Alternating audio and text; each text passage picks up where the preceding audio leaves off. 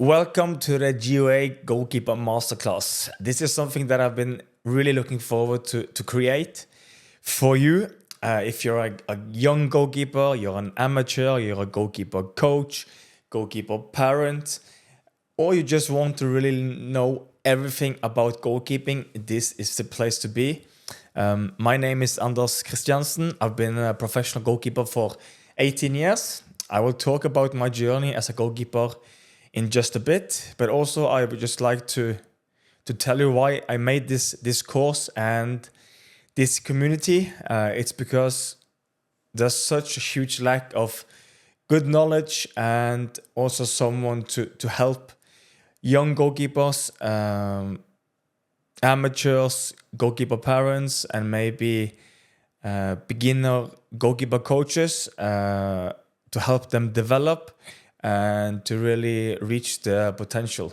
This is something that I would love to have when I was like 10 or 11, 12, to join something like this where I could learn everything I needed to know about goalkeeping, basically from techniques, drills, nutrition, mindset, recovery, analyzing my own game, setting up goalkeeper sessions, drills, what to do, why we do it, and all that sort of stuff. I want to fill the huge gap there is in football in terms of really giving the goalkeeper the attention that it really deserves. I'm of course a parent myself, a goalkeeper parent. I'm really proud and I'm happy that my son also wanted to be a goalkeeper. So I'm living it in the moment as a professional still. I'm playing for IFK Gothenburg here in Sweden, and I'm also learning my young son who will turn 9 this year. Really from the start, and I'm following his path and his dreams to become a good goalkeeper. So I'm living this in the moment as I'm doing this course as well. So I really have the Fingerspitzgefühl on how it is to do this. So yeah, I can really test out my course and see if it's really usable, but I know that it will be. And I'm here to help you become the best person, the best goalkeeper, the best goalkeeper parent, and the best goalkeeper coach that you can be. So welcome again to the GOA Goalkeeper Masterclass. This is Module 1, and it's an introduction to goalkeeping. What is it? What's the goalkeeper's tasks, and what impact can the goalkeeper have on the modern game nowadays? So, Lesson 101, the goalkeeper's tasks and impact. This is something that we are going to talk about really soon. And I will also talk to you about my goalkeeper journey in lesson 1.2, so that you get to learn a little bit about who I am and really what kind of person and what kind of goalkeeper I am and how my journey was, making it as a professional now for the 18th year. I will also teach you about goalkeeper equipment and gear. There's some stuff that you might not think about that your son or daughter or you as a goalkeeper need, and it can really be beneficial for you in terms of your overall well-being, and also maybe increase your confidence on the pitch by having the correct equipment and gear. Follow me on YouTube and Instagram. Follow for exclusive content. And my handle is @goalieonadventure. Share the course and let's achieve your goalkeeping dream together. So if you are here already in my paid community, it's a community where we can help each other, learn from each other, push each other, and hold each other accountable. in reaching our full potential. So share the course to other friends, other goalkeeper coaches, parents, and so on. Warning, this is the most important video in the entire course.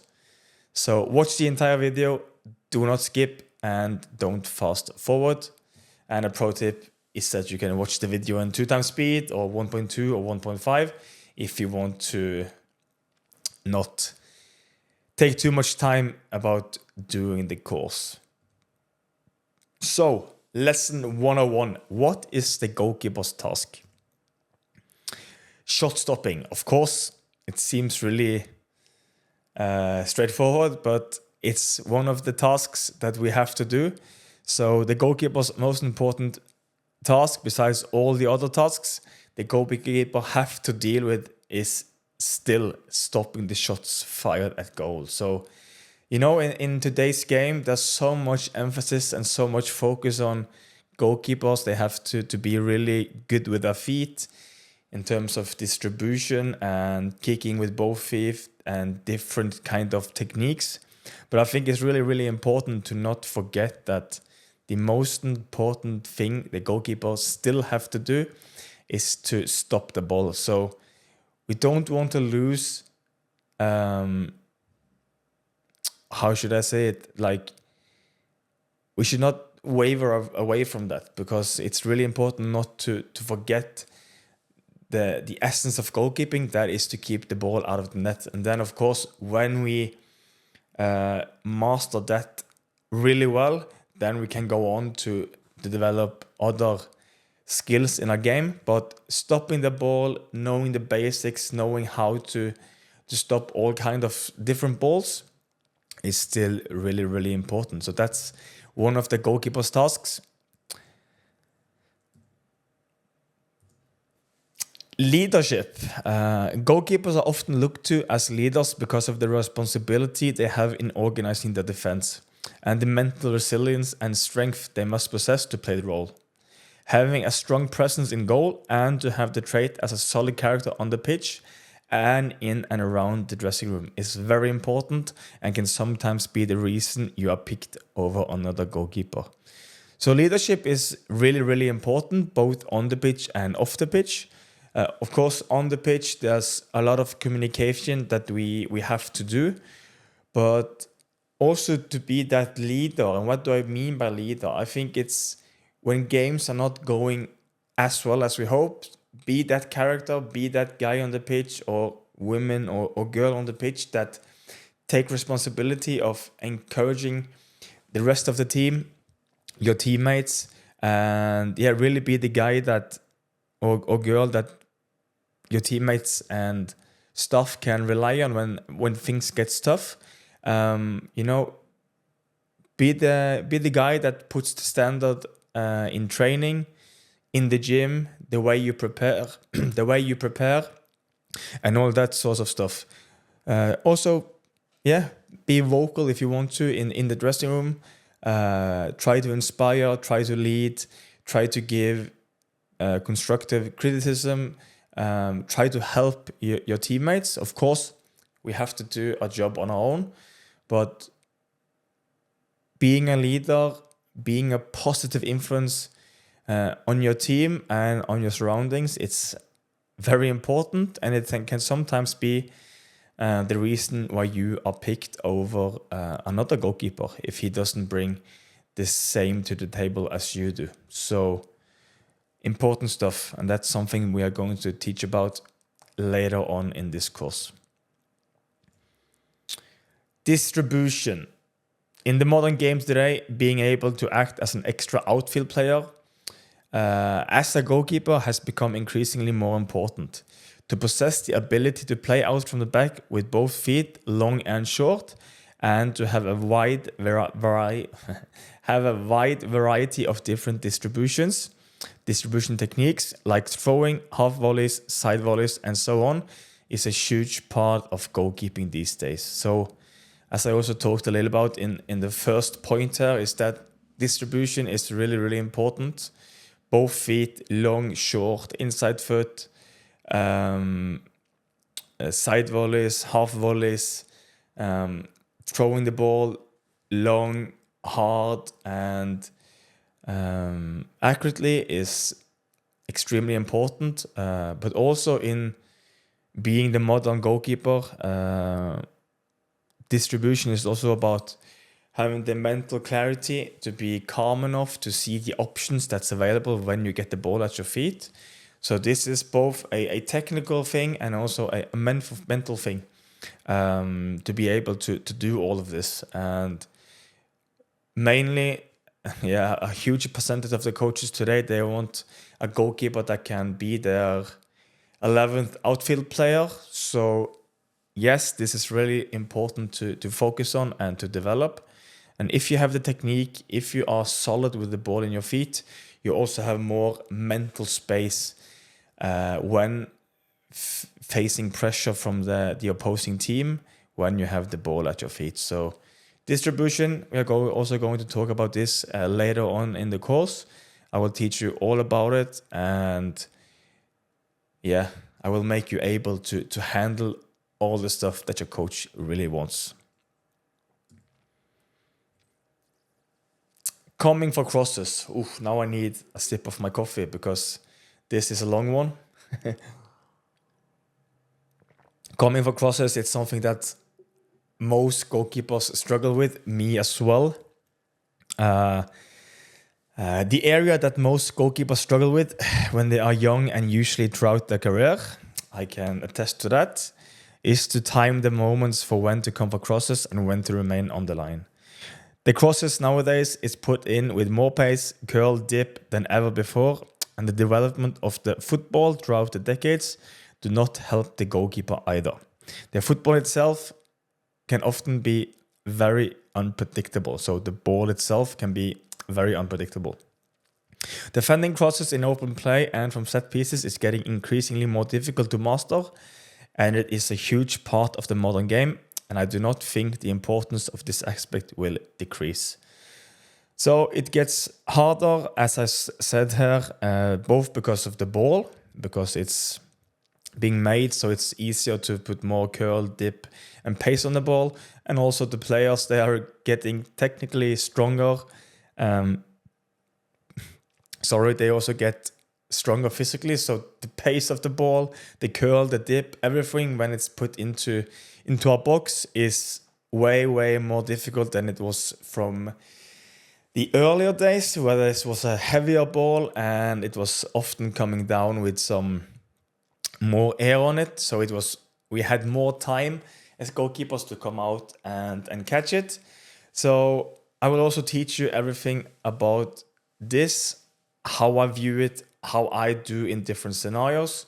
I will teach you all about it later on in the course, but coming for crosses, that is one really important task that you as a goalkeeper must possess. And if you are one of those that come for a lot of crosses, claiming a lot of crosses, taking the pressure off your defense, then you have a huge advantage over the other goalkeepers that you are competing with.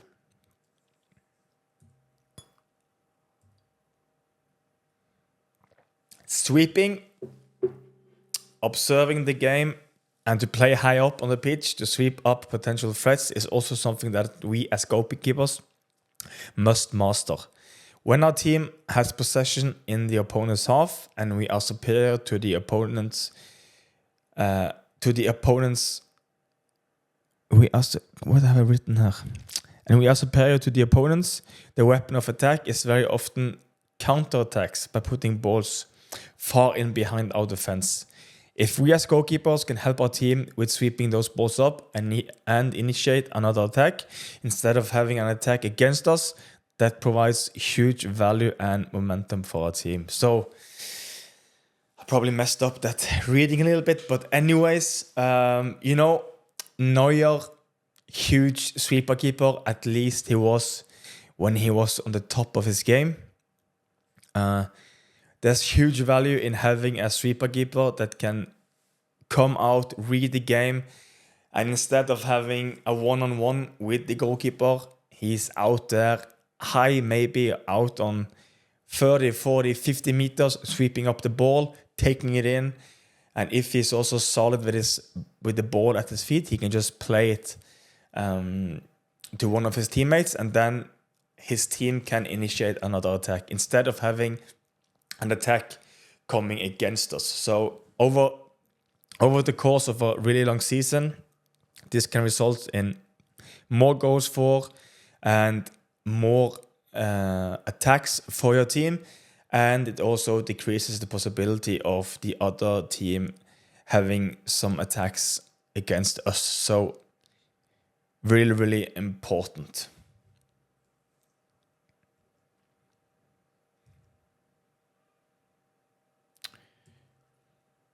So next up, let's talk briefly about my goalkeeper journey. I know it's not often, or it's not always, that you want to listen to someone else talk about their life, but I just want to give you some context of who I am, why I'm teaching this. Do I have the integrity and the foundations of talking about goalkeeping that I say I have? I think so, and that's also why I want to talk to you about my goalkeeping journey. So my journey as a professional goalkeeper. My journey as a professional goalkeeper for 18 years, it takes me from where I'm born in Roasøy, Stavanger, all the way from Øyane and all the way to now, where I am on a loan move to IFK Gothenburg, and we are going to talk all about it. So Roasøy, that's the place where I've been brought up. That's where I had my childhood, and it's also where I started playing football for my local team, Øyane IL. I started playing as a goalkeeper really from the start, but I also loved to be a striker, and I was pretty capable outside or on outfield on the pitch as well. And I think that helped me really now when I had to, to play in goal and to be really like decent with my feet. It helped me a lot in my career now, because I was pretty young as a goalkeeper when this type of modern way to play goalkeeping with a lot of ball in your feet and all that stuff. I think it really helped me. So I started here playing as a goalkeeper, as a striker, but mostly in goal. Stavanger is the place and city where I was born. They are also the home of Viking Stavanger, who's a big team in Norway. And yeah, it's my home city. It's where I'm from, and it's also where I started my goalkeeping journey.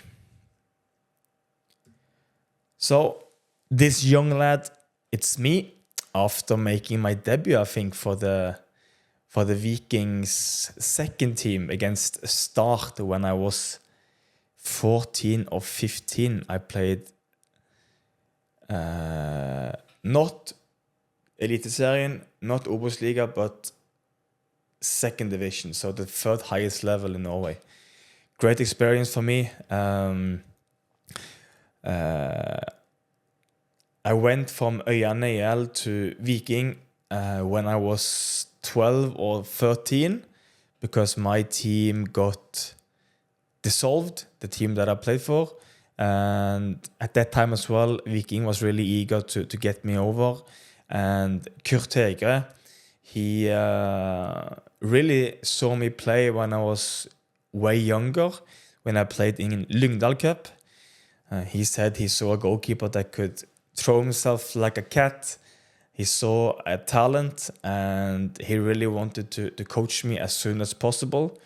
But the first few years after he had seen me, he just stayed in contact with some parents around the team in Øyane. And then when Øyane, the team that I played for, got dissolved, he asked my dad if he could coach me. And then, of course, we said yes. And then right after, I made also the transfer to Viking, who's a big club in Norway, and of course the biggest club in Stavanger the city where I'm from.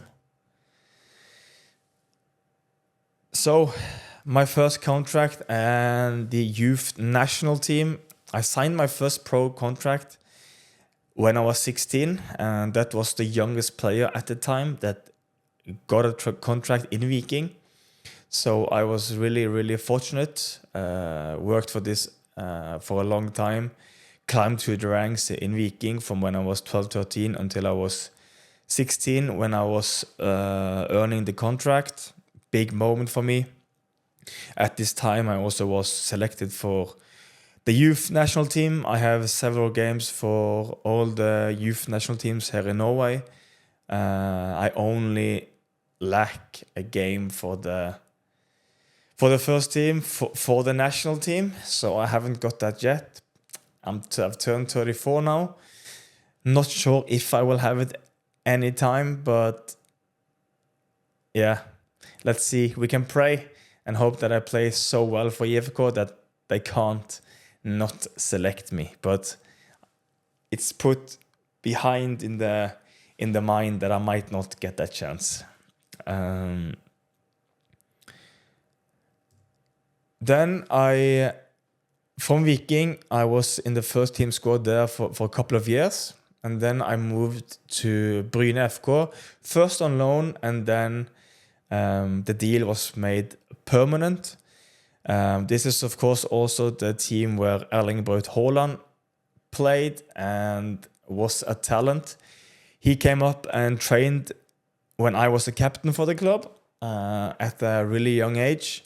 He came up there, trained with us, and yeah, to be honest, I didn't see him becoming the beast that he's become now, but now it's like a cool thing to say that I've played or trained with Erling, and I was the captain as well at that time. So I moved to Bryne FK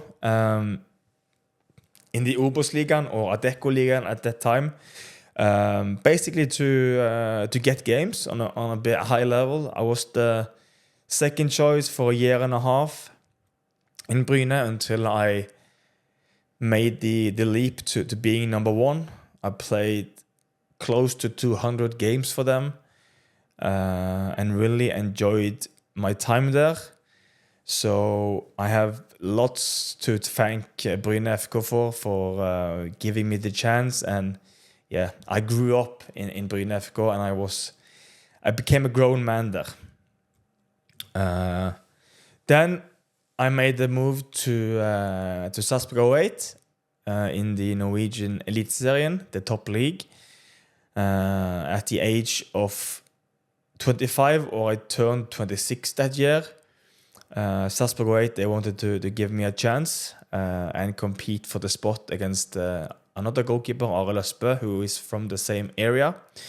I made my debut in the top league at 26, so I was pretty, not old, but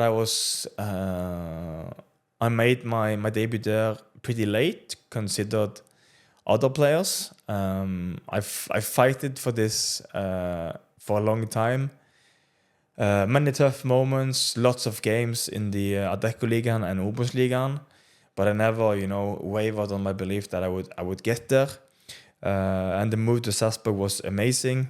I got my debut, as I said, and I also played a cup final for them, which we lost. We also got third in 2017. I've played 120 games for Sarpsborg. And yeah, it's them that I'm on loan in IFK from at the moment. So a great time there. And then at the summer of 2018, I moved to Royal Union Saint-Gilloise, which is a great club in Belgium. They were in the Proximus League at that time, which is not the highest level, but the second highest level. And yeah, I signed a 4-year contract there and got the chance to play abroad, play in Belgium, bring my family, my daughter, wife, son down there to experience something different, and a huge opportunity to go there and play.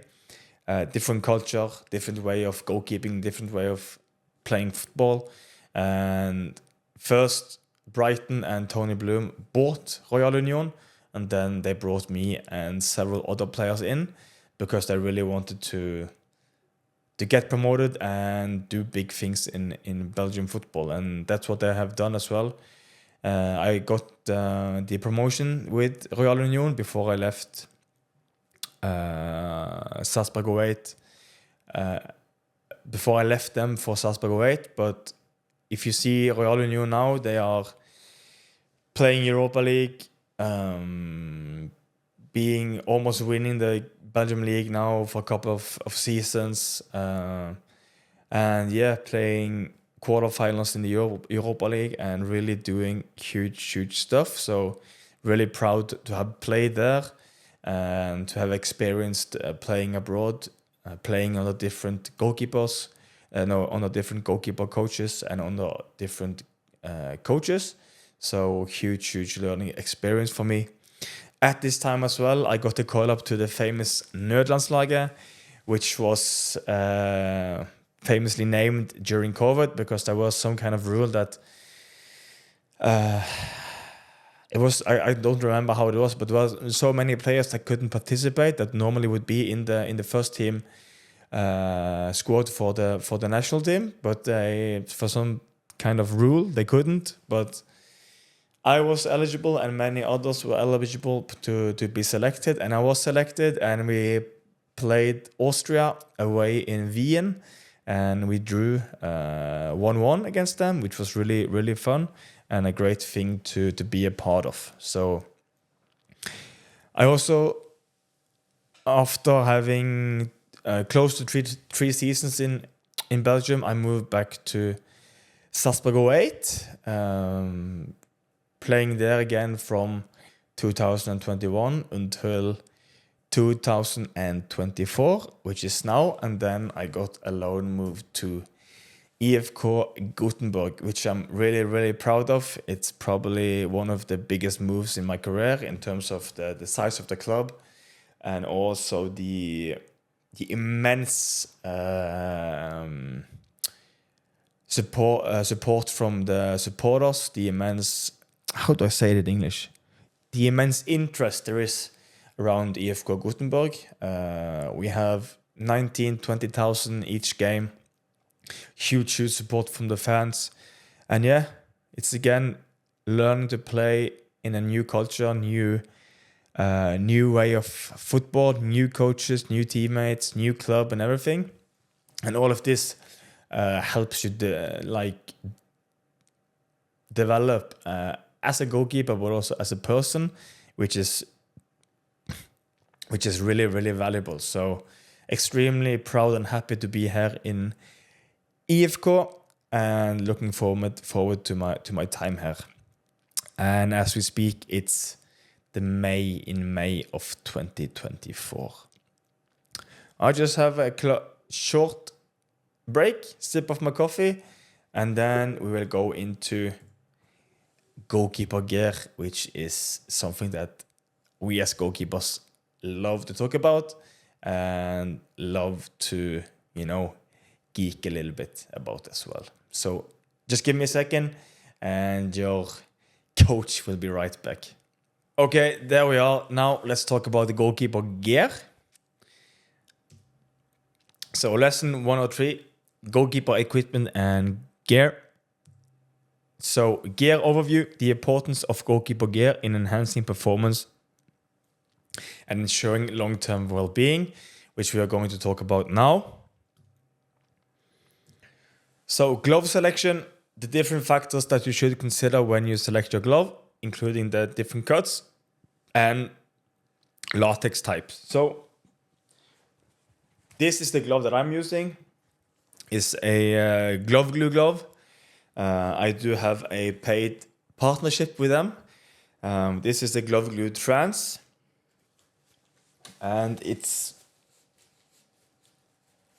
a glove it's more tight around your fingers.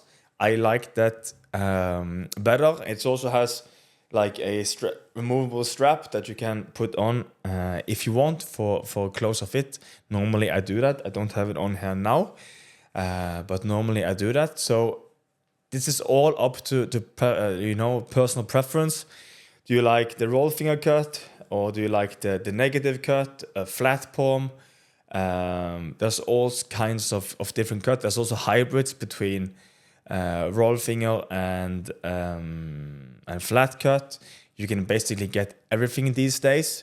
But this is really up to personal preference. You have to try different brands, different cuts, and also maybe different latex types.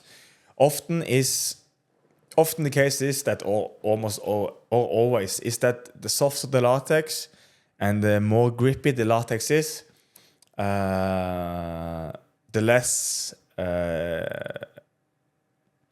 how should I say it, less durable the latex is, because when it's really soft, it gets broken down faster, and the time you can use your gloves gets lowered. But if you buy like a glove that's has a harder latex or latex for when you're training, and then you buy a glove that's maybe a bit more expensive and have a softer latex, like this one, you can use those for games. So all this is something that you know, as a parent, maybe you want to buy a glove with a hard latex for training, and then you also buy one pair for your son or daughter for their games, which gives them better grip and a bit more confidence when playing games. Because it doesn't really matter if you have you shouldn't have like the super best grip while training, because it's also good for your focus and your technique to learn to handle the ball with less grippy gloves. And then when you come to the game, you have a glove that's really, really good, and you can just feel the ball sticking to the glove, which in turn gives you even more confidence. So yeah, think about those stuff when you select a glove. What kind of latex type it is, hard or soft. Would you like the fingers to be? Tight around the fingers? Would you like more room with strap or without strap? Maybe with a removable strap, and so on. That's stuff that you need to think about when you do your glove selection. And also sometimes, do you play on grass? Do you play on artificial grass? It's also something you might need to take into consideration.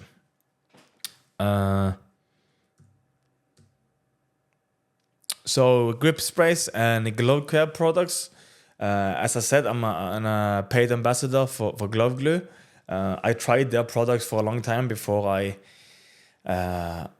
partnered up with them. So just so you know, before I talk about this, but I think it's a great addition to your equipment and to your gear as a goalkeeper, because maybe the most important one for me is the glove wash and prepare, which really, it takes care of your latex, of your glove. It improves the longevity, and it also improves the grippiness of your glove. And if it improves the longevity, you need to buy less gloves as well. So this is it's a great product, and they also have now with a new improved formula that's really, really good. And yeah, it just enhances the overall performance of a glove. So it's really good. I do always have this in my bag, and they have like 3 different grip sprays as well. It's the Aqua Grip when it's wet outside. The Glove Glue Original is made for more like newer gloves, and they also have a Mega Grip, which is like, it's a really good product, especially this one, I feel, because it helps out goalkeeper parents that maybe can't afford new gloves all the time. But this one, if you use the glove wash and prepare together with the Mega Grip, old gloves can really get new life. So I use this a lot. because I have often really worn out gloves in training, because I like to train with worn out gloves. It makes my focus better, and I also get to train with less grippier gloves. But if there's some days that I really want to revive my old gloves and make them grippy again, then I wash them with the glove wash and prepare, and then I put on some glove glue mega grip, and it works wonders. So it's just a tip for you, and yeah, I highly recommend the products. Protective gear and trusted brands. So protective gear is really, really important from the get-go, from when you're really young, to protect your body from injury. Remember, you are going to have your body not only during your career, but also hopefully 40, 50 years after you're done playing. So buying protective gear for your kids and for yourself as a goalkeeper, really, really, really important. And G-Form and McDavid have a variety of protective gear available, such as shorts, pants, shirts, and shin pads. And I have to emphasize how important it is to wear protective gear from a young age for overall well-being and injury prevention. And also, jockstrap for boys is important to prevent injuries in the genital area during close range saves. So how do I say this in English? Like, I have not used the jockstrap myself. It's bad of me not doing that. I should have done it from a young age, but I really didn't know how important it really was. So yeah, I've taken the risk. Of course, I'm now a dad. I have 2 healthy kids and everything, so I was lucky. But if you can, try to buy you can buy just like a hockey pant, where it's like a tights with the jock strap inside, which is really comfortable to wear, and then it gives you some extra protection. So I use G-Foam. I do not have any association with them. I just like their products. But if you would like to buy their products, you can use the link under in the description, and then it will guide you directly to their site. So it's for, it looks like this, and it's for the hips. So this stuff hardens on impact. So it's for the hips, on both sides, and it's a really, really comfortable one to wear, light and all of that stuff. So it doesn't,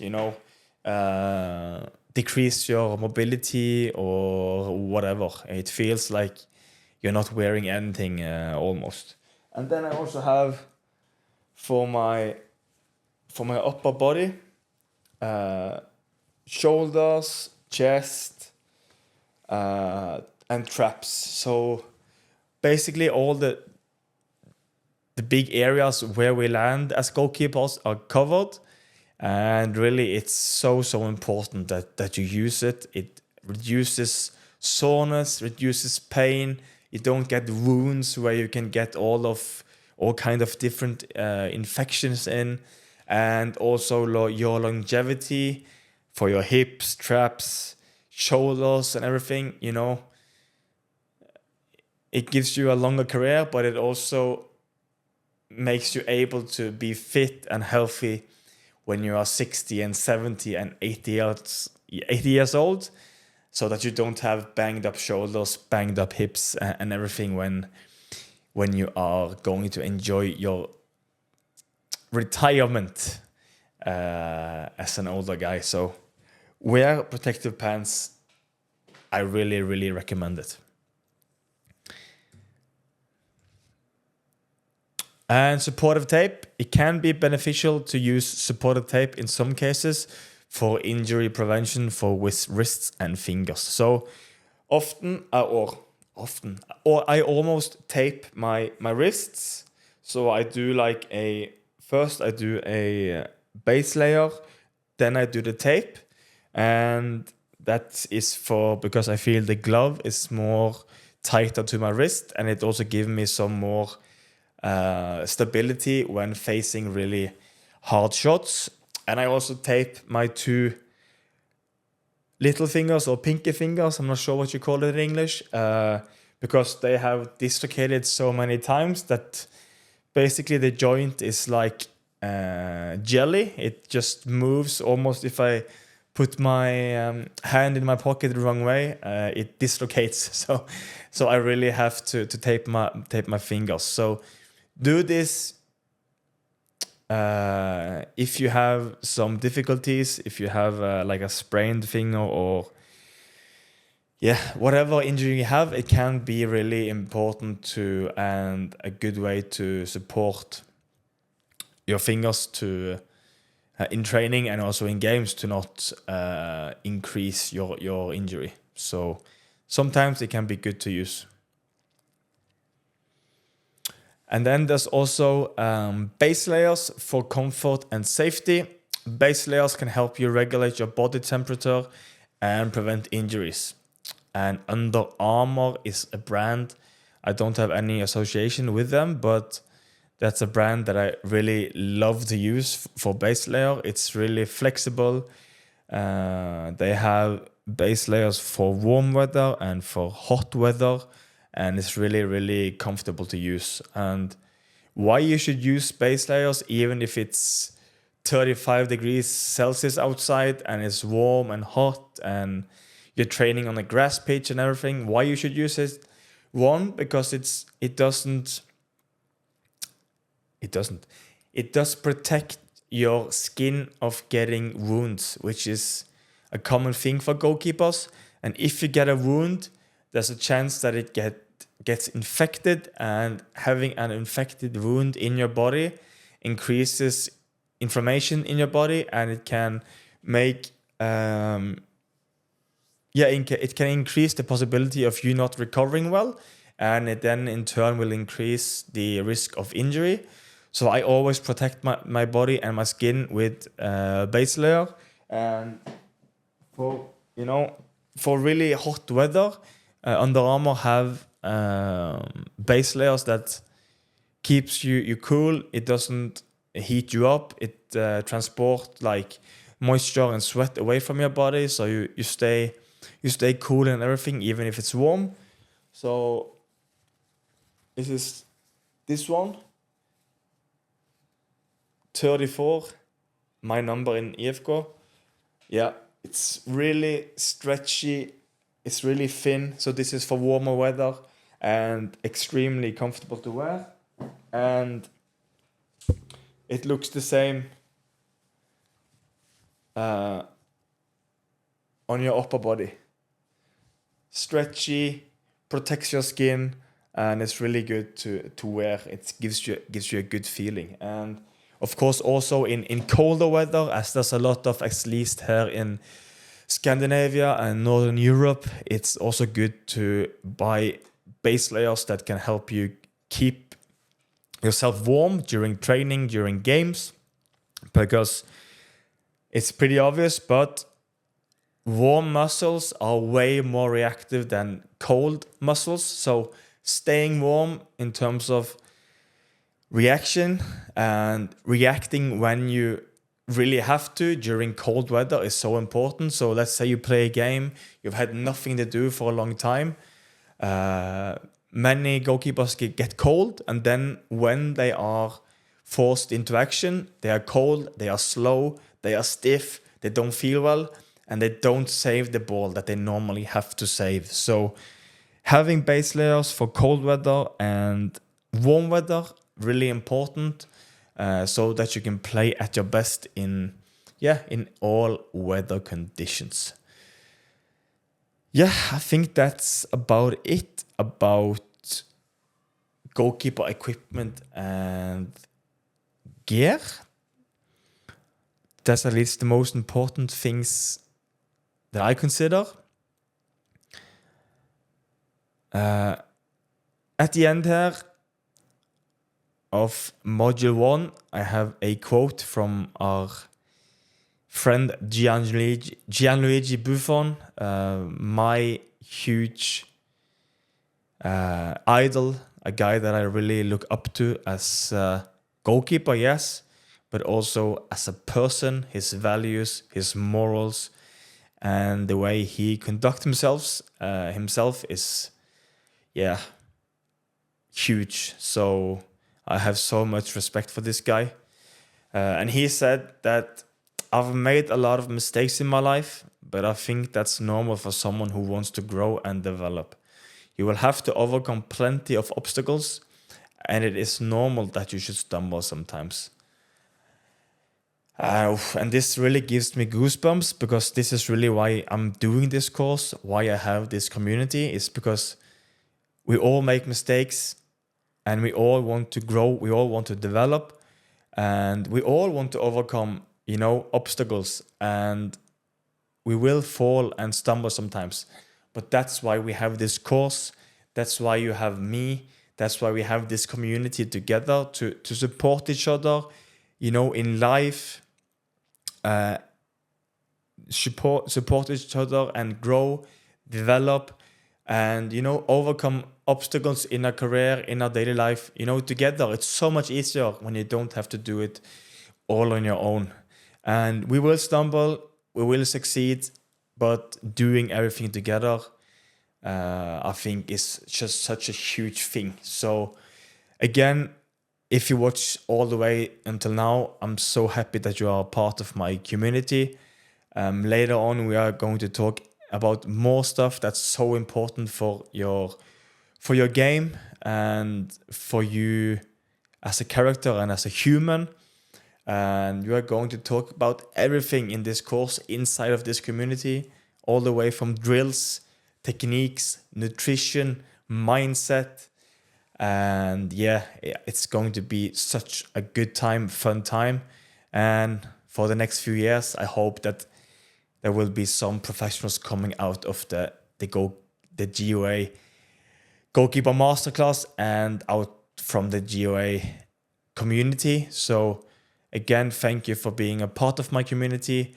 And I really, really, really look forward to seeing you for next week. So have a good one. I hope you enjoyed it, and speak to you in the next module. Welcome to the GOA Goalkeeper Masterclass Module 2, Basic Goalkeeping Skills. Again, before we continue, I just really want to thank you for being a part of my community. I'm really, really thankful. And this also goes to show that you take your goalkeeping serious, you take your career as a player serious, you as a goalkeeper parent, you want to give your child the best support possible, and also you as an aspiring goalkeeper coach, or maybe you're seasoned as well, you take your coaching really serious. You want to develop so that you can get your students the best support possible.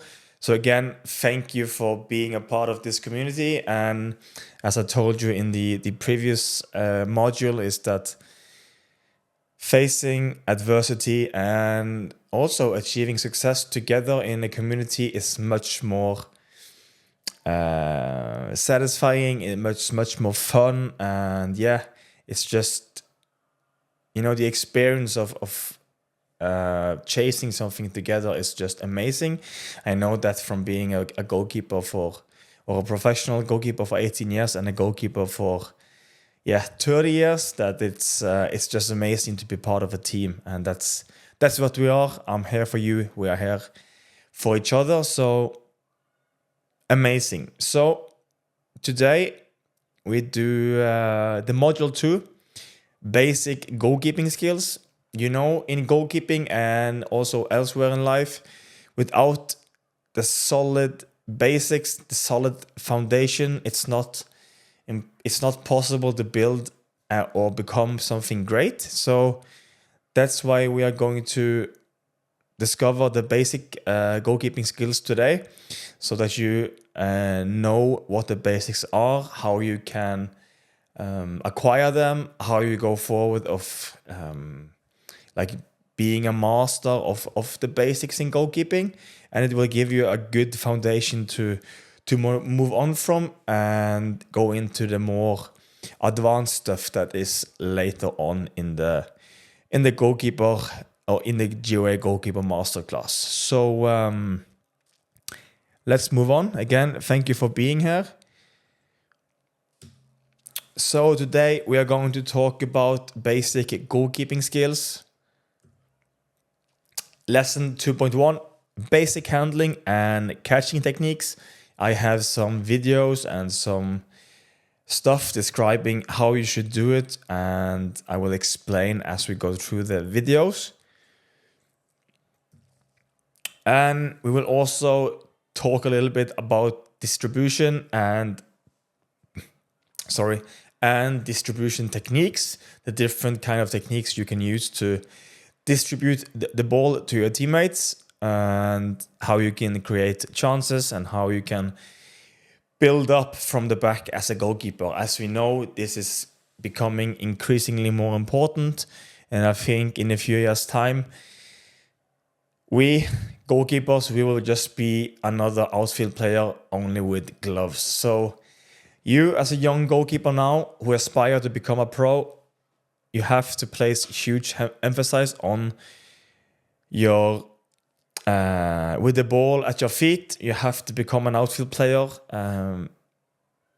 If you're not, you lose an advantage. If you have it, you have a huge advantage over many other goalkeepers, and you might be selected for one of the bigger clubs just on the back of being really good with the ball at your feet. As always, follow me on YouTube and on Instagram. Follow for exclusive content, and my handle is at Goalie on Adventure, because it's an adventure. Being a goalkeeper, being a professional footballer, it's an adventure. That's why I came up with that handle. Share the course to other parents, other goalkeepers, other coaches, other amateur goalkeepers, other pros. Get the word out there. It will also help me improve the course, and I can grow with you, providing you with better content, more content. And yeah, we just grow immensely together. Let's achieve your goalkeeping dream together. So we are here to develop, chase our dream, and being a part of the community is just a huge thing. Warning, this is the most important video in the entire course. Watch the entire video, don't skip, don't fast forward. A pro tip is that you can watch the video in 2 times speed, or 1.2 or 1.5, whatever suits you. If you want to, decrease the time you use watching these videos, you can do that as well. Or if you just want to listen to my wonderful voice in normal speed, you can do that as well, of course. Just bring a coffee, bring a glass of Pepsi Max or tea or whatever you like to drink, and enjoy, learn, and be inspired. So, the goalkeeper basic techniques. Lesson 2.1, the goalkeeper basic techniques. We are going to discuss the goalkeeper set position. We will discuss the basics of handling, catching or handling the ball in different scenarios. The basics of diving, that's a huge problem with especially younger goalkeepers when they are just starting out in terms of diving correctly.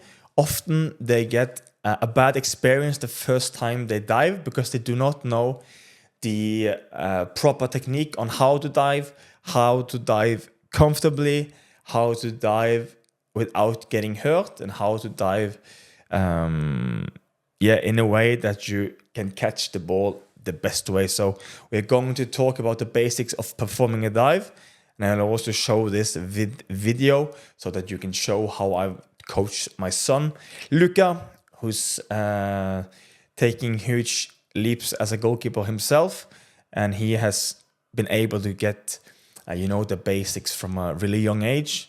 And I know we are not all fortunate that you have a mom or dad that's been a goalkeeper for a pro goalkeeper for such a long time, but that's also why we have this course, so I can be your coach, I can be your mentor, and you can come to me for advice, and I can help you along the way as you do this course.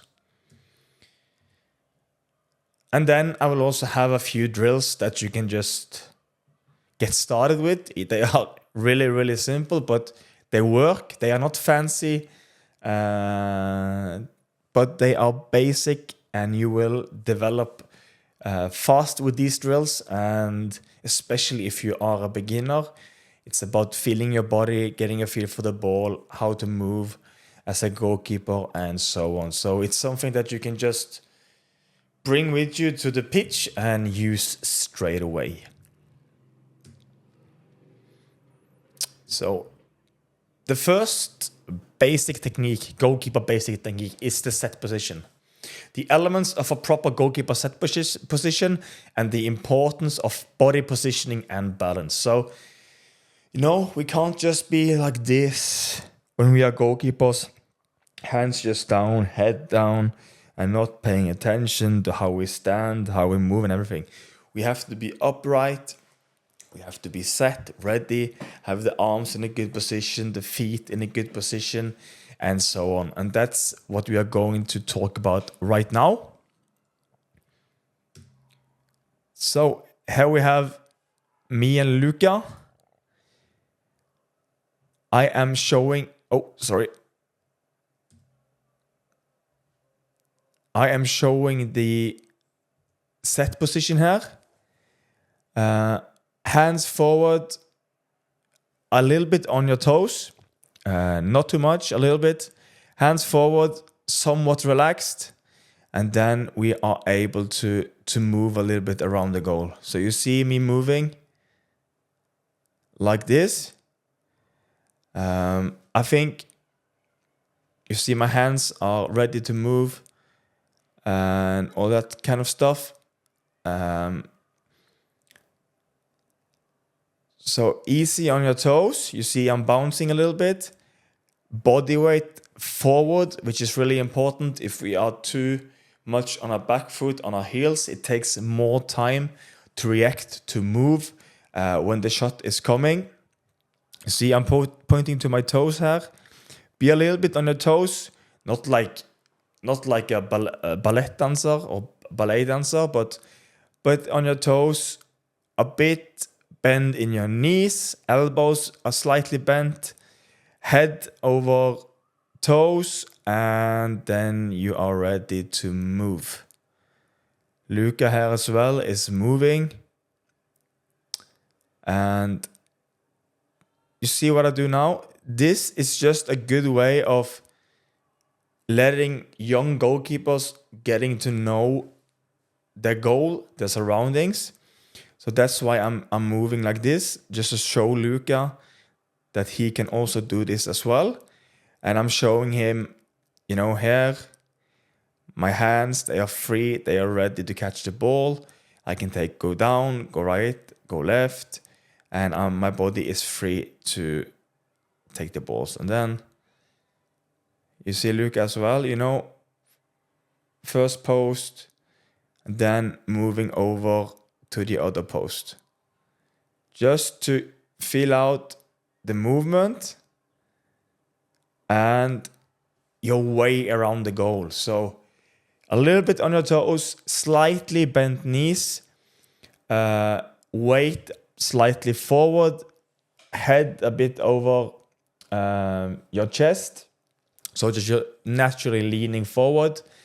Then you are ready to save the ball. And I know, the set position is also a bit individually, because how wide we place our feet, for instance, comes down to also how our hips are have been, from birth. We have different hips, different angles in the hand and everything. We are built different, so there is like nuances to the set position, but a few, pointers, like a bit on your toes, weight forward. Don't swing your arms too much. I know Neuer do it. I know Kepa does it. If you want to implement that, I want you to first get this kind of like the basic set position right first, and then as you get more advanced and more experienced, you can start playing with a slight arm swing to create momentum into different dives and stuff. But do this first and take the more advanced stuff later. Of course, in this course, we will discuss all the advanced stuff in goalkeeping, so we will probably touch on that later. But for now, do this. And yeah, bring this course with you on your phone or whatever, and go to the pitch and practice it together with your child, or if you are a younger goalkeeper, go with your mates, with your friends, and yeah, move around the goal, explore the set position, and yeah, it's one of the basics, one of the huge foundations of being of like developing a really like good foundation of goalkeeping.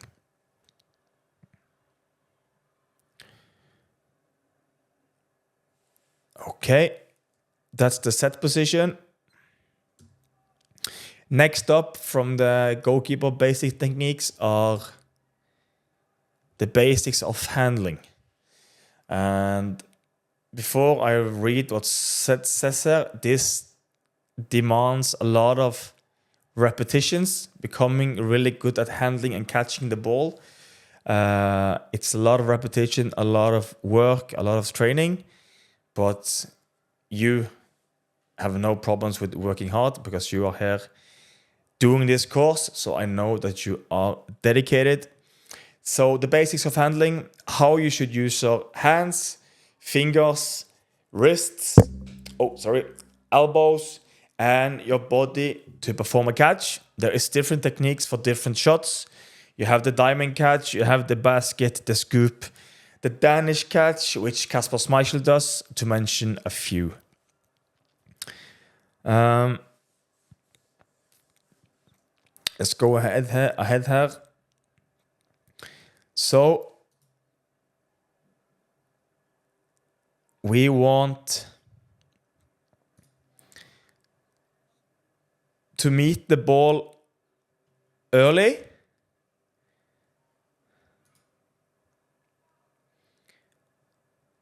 As I'm showing here. We don't want the elbows to go like this, because it gets difficult to catch the balls, especially hard balls, and we can't meet it as further forward as we want. When we have the hands more aligned like this, it's easier, we are more maneuverable, and it's easier to handle really hard shots as well. So there we see Luka tucks his elbows a bit more in, and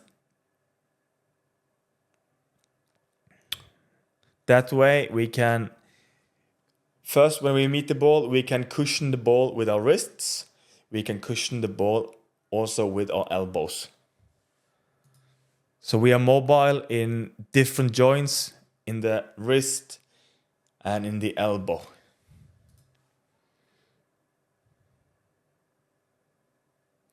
See, Luka just tries it out here, just to feel it. And then the last thing is that you can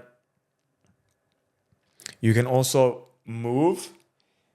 If the shot is really hard, you can also, if it's not enough to use your wrist and your elbows, you can also cushion the ball a little bit with your upper body, as I'm showing here. You see? Pah. Yeah. So that you take the speed of the ball in three different sections, with the wrist, with the elbow, and then lastly with your body, essentially, just to take the speed out of the ball. So you see, we are relaxed, and bam, our hands just come up.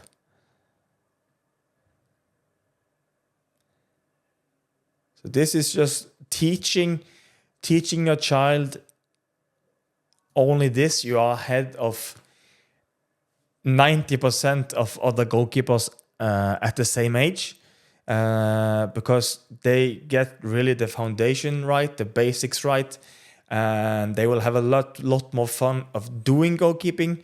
They will feel that they master it, that they are going somewhere, they are practicing stuff that will eventually take them forward. And yeah, I've seen huge enjoyment from Luca in getting the basics right, because then we can do other drills that's more advanced, not so mundane, not so repetitive, but also more challenging in other ways. There's a bit more action, but this is we always do the basics almost in every session. But when you have the basics right, you can explore other parts of your training as well. And here we see the diamond catch, or the W. It's a matter of how you phrase it, but this is how you want the grip to look when you catch the ball, handle the ball. We meet it, we use our wrists to cushion, we use our elbows, and then maybe also the body. You can secure the ball in the end if you want. It's not always necessary, because sometimes when you catch the ball, you also want to initiate a counter-attack, and then we don't want to use too much time about taking the ball into our chest. But sometimes if it's crowded, a lot of people, a lot of other opposing players around you, it can be beneficial to secure the ball as well. So then we see Luca doing the posture. We probably would like his elbow not to be too much like this, a little bit more in. But anyways, great student. And he's also having the correct handling technique with his hands and meeting the ball early, which enables him to cushion the ball in really hard shots. Good stuff, Luca. So that's the basics of handling.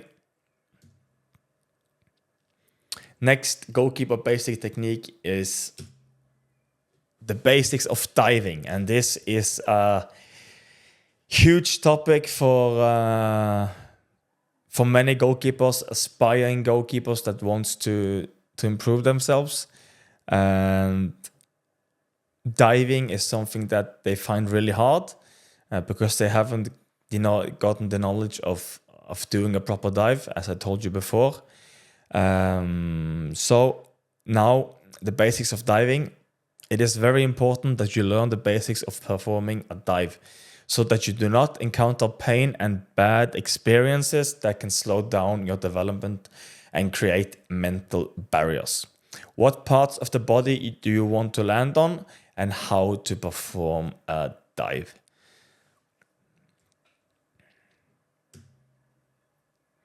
So, the principles of performing a proper dive.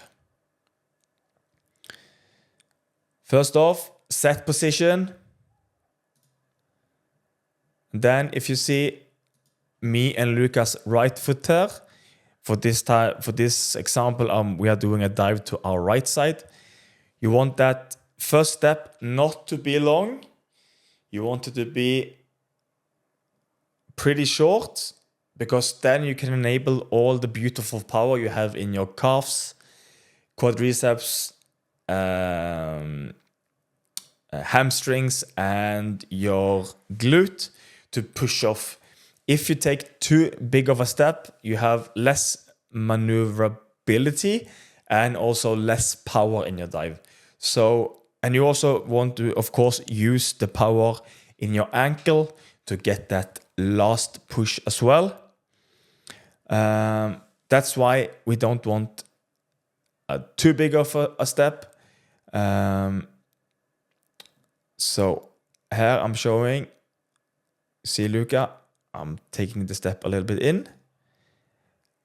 So when we get our step right, our hands, we start our dive with 2 hands. That's because if you only go with one, of course, it's not possible to hold the ball. But also, when you go with 2, you also have more of your body weight going that way, which gives you more power and more length in your dive. So you dive further, which gives you the possibility of saving the harder balls. So we always go with 2. And then if we have to stretch with 1, if it's a ball going really, really wide or into the corner, we can do that as well. So we start with both hands. We fall down. Here is Luca falling down. We want our legs to be behind the upper body, because that means that we have performed a good dive, because then we have attacked the ball. Our body weight is going slightly forward. We are cutting the angle of the ball so that it's easier to make a save. We want to fall on our hips, on our traps, and on our shoulders. We do not want to fall on our elbow, and the only way you manage to fall on your elbow is if you don't attack with your hands, attack the ball with your hands. So always stretched arms. As I'm showing here, stretched arms. We do not want... No. We do not want to fall on our elbow. That hurts. And the time you might need to recover mentally from a bad dive and a painful dive can really, hinder your development. So this is really important. So here we show attack the ball like this, hands on, knee a little bit up, because if we bring our knee as well, we can use the knee also to create momentum. If we just let that part of the foot just hang there, it's just dead weight. It doesn't give us any push, any power towards the ball. So try also to be mindful of your knee. It's also part of your body weight. So bring it with you, bring it into the dive. And then we are pretty happy. Stretched arms, falling on our shoulder, on our traps, and hips. And as I told you in the module 1, if you also have the proper gear, protective gear on your shoulders, on your traps, on your hips, the dive becomes painless. So that's good. So here I'm showing where we want to fall. Traps, shoulders, and hips. I think Luca agrees as well. Okay, so now you know how to perform a proper dive. Next up in the goalkeeper basic techniques, we have the basics of low balls in front and the front smother. So how to deal with low balls in front and the basics of the front smother. This is a really efficient technique for really hard balls that comes with pace in front of us. Important here is that we have hands together, elbows tucked in, and that sometimes we also can bring maybe a knee in behind, and our stomach goes as close to the ground as possible. So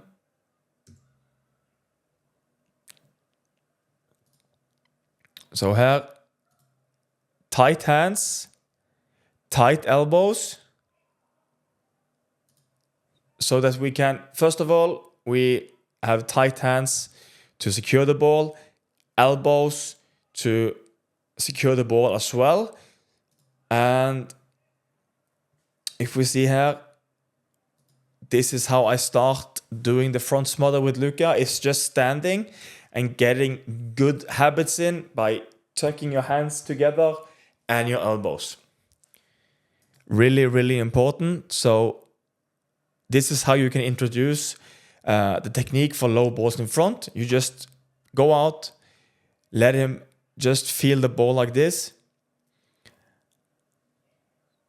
And there's different opinions on this, if you should be standing like this and teaching this. But teaching this to create good habits with your hands and with your elbows, for me, I don't see any problem with it. I know there's probably some Italians that will have a problem with it because they hate seeing this, but for me, it's no problem. In my opinion, always bringing the knee compromises your maneuverability and your ability to move if there's a deflection or whatever, because if you put your knee to the ground, you are compromised, you can't move. And if there's a deflection on the ball traveling towards goal, you can't do nothing about it, and at least it will be really, really hard to do it. So try to stand up, be maneuverable at all times, and sometimes, of course, bringing the knee is good as well, but teaching this, I don't see any problem with it. Creating good habits with the catching technique here, tight hands, tight elbows, is really, really important. And you see, it's not fancy. It's not fancy at all, the drill. It's just really, really basic. Again, allowing your boy, your girl or you as a goalkeeper that's starting out, to just get good habits.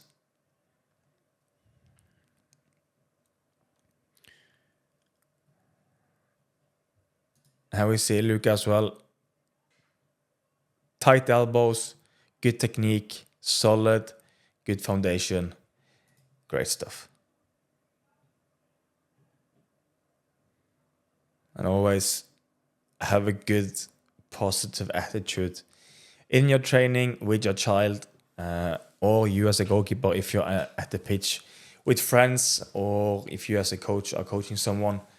Have a positive vibe, and always have a smile on your face when you're doing this. So here in the end, I will just show you a few drills to get you started. You have warm up and get a feel for the ball. We have handling as a beginner. We have the beginner's guide to diving, and introduction to low balls in front. So let's go ahead here. So this is a warm-up, and to get a feel for the ball, you just let the ball travel like this with wide feet. Get a feel for the ball, get a feel for your body, how your body moves, and how your mobility is, how do I say it? How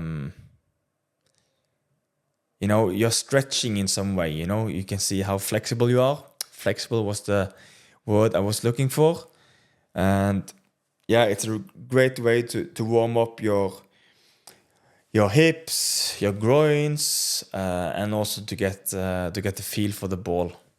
So it's a good drill to start, and it doesn't look really hard, but you will get warm, you will stretch your muscles, and get you ready for moving on with your goalkeeper session. Also, you can do it behind, so this improves your knowledge about the space around you, how your body moves, and also how you get a feel for the ball without seeing it, just keeping it in your hands. And it's also coordination, doing a bunch of stuff at the same time, moving your ball, moving your body, moving the ball, moving your hands. So coordination together with the ball. And then you also have a drill for improving ball control, both hands. That's just really about bouncing the ball. Bouncing the ball with one hand, right hand, and then eventually also moving on to your left hand. Also, when you do it with the worse side, which for me is my left, it's also improves the neuroplasticity in your brain of using your other side as well, which in turn helps other stuff in your goalkeeping. So good. Next up is drill for practicing handling as a beginner, just to get the shape of your hands correctly and to get a feel for the ball. Good easy drill, really basic. So we don't want that. You see here what I do? We don't want it to go like this, the ball. The purpose of the drill is to bounce it and stop it with the correct technique, the diamond shape or the W shape as we talked about earlier, and just bounce it. You can adjust the speed of the ball at your own pace as you develop your handling as a beginner. So it's a really good drill to bounce the ball, catch it. So it's reaction, coordination, and training your technique. So you say Luca does it. Probably like optimally, we would like his hands to be even more behind the ball, but it's a great drill for him to start developing his handling and getting in the proper technique, and also get a feel for the ball, do the bounce and all that comes with it. So in here as well, I'm showing the correct technique, and also the gloves are amazing. It's glove glue. I do have a paid partnership with them, just as you know, but the quality of the products are amazing. So bounces, great drill, and bam, just bounce it as hard as you can, and at the same time using the proper technique. Hands well behind the ball, bring some pace on the ball for to make it even more difficult.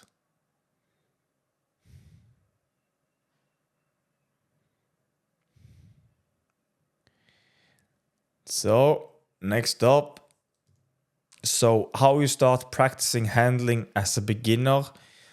Let's see here. So I just started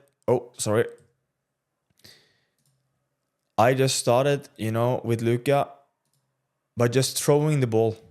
Just throwing the ball easy, slow, letting him just feel the ball, use his technique.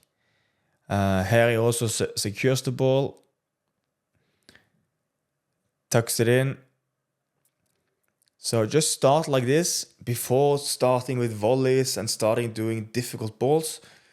Just make sure they have they are ready, they are set, they have the set position, they have the proper technique to handle the ball correctly, and just do loads of repetitions. You can also eventually throw a bit harder because the next step is, as shown here, is volleys. Easy volleys, that is the next step. Here I'm also showing Luca, there's a principle of always trying to move behind the ball. Use your feet work. So in case you would mess up your technique, you have the body behind the ball to hinder the ball going into the net. Like this, using his feet, set, and using the proper technique.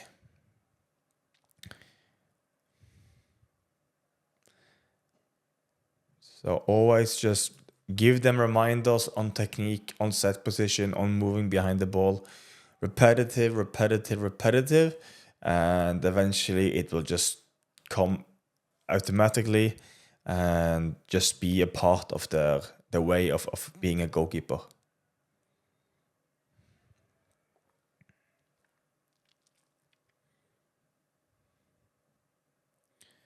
Sometimes you can bring the ball in, sometimes you just handle the ball and return it.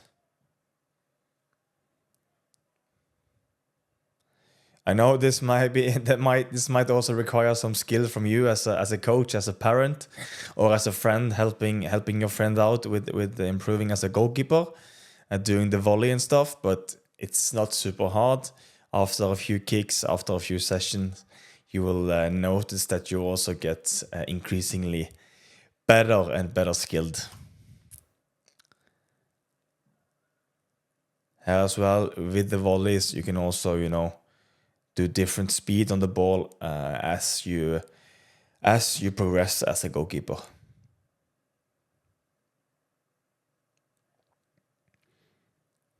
Repetition, that's the name of the game. And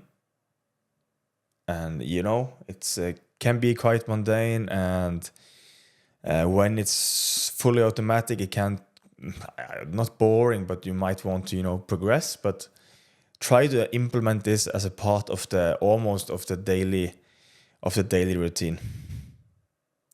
Doing the basics right, not losing sight of what's the most important thing as goalkeepers.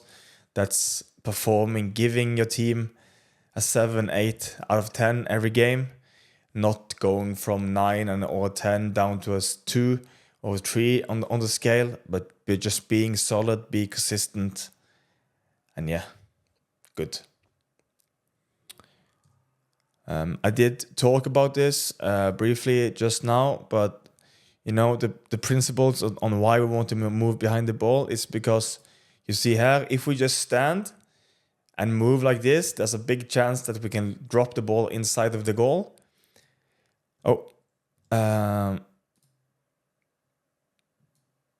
Like this. But if the ball comes to the side and we move in behind, we do have some security if we were to mess up our technique and our catching of the ball. So getting the body behind the ball is always advised to do like this. Because then, as I show here, if we drop it, it drops into our body.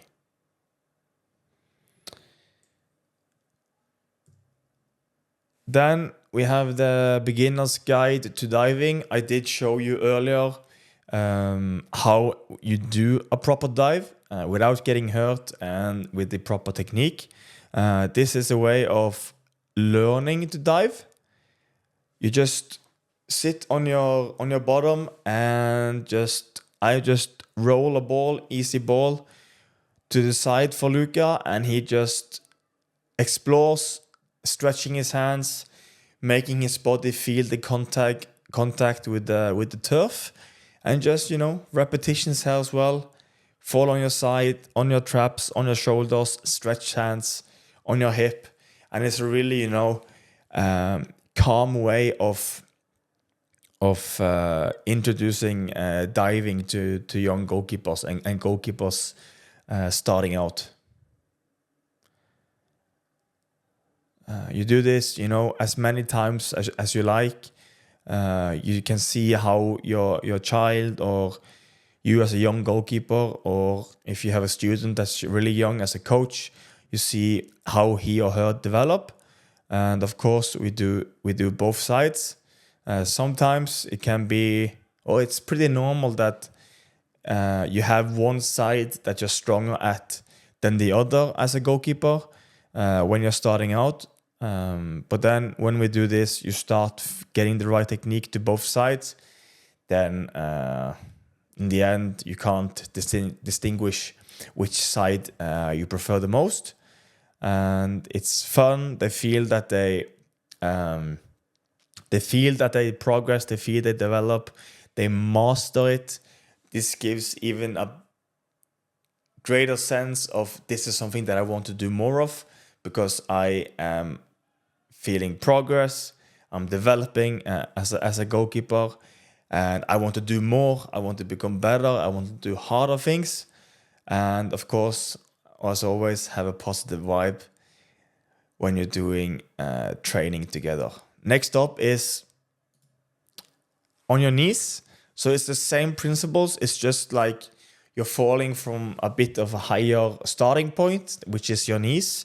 Same principles. Fall on your hips, on your traps, on your shoulders, stretched hands. But it's just like an evolution of your dive starting out. So here as well, you see he's smiling, he's having fun because he's feeling that he's mastering the task that he does. And you see there, great stretched here, amazing, really, really good. You see he's really stretching for the ball. You see here, perfect, great speed in his dive. So yeah, really happy to see that. And this is like really isolated, but you're building the foundation, the basics. Here as well, performing both sides, and it's so fun to see when they are so young and they develop, and their brains, they are so ready for information. It's like they are like a sponge. They just soak it all in, and they improve at such a high speed. So it's so fun to coach them. And you see here how I do it. Just roll the ball, easy as you like, not hard, not difficult. They have to feel that they are master of the situation, master of the drill, and then they will have a lot of fun as well.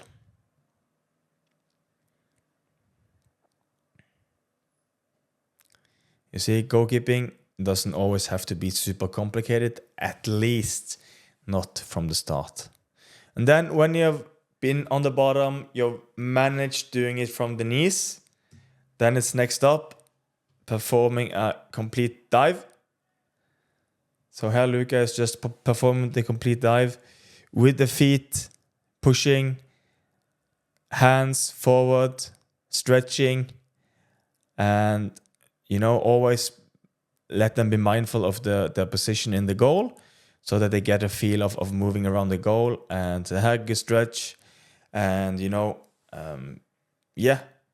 making all parts of goalkeeping natural to them, moving around the goal and doing the dive, feeling the goal behind them, where is the post, how far can I reach, and all that sort of stuff. So step, stretch, following the hips, traps, shoulders, magnifique.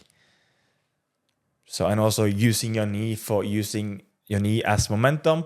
Don't let it be like just a dead leg hanging there, stopping you from creating good force into the dive.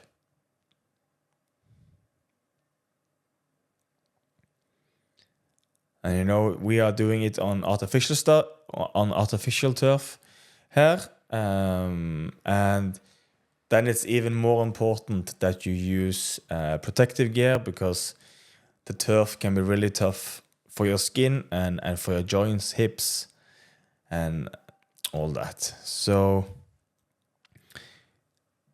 now it's the low balls in front. You remember earlier we talked about the initial start with closed hands and closed elbows. Now we are doing a progression of that one, and that is low balls in front, and which is called the front smother technique.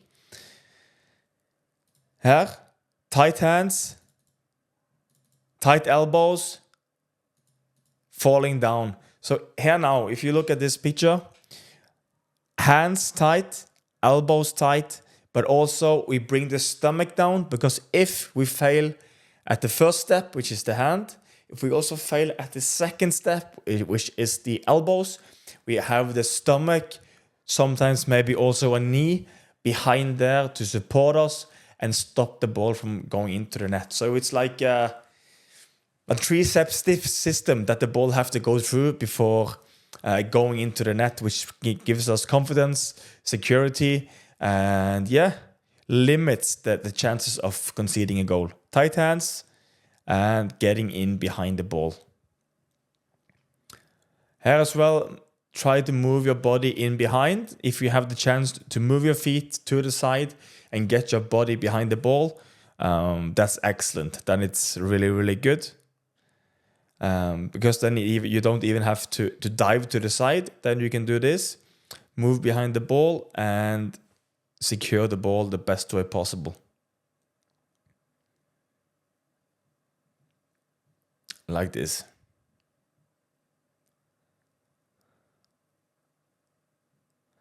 Here you can see Luca, he just did a step, knee drops. This is excellent.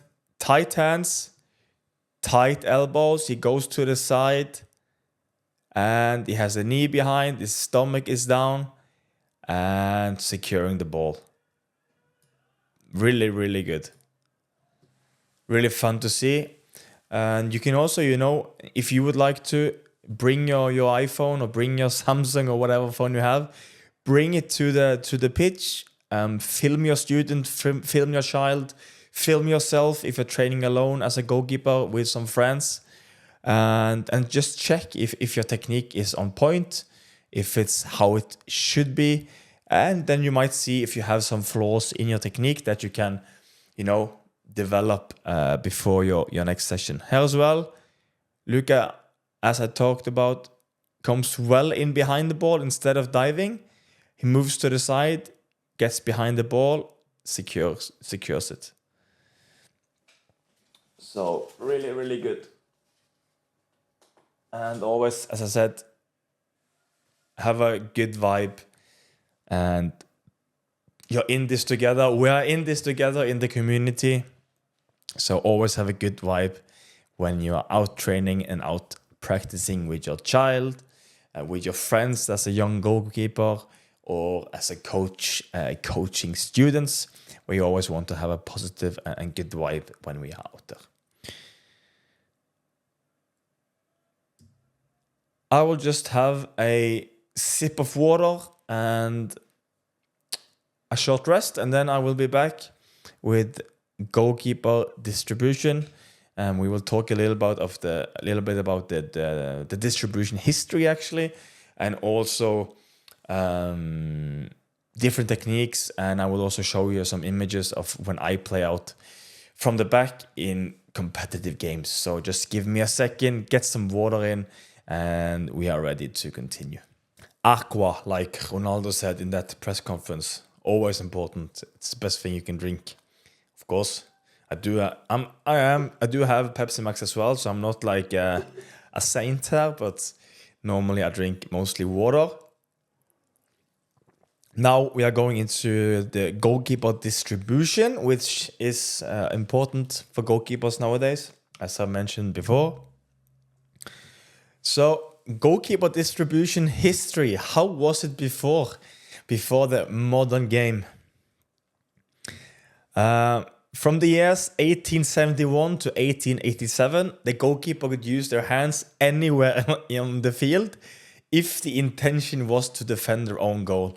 So if there was some attempt at your own goal, if you were on the halfway line, you could use your hand to take the ball and protect your goal. So really fun. You can just run around on the pitch and use your hands anywhere from the years 1871 to 1887.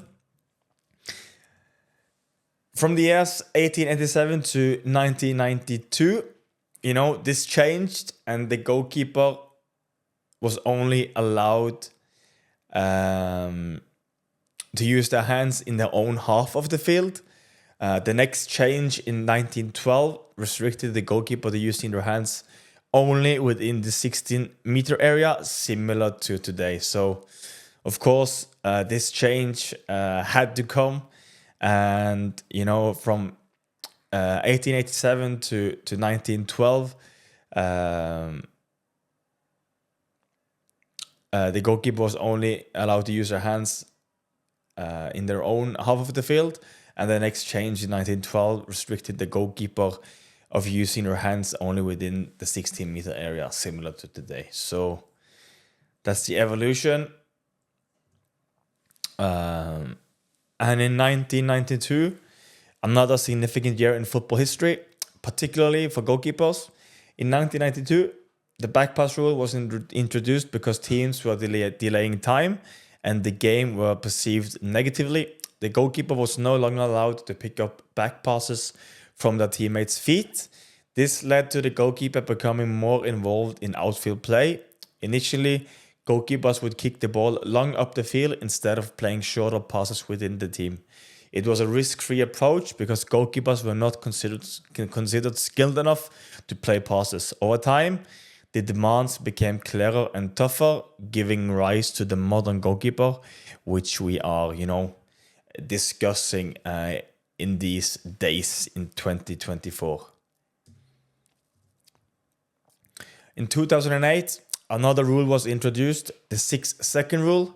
An indirect free kick is awarded to the opponent if the goalkeeper within their own penalty area takes more than 6 seconds to release the ball after controlling it with their hands. So this rule is neither followed nor enforced today. It's practically dead, but it exists. So, holding the ball for 6 seconds, you can hold it for 12, 18 seconds. This rule is not being enforced. It's not followed, but the rule is still in the rule book. So it is still out there, even though it's not being enforced. And 2019, in June of 2019, the International Football Association Board, IFAB, introduced several changes to the rules. One of the rules that was changed was Rule 16, the goal kick rule. So once again, a rule that altered goalkeeper play. It underwent a small but significant change. The change states that the ball is in play as soon as it's kicked and it clearly moves. This means the ball no longer needs to leave the 16-meter area before it is in play. So this brings a huge change for us goalkeepers. Suddenly we got the defenders close to us within the 16-meter area. And it opened up a lot of other possibilities of playing out from the back. And we got the play even closer to us, even closer to the goal. So it was a new experience for us. A new, it brought the goalkeeper position even closer to being an outfield player with gloves, which I think we really have to aspire to be nowadays. Yes, stopping the ball is the most important thing, but we have to be just as mobile, as agile, and as good with our feet as the outfield players, so that we can, provide our team with an extra player, literally, being a goalkeeper if you're really good with your feet. So that was a little bit of history.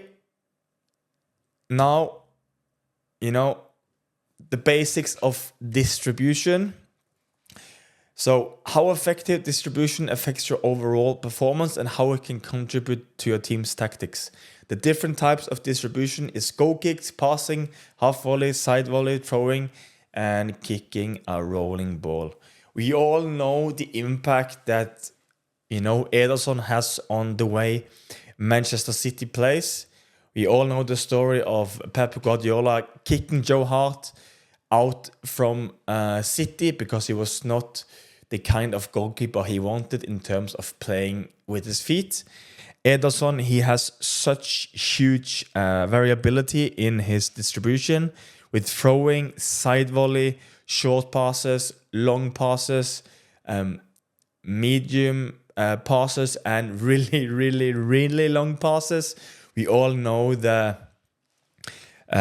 kick where other teams wanted to go high on City.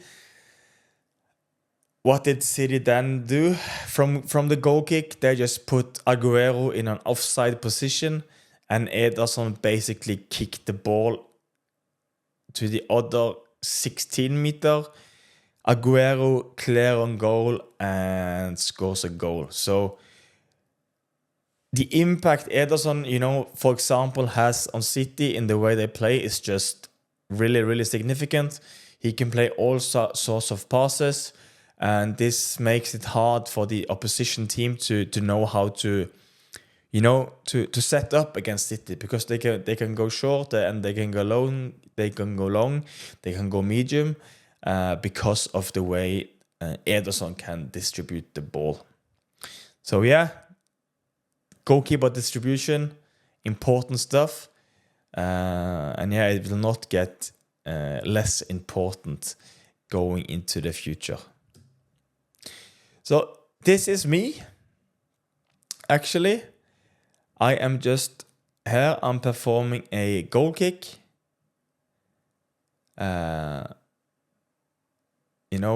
Longer pass, shorter pass out to my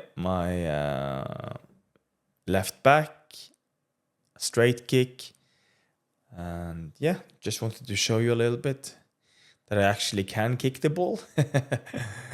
Here on the right side, I'm doing so.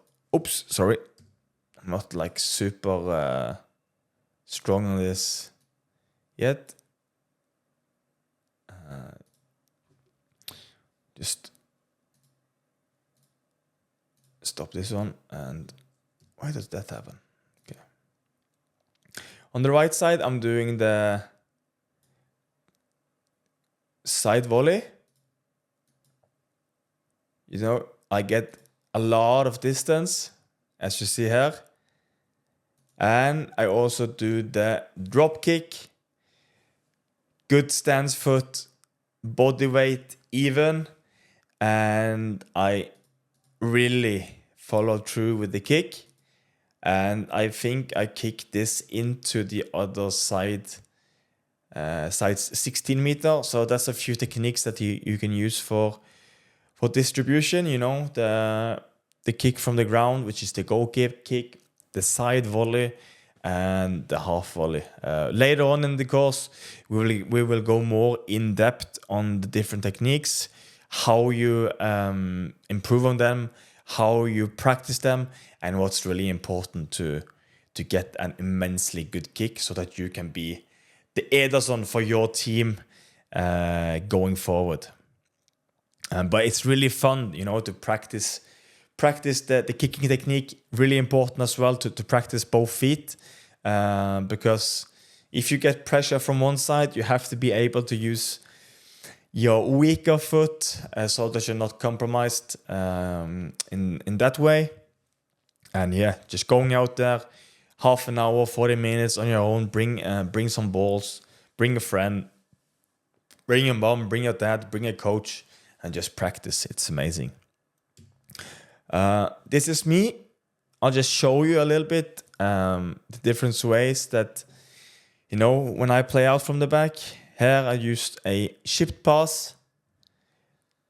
Simple, which gives us a team a good, setup when playing out from the back.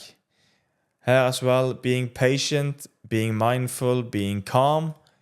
Chipped pass again in front. Simple, and we are out of the pressure here as well. Playing out from the back is just as much as it is technique. You have to have that, but it's also being calm in your mind. And if you have the proper technique, you're good with the body and your feet, it's also easier to have a calmer mind. So here, just the chipped ball, and we are out of the pressure. Here as well, I get pressure, but I'm calm, collected, inside foot, easy weighted pass, and we are away. Here as well, you can see now I'm waiting. My left central defender moving up, easy peasy, and we are out of the pressure. So this is a way that, how when I played in Salzburg 08, this is how we play out from the back. It can be really challenging for you as a goalkeeper if you're not really solid with your feet, with the ball at your feet. then it can be really stressful. But for me, I'm somewhat good with my feet, with the ball in my feet, so I'm comfortable doing it. And it's also a really fun way of playing because you're involved all the time, and you feel that you're participating in also, creating chances and helping your team out in other ways, and not just stopping the ball and standing behind there. What you should be mindful of when you are playing with the ball at your feet. So orientate yourself before receiving a back pass. Scan the pitch using your eyes and moving your head constantly for where you can play the ball prior to receiving the ball in your feet. This will help you to have more time for executing your pass and next move, which in turn leads to a better execution. Time is the most valuable thing. So before you get the pass, scan the pitch, know where you can place the ball next.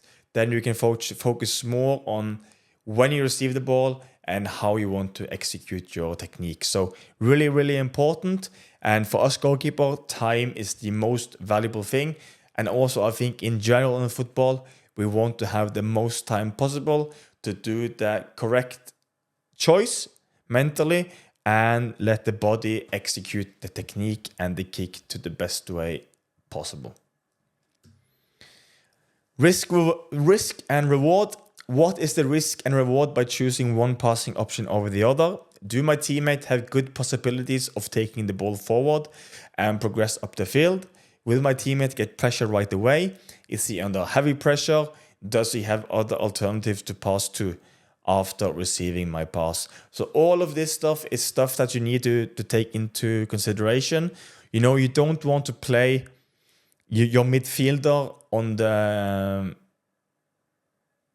16-meter line if he has heavy pressure in his back from the striker, because then the possibility of him losing the ball in such a delicate area of the field, in the middle of the field, in front of the goal, close to goal, then we don't want to play him. Then we might want to go for a longer and more secure option. So all of this is stuff that you need to take into consideration. Also, do your teammate have passing option after receiving the pass from you? So you also have to, see further up the pitch, orientate. Do my teammate have passing options if I play him, or will he be, in big trouble if I play him? So this is a floating thing, and football it moves really fast, so it's demanding, but it's something that you need to take into consideration. And then game management in terms of distribution. What stage is the game in? Later stages, early stages? Is the team winning or losing? Is the team confident? And are you feeling confident? Later on in the game, maybe it's overtime, you lead 1-0, and that's maybe the time that you might go for the more secure option instead of, looking good and taking a lot of risk in your own half. This is a point in the game where we take less risk and, we put, the tactical plan a bit to the side and go a bit more secure, I think. If it's early stages and your team is losing, then it's just full on player from the back, take a bit more risk, try to give your team an advantage of being really brave with your distribution. And also if the team is feeling very confident, then it's also easier to play those braver passes, because that the teammate that receives the ball, he will do his job because he's confident, he's there, he's ready to move on with the ball. If the team is not confident, then okay, maybe we as goalkeepers, we take the pressure off them a little bit. We use a bit more time with the ball. We maybe play the ball a bit longer in behind the opponent, let the team move up and build from there. So this is also floating, being smart, learning, tactics, being tactical aware, be mindful of this. This is also stuff we will teach in depth later on in the course. but be mindful of how is the game at the moment that you're playing. Are you leading? Are you losing? Is it late? Is it early in the game? And all this kind of stuff. And also, are you feeling confident? Do you feel that you are at that point mentally that you can play, that you can execute, and that you really want to execute and really want the ball? Or is it that kind of day where you're not feeling quite sure, you're not in the form that you maybe were earlier in the season? Then, okay, break it down, make some easier choices, make faster choices. Don't try to, play cool and go for those really brave passes and all of that stuff. Take it more simple, go longer, play easier, and then, build from there. So stuff that you should be mindful of. So summary, the foundation is set. You now know the proper techniques, and you have a few basic drills that you can apply right away.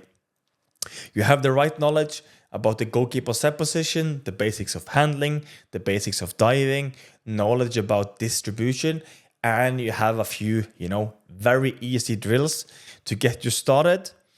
So whether you are a goalkeeper coach, coach that is just coaching a minor team, or a parent, you can now go and apply this knowledge that you've learned so far right away. You can bring it to the pitch, go out there, work, and then start to climb the ladder of becoming the best version, the best goalkeeper version of yourself that you can be, And I really want you to dream. I want you to dream big.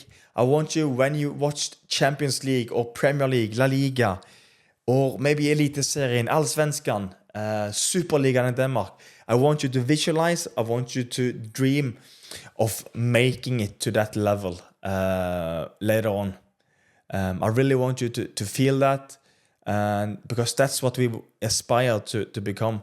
Or, of course, I'm not bashing you if you are playing lower leagues and you just want to be the best goalkeeper that you can be. Of course, that's amazing.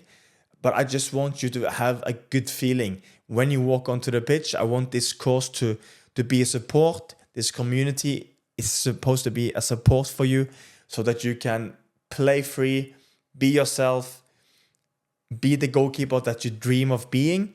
And then the world is open. It's all yours for the taking. So I'm really, really excited of you being here in my community, doing this course, acquiring this knowledge, because you are ahead of 90% of other goalkeepers in your same position. So amazing.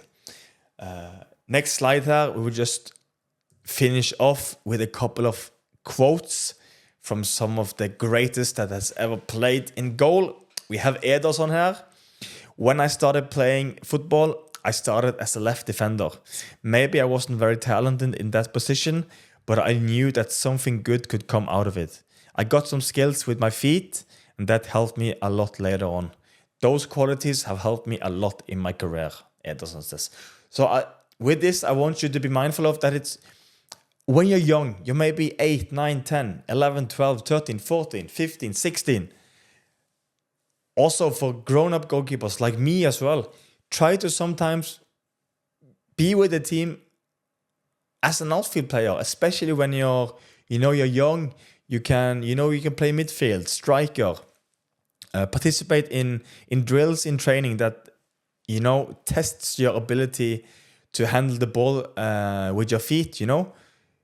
Try to implement that as early as possible. And as a parent and as a coach that maybe coaches kids and young goalkeepers, sometimes, some days, once or twice a week, let them be an outfield player.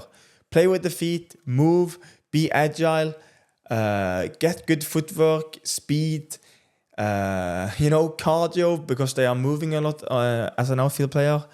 Let them discover that as well, because I think that will help them when they become a bit older. So as you see here, Ederson, he acquired some skills when he was playing, as a left defender, and I'm sure 100% that has helped him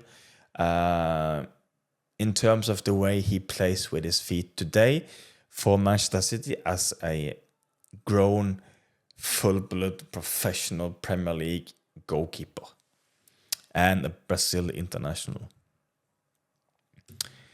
Then we have the one and only Iker Casillas.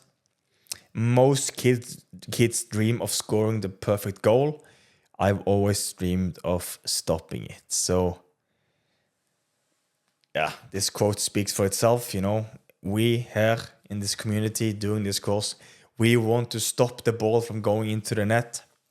We dream about top corner saves, penalty saves, saving 1-against-1s when we are leading 1-0, helping the team out.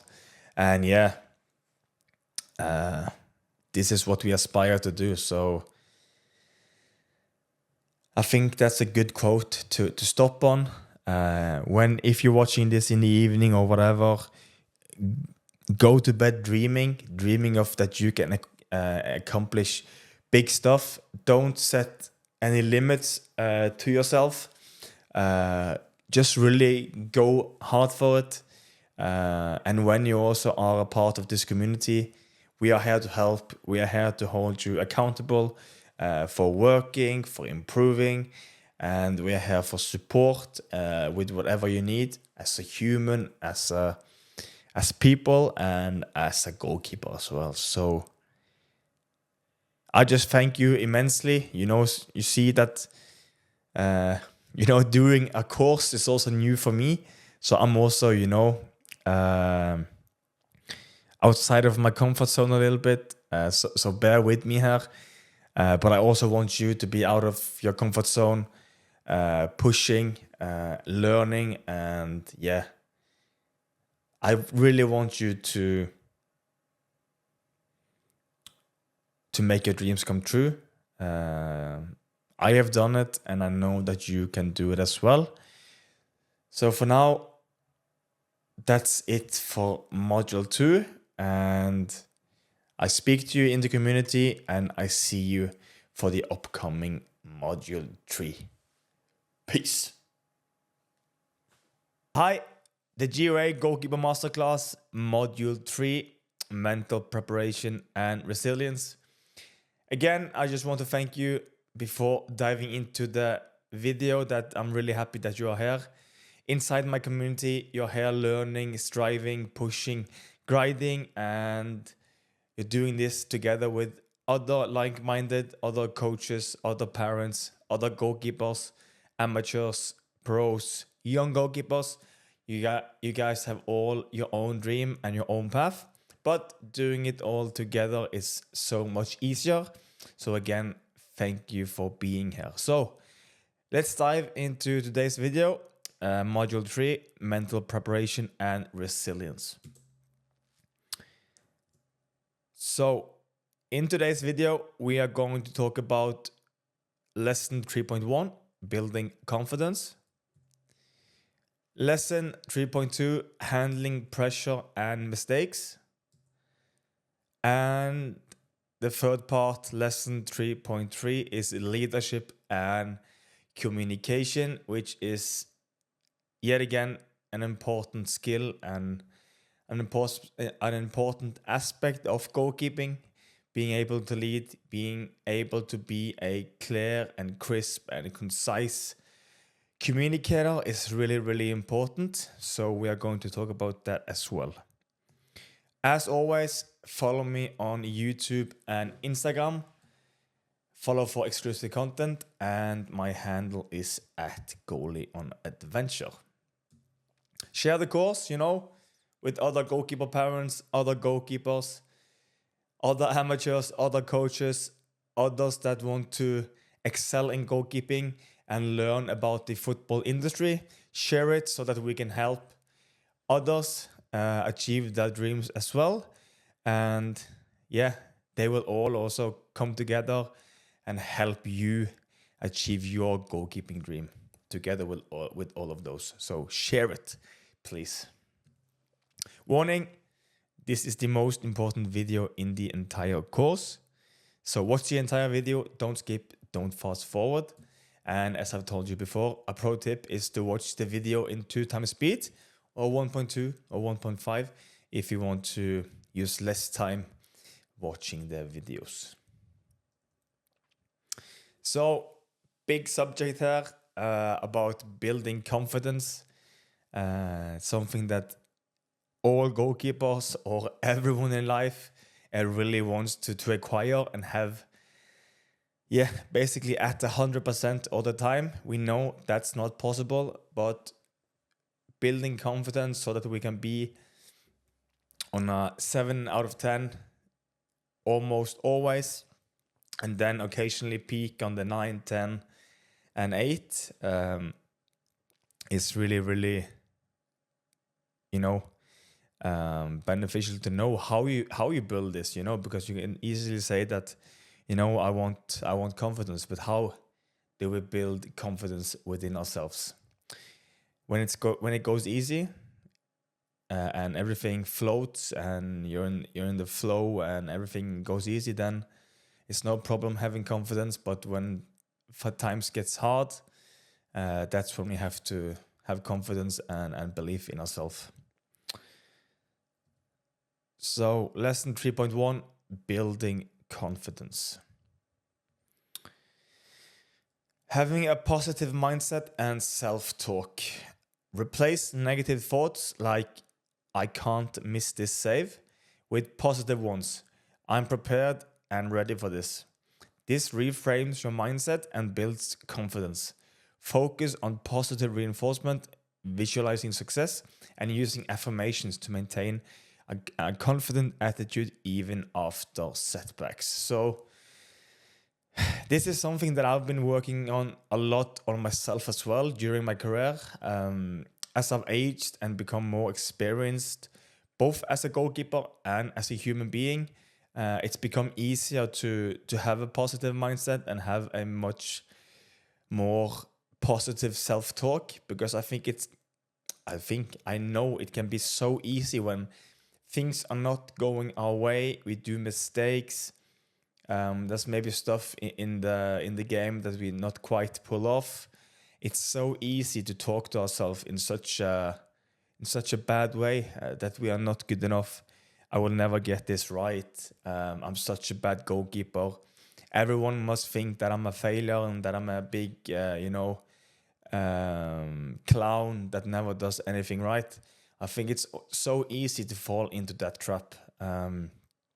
I have experienced when I'm kind to myself, I say to myself, I can do this, I'm prepared. I've shown this time and time again that I have done this well before. I am a good goalkeeper. I am a good and decent human being. I just have to go out there, believe in myself, and just, say those nice things to myself. And also when I do stuff right, that well done, Anders, good job. You see, it's no problem for you doing this. I feel that talking like that to myself in goalkeeping, in football, but also elsewhere in life, just for me, creating this community, creating this goalkeeper course and other courses that I will create later on that you will all benefit from, is something that was a huge obstacle for me, to come over, to be able to say to myself that I can do this, because it's a lot of writing, it's scripting, it's filming like this, talking into a camera, creating slides, creating a community, but by saying to myself that one step at a time, just put one foot in front of the other, and then after a few miles we see where we are. But telling myself that I can do it and that I'm good enough helps me a lot about having confidence in myself, and I don't need any outside validation from others to say that I can do it, because I believe and I have the confidence in myself that I can do it. So talk positive to yourself. You have to do it over time, every day, reinforce it. It doesn't come like from one day to the other, but do it all the time, and this will for sure build your inner belief and your inner confidence within yourself. Refine your skills. Develop and continuously refine key skills like catching, diving, positioning, and distribution to boost confidence in your ability. It might sound like straightforward and what's the English word? I'm not getting it right now, but obvious. It's the word that I was looking for. It seems pretty obvious that you should continue to refine your skills like catching, diving, positioning, distribution to boost your confidence because it has all of this has to do with goalkeeping. But if you every day do a little bit, today you want to develop your goal kick a little bit. Next day you want to refine your throwing. The next day you will want to really try to focus on catching really hard balls. Having these small nuggets from day to day, first of all, it gives you reinforcement that you are capable of doing this, and you might also see these small increments of development in your game from that extra work. And this gives you such a good feeling, satisfaction, and all of those small increments in development gives you small wins every day, and it will for sure increase your confidence when you go out and have to perform in high pressure moments. So never forget to refine your skills, develop, find new ways to develop as a goalkeeper. It will for sure create a huge building block for gaining confidence.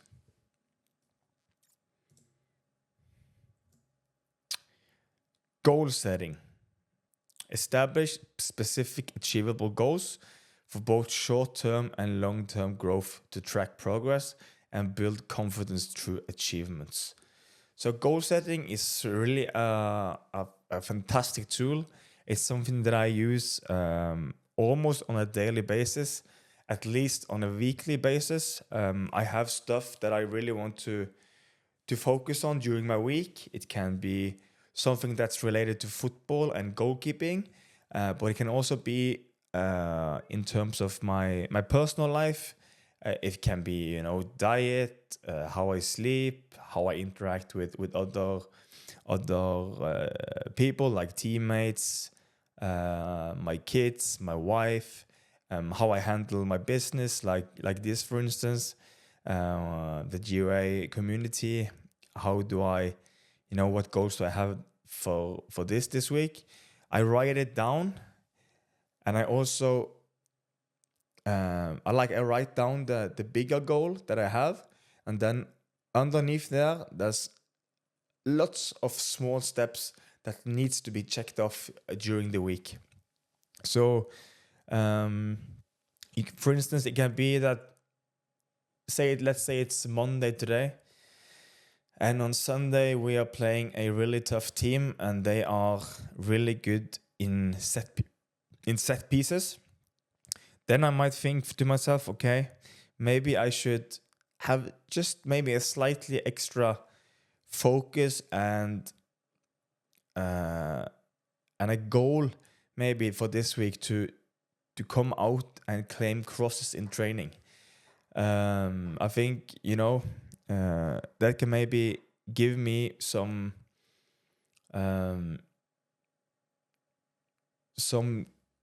tasks to do in training, which will enable me to come and claim more crosses in the game that we play on Sunday against a tough a crossing side and set pieces side. So during that week, I might say that, okay, Monday, Wednesday, Friday, I want extra crosses with maybe dummies and stuff like that in the way. And then maybe I want some of the players to do the crossing, because then it's more game-like. And when we play the games in training, practice games, I want to focus on coming and claiming as many crosses as I can. If I do a mistake, I do a mistake. It doesn't matter because this is for preparing me for the Sunday. So that can be one part of goal setting. And there's many ways of doing this, but write down your bigger goal and then write down all the small steps that's needed to be implemented to make that bigger goal achievable, and how you can get there and make it happen. So really great tool. And when you see that you can check off all of these small stuff, you can check off the bigger goal, it gives you a good satisfaction. It gives you confidence in yourself that you have pulled through it, you have done it, you took action, and yeah, it gives you a good feeling, and in turn it gives you confidence. Review and learn. After games or training sessions, review your performance objectively. Celebrate successes and identify areas for improvement without harsh self-criticism. Work with a coach or mentor to get constructive feedback. This can help identify areas for improvement and affirm what you're doing well, which reinforces confidence. So always, after games, analyze your games, how you did, what you did well is so important to highlight, and what you could have done better is also important. But I really believe in also, pat yourself on the back and really highlight the good stuff that you did. I think that's so important because it's so easy, especially in football and in goalkeeping, that you get so obsessed by the things that you didn't do well. So just reinforce the good stuff, and also together with a mentor or with a goalkeeper coach, go through it, see what you could have done differently, highlight the good stuff, and then just learn from it. I think this is a great tool. Don't overdo it, because then if you overanalyze and you watch a lot of tape, a lot of footage from training and from games, and then maybe your coach wants you to implement a bunch of stuff to do differently, I think it can also mess a little bit with your mind. So take it easy, not too much in a short time span, but a little here, a little there, and yeah, those small things will help you with your game that's maybe needs practice, but also when you get reinforcement of all the good stuff that you can maybe watch on tape, or that a coach tells you what's really good, it also gives you confidence to keep going, to keep pushing, and that way you know that you are on the right track.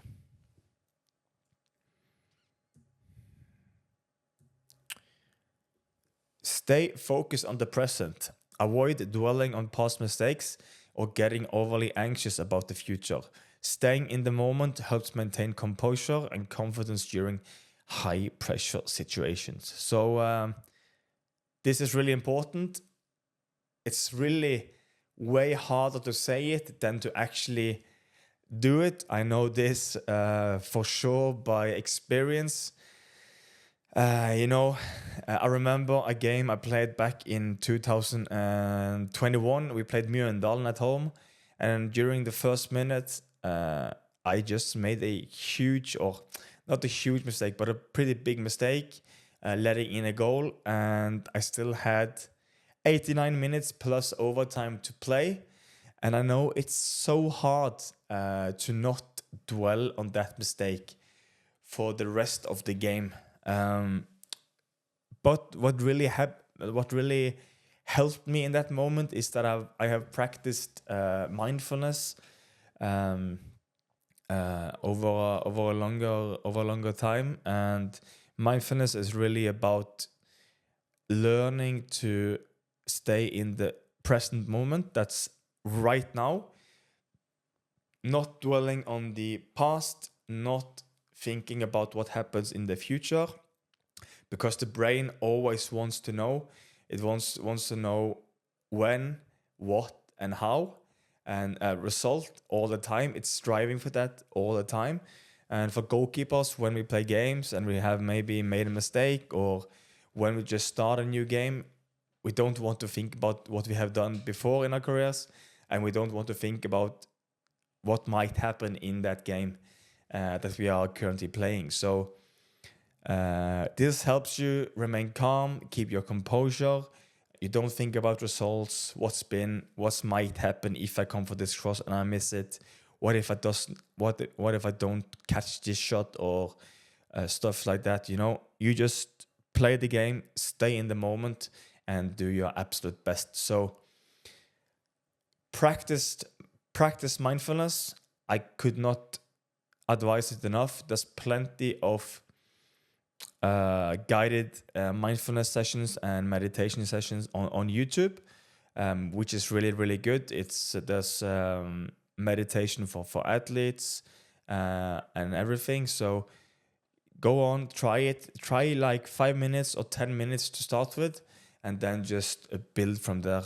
It gives you such a great feeling when you don't think about the future or the past, and it gives you confidence that you're in the moment and you have the tasks that is needed to pull the present task off. So stay focused on the present and use meditation and mindfulness to achieve it within your brain.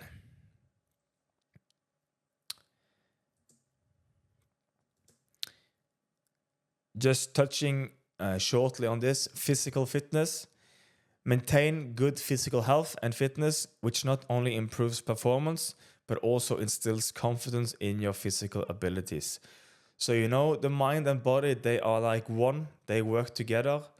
Being physically fit is so important for your mental well-being. Eating well, training well is so important for how you will feel on the field.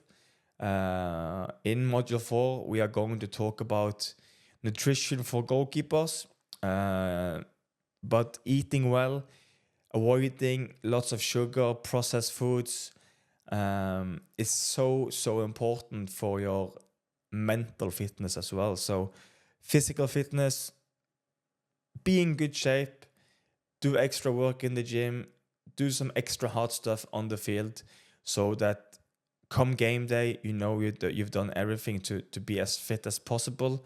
It gives you confidence, it gives you mental clarity, and yeah, it's just so important. So I just wanted to leave that in there, because being 5 kilograms or 4 kilograms too heavy is not a good thing. So stay physically fit, and it will also help your mind and give you confidence in the ability to pull off the tasks that is required for you as a goalkeeper. Next up, handling pressure and mistakes. Something that is, I think this is maybe some of the most sought after traits goalkeeper wants. And it's also the most questions I get from you on my YouTube channel, in Instagram, and also inside the community, on how you can handle pressure and how you can deal with mistakes. So let's talk about it and see what I have come up with for you that can maybe help you deal with this better in the future.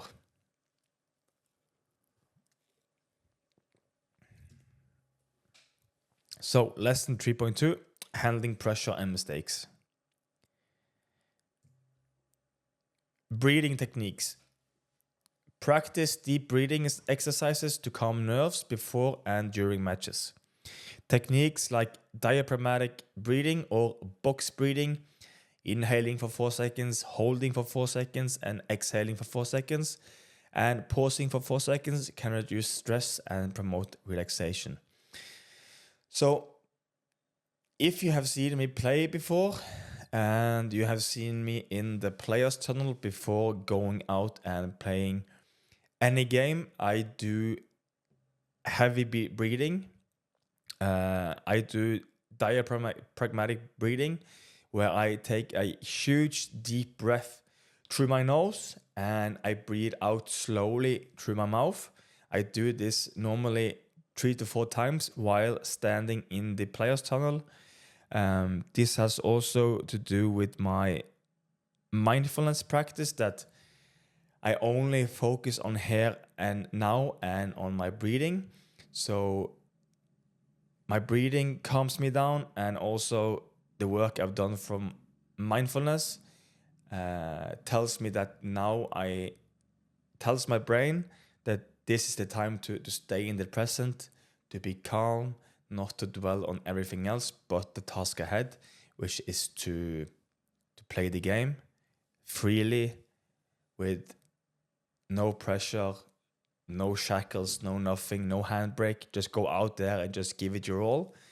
So it really helps me. So explore these breathing techniques. I know it might sound that okay, breathing, how could this help me? But try it, implement it, not just 1 day or 2 day or 3 day, but do it for months, and you will for sure take something from it. I promise you.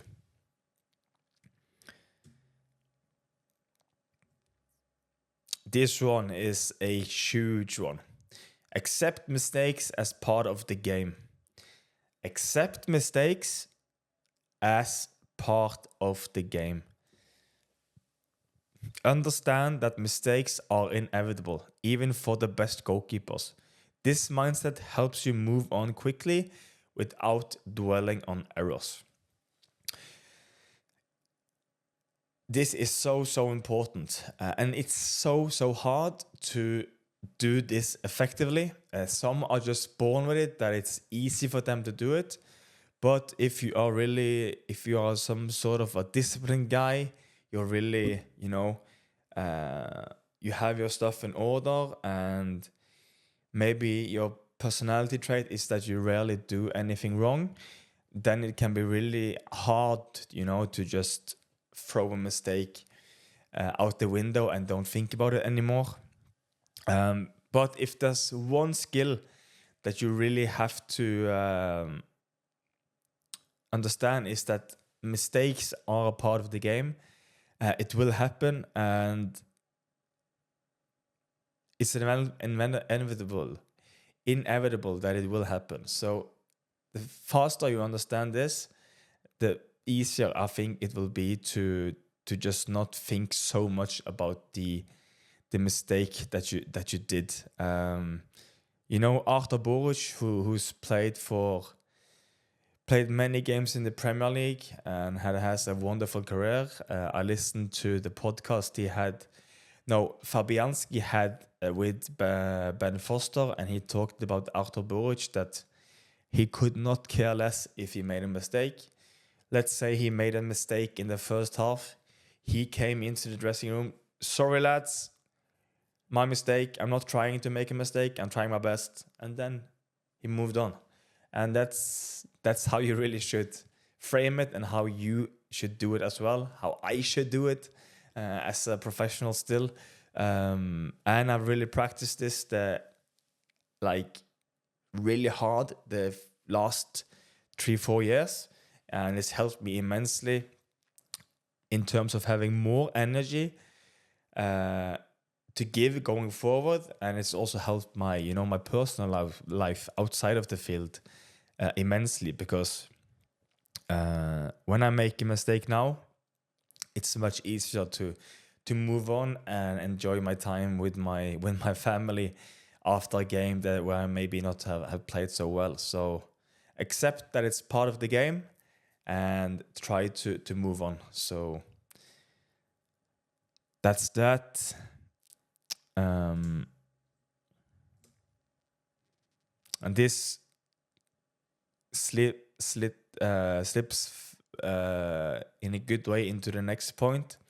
Develop a short memory. Learn to let go of mistakes quickly. Focus on the next play and don't let one error affect the rest of your game. The goalkeeper coach of Kurt Hegre, he's one of the gurus of goalkeeping coaching here in Norway. He said that when he's scouting goalkeepers, young goalkeepers, or maybe a bit more seasoned pros, when he sits in the stands and scout these goalkeepers, he really wants them. Like, he doesn't want them to do it, but he really wants to see how they deal with doing a mistake, maybe letting in a goal that they should have saved, or making a big error. How are they reacting to this after making the mistake? So if he sees that they don't care, they just move forward, then he knows that they have a short memory, and this is so incredibly valuable for goalkeepers, because if you have a short memory, you can play through a game even though you made a mistake in the early start of the game. You can just keep on playing and maybe do some saves at the end of that game that might help your team to gain the 3 points. If you are a guy that have no short memory, you're dwelling on this mistake the full game. Maybe you make one more mistake. There may be 2 balls that goes past you, and that you should have saved because you dwelled on the mistake you did earlier. Then he probably won't pick you to play for Viking, for the team that he's head of goalkeeping in.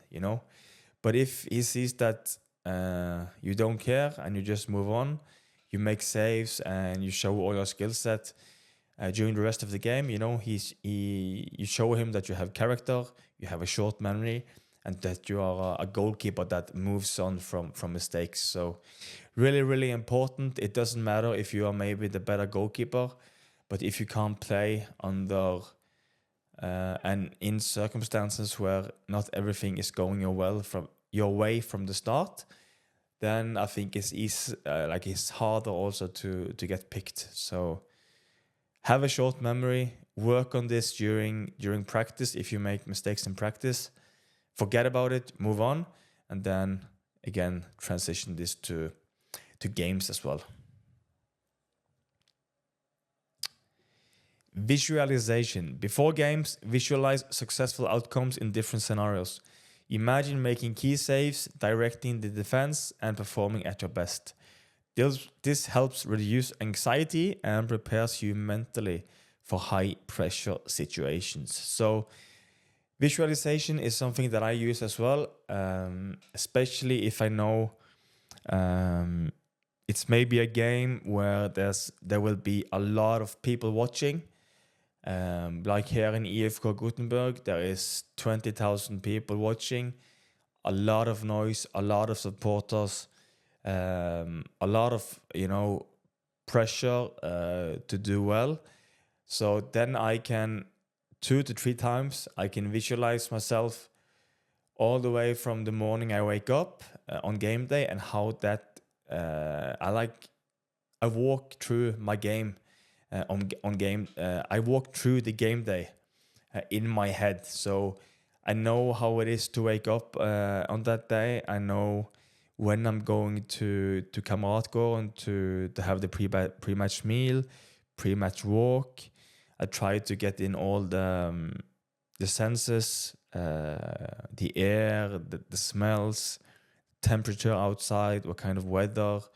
And then I also walk myself into the dressing room, onto the field to check how it is. I try to imagine how the noise will be when we enter the pitch for the warm-up, enter the pitch before the game, how it is with all the pyros and the song and everything. And I try to visualize myself when I play in those circumstances. And this really, it prepares your mind for what's coming. So even before I play that game, I have played, all the sensations in my head, 3 or 4 times so that my mind is really prepared and there is no surprises when I come to game day and is going to play the game. So really, really strong tool. Many huge, big athletes are implementing visualization. You know, Conor McGregor, he visualized his success as an MMA fighter. I know there's a lot to be said about McGregor these times, but he came from being a plumber and he didn't want to do that ever again. And then he started visualizing that he was going to make it as an MMA fighter. And yeah, we can see now how it went. So visualization really, really effective as a tool.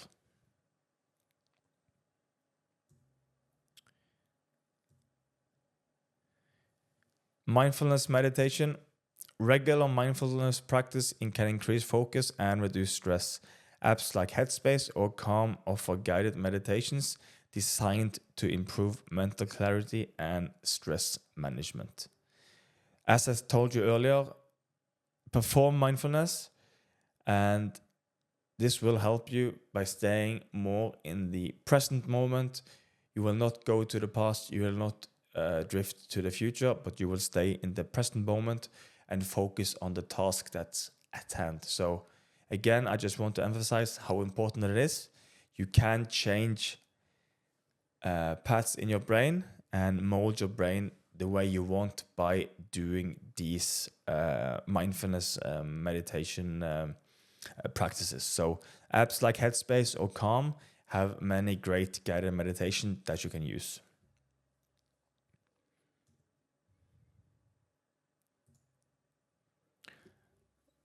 Routine and structure. Establish a consistent pre-game routine. This could include warm-ups, listening to music, or specific stretches. A routine creates familiarity and can reduce stress by providing a sense of control. So establish routines that you do before every game. This is not to only, the warm up is not only to warm up your body, but it's also to warm up your mind.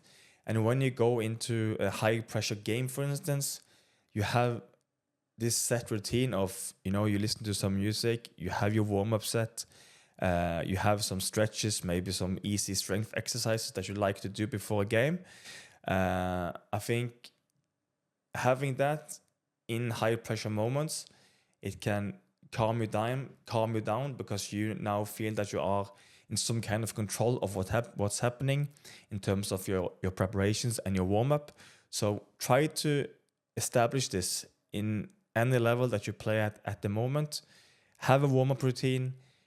Do the same stuff on game day that you like to do. It creates familiarity. It creates that also this sense to the mind that, okay, it's game day.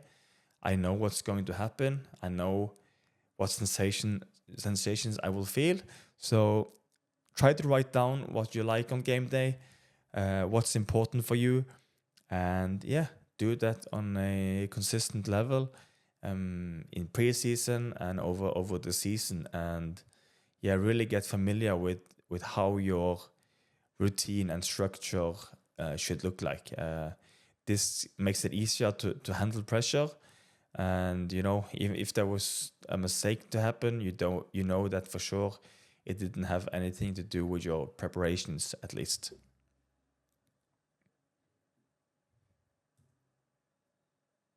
Develop a strong support system. Surround yourself with people who understand the pressures of goalkeeping and can offer encouragement and advice when needed. So I think this is really important. Talking to someone that has played the position, has played goalkeeper is invaluable in my opinion, because they know how it feels, they know the pressure, they know the weight of the pressure, they know all the scenarios that can happen, how the situations feel. But most importantly, they know how the feeling is to be a goalkeeper, how to deal with making mistakes, how it feels to make mistakes.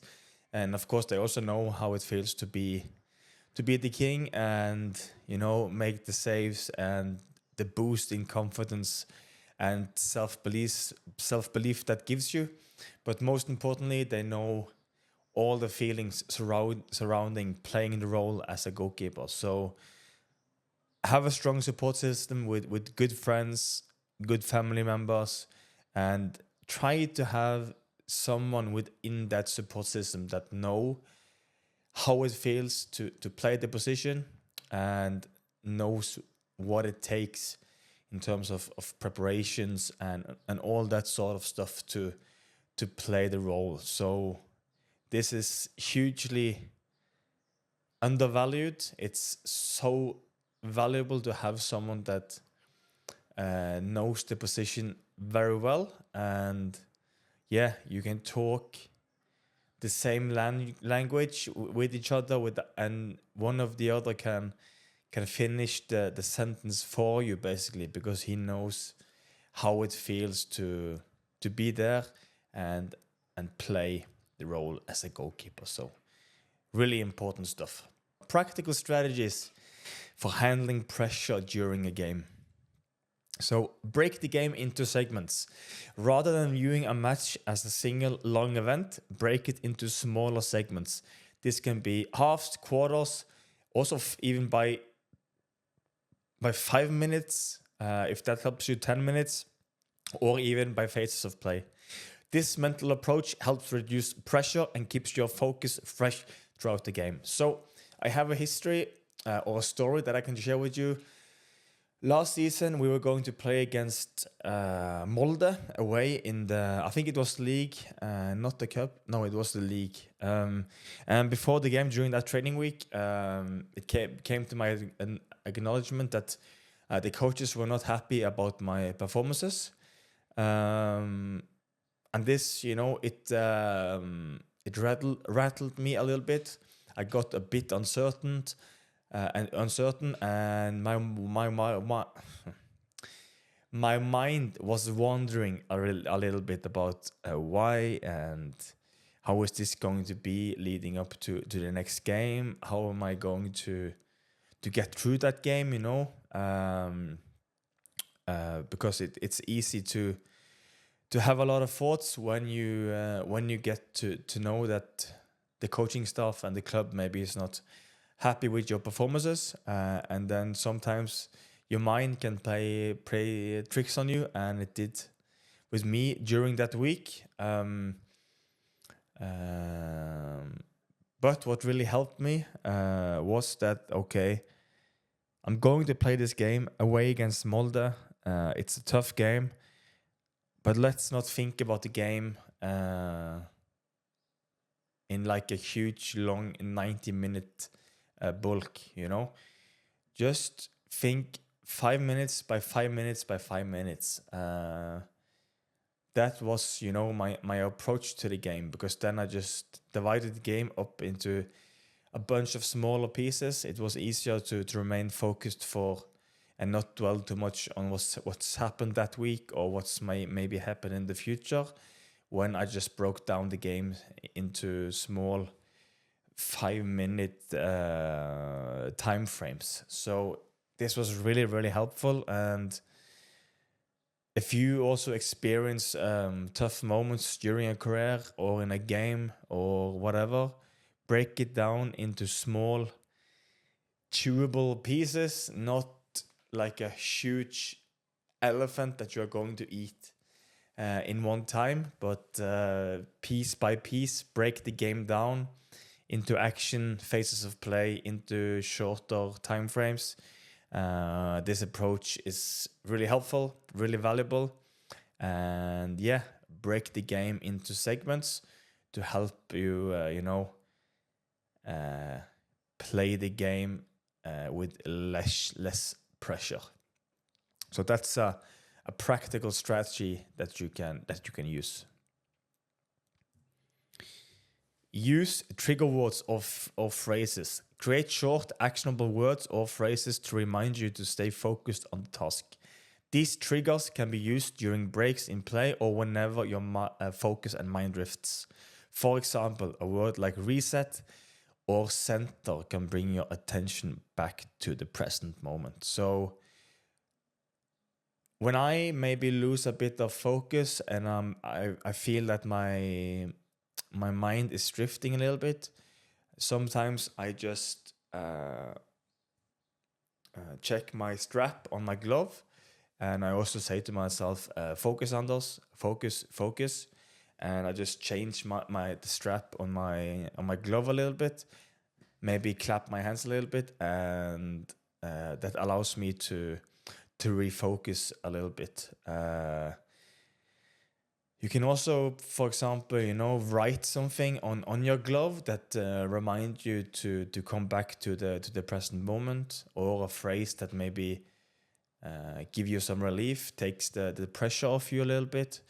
I will excuse my language now, but there is this phrase that you can, or these initials that you can write on your glove, and that is ZFG, which is zero fucks given. That means that you don't care if you win, lose, you make a mistake, you concede goals or whatever. It is what it is. You give zero fucks. You just keep going. This can be like some kind of trigger word or a phrase that you can use for yourself to, center yourself, not take it too seriously, the football, because it gets so serious at times that it's no fun.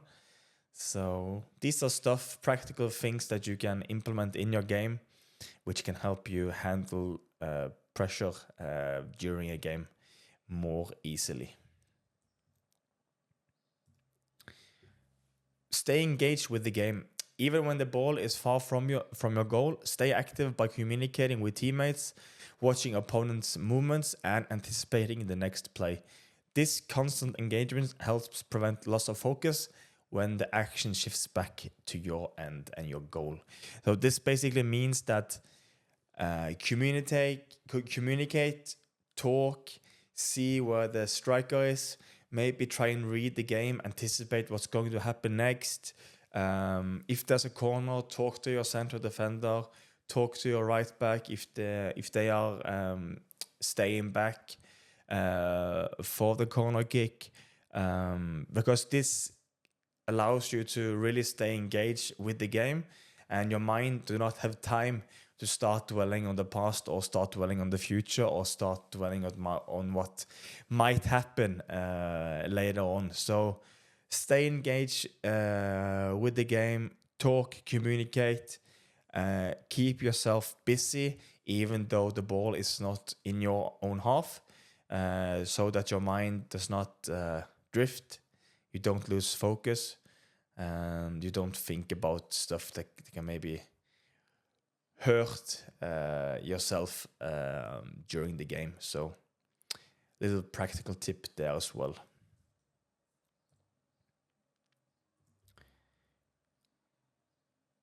Focus on fundamentals. In high pressure moments, concentrate on basic techniques and positioning.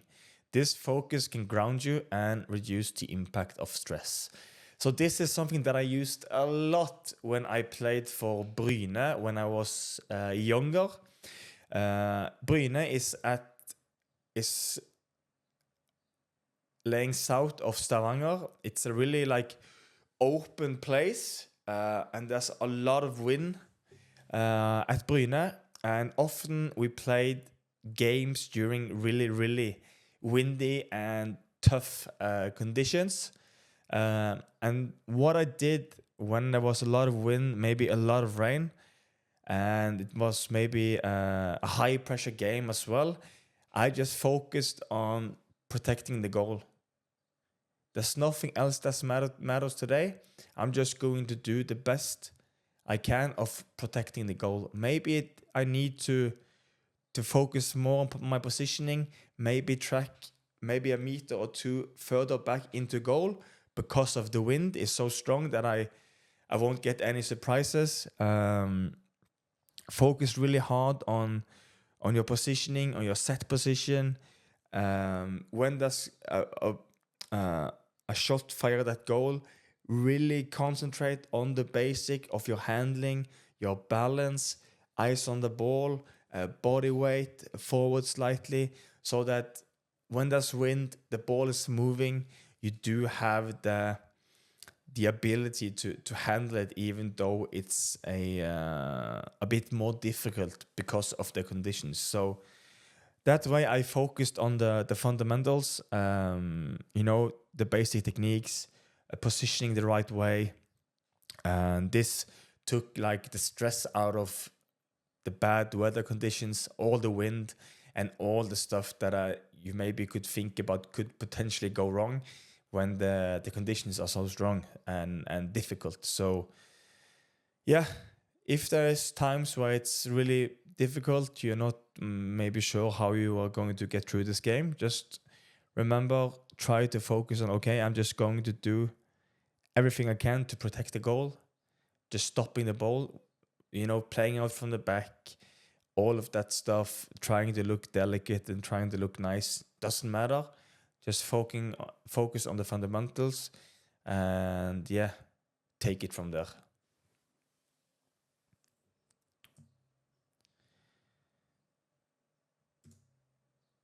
So next up, in module 3 is the leadership and communication. I really love this topic.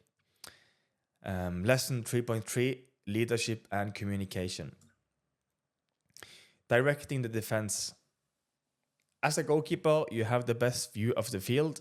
Use your position to direct defenders, call out threats, and help organize set pieces.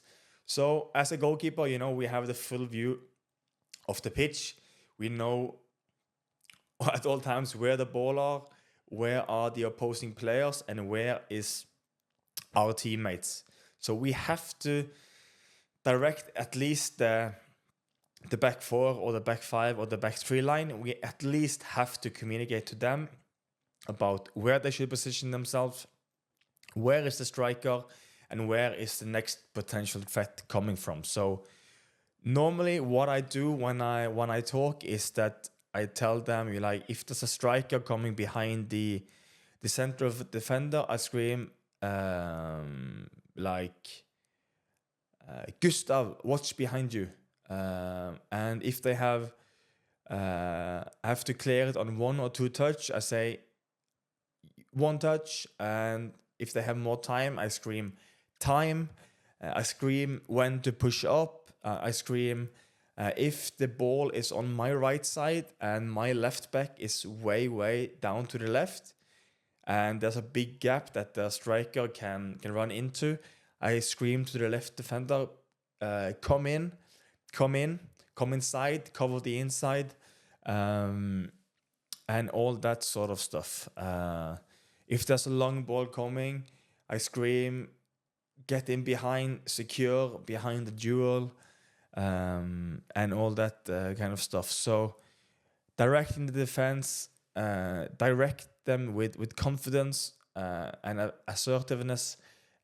Crystal clear communication is really important. So yeah, that's one part of the leadership and communication we have to put into our game. Speak with confidence. So as I just said, speak with confidence and authority. Confident communication helps build trust with teammates and make sure they take your instructions seriously. So if we just stay there behind there and talk like this, watch behind. Hey, left back, come inside, push up.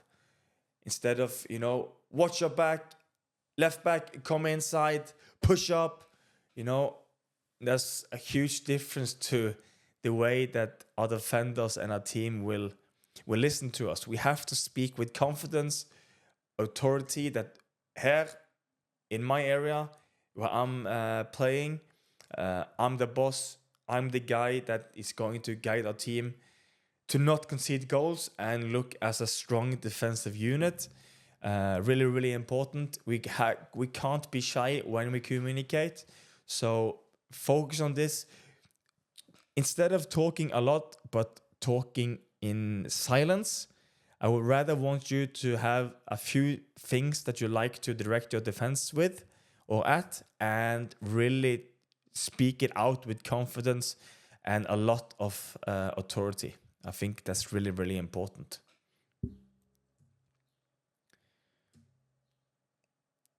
Non-verbal communication. Use gestures, eye contact, and body language to complement verbal communication.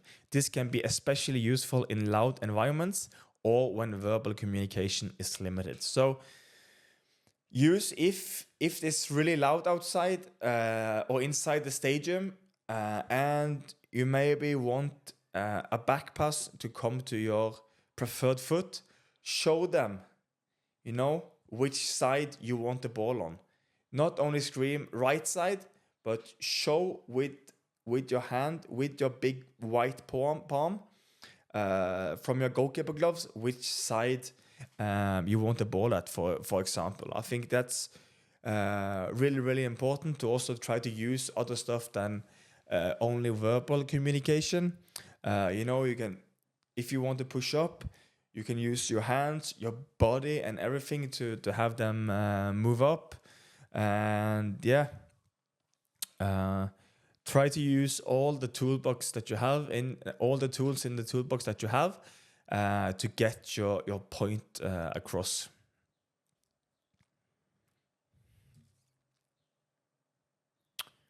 Positive reinforcement. Encourage and support your teammates. Positive feedback helps build team morale and reinforces teamwork. Whenever your defenders, your teammates do what you would like them to do, you see that they are running, they are fighting, they are doing brave plays, they are helping the team out. Really, really encourage them and support them when they do this, and give them positive reinforcement so that they do it over and over and over again.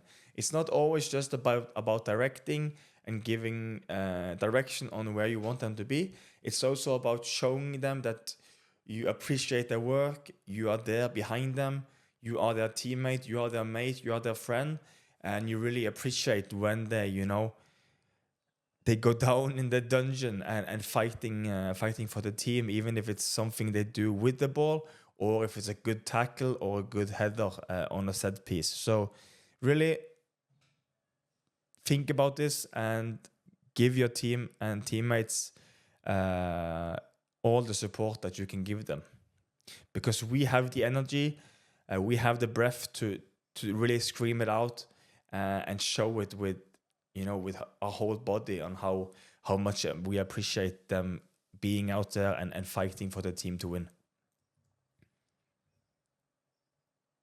Be a good listener. Communication is a two-way street. Be open to feedback and listen to your teammates' suggestions or concerns to create a collaborative environment. I think this is one of the hardest parts when you or hardest part for any human being really is to listen to, and really listen to what other people are telling you.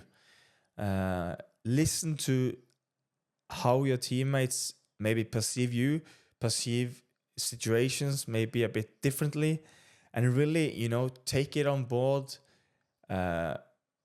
contemplate, think about it, and don't just when someone is talking to you, just listen just to listen. Listen wholeheartedly, listen to what they have to say, maybe counter with a question, following up on what they are talking about.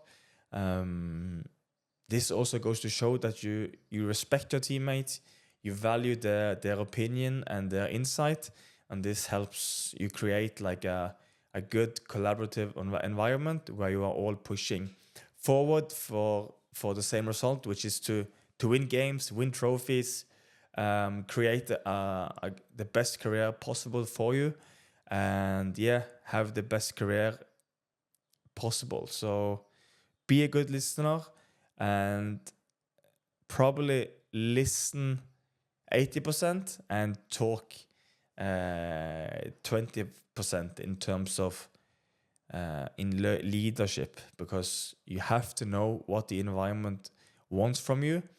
if you really want to be a good leader and be a good communicator on the field and off the field.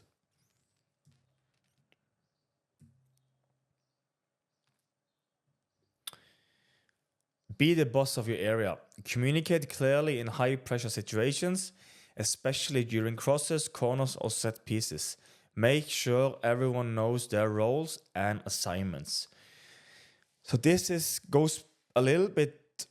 If we look at the quarterback in the NFL, he knows everything that his teammates or his teammates plays, so that he can direct them where they should position themselves before the next game is going to be played. The same with goalkeeping. We have to know where our defenders and teammates should be on crosses, direct free kicks, corners, or other set pieces.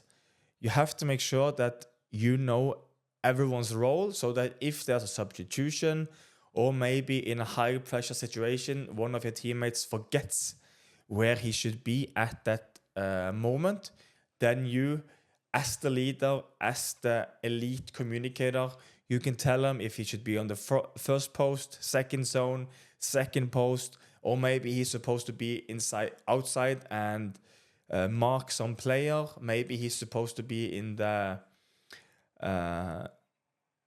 zone or area just outside the 16 for rebounds. Be that guy that knows everyone's role and everyone's job on set pieces, and communicate it clearly and calmly, so that when the moment arises, you are cool and you show great leadership and great confidence, and to show that you know that you can help your team out, even if they have messed up their positioning or where they should be at that time.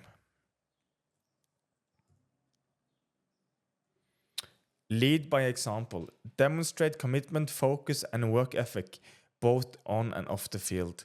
This sets a standard for others to follow. So, try to be one of the guys that's early in for practice. Be the one that maybe leaves later than the others. Do extra work in the gym, on the field, after practice. Practice your skills. It's really, really hard, for you as a goalkeeper, and if you would like to be a leader in the team, if you are always cutting corners, not doing the work, you are arriving late for training, always going home first, not doing the extra work to go that extra mile to achieve some extraordinary results,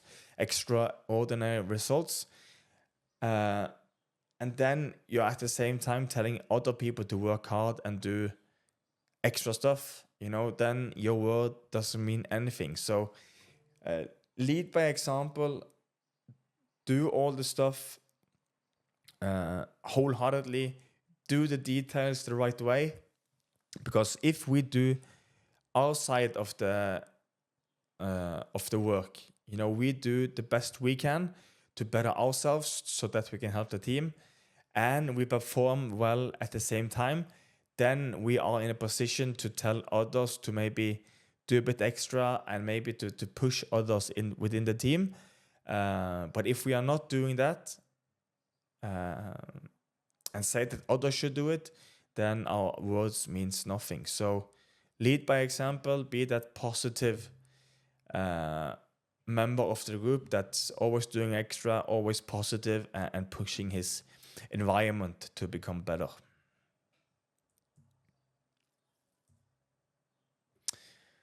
Adaptability in communication.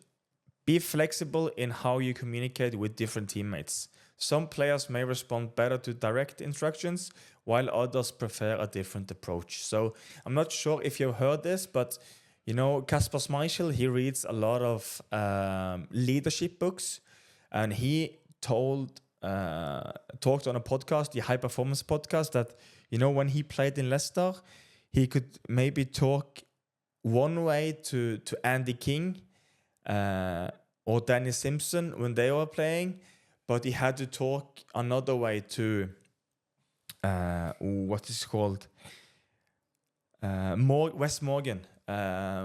He could talk another way to Wes Morgan than he could to Danny Simpson.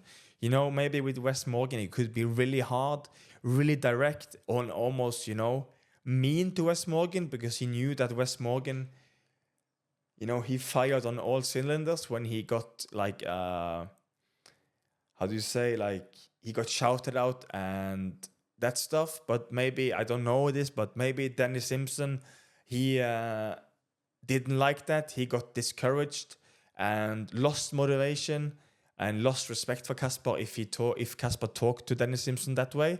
So he had to, do a different approach while talking to Danny Simpson. So be flexible on how you communicate with your teammates and your defenders. Learn to know them on a personal level. What ticks, what do they like, how do they like to get talked to get the best out of them. I think this is so important, because we can't just talk the same way to everyone and expect the same results, because in football teams we are individuals. We have our own personalities. We have our own childhood. We have our own way of being brought up and being talked to. So keep this in mind. Learn to know your teammates on a personal level, so that you, the best way possible, can know how you should talk to them on the field, when you practice and also when you play games. So be adaptive in that area of your communication and leadership.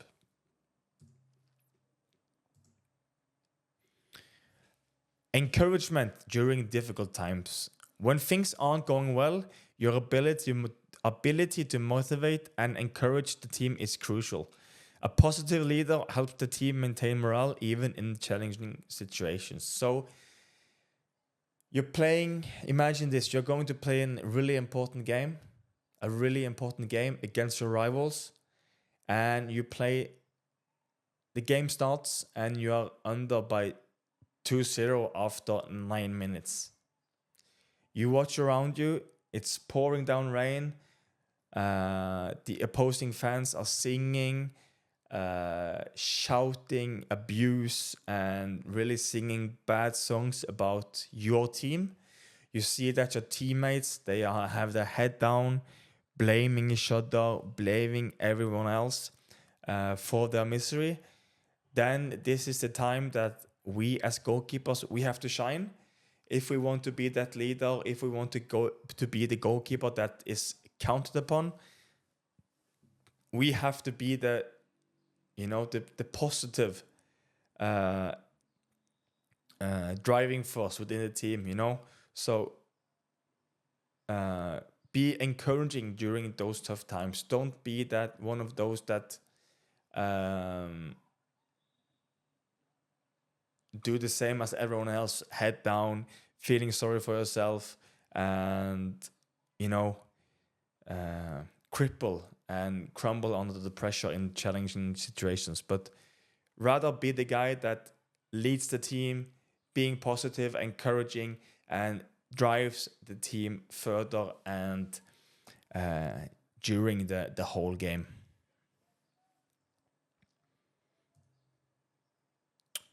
So we are going to end with a quote from Brad Friedel.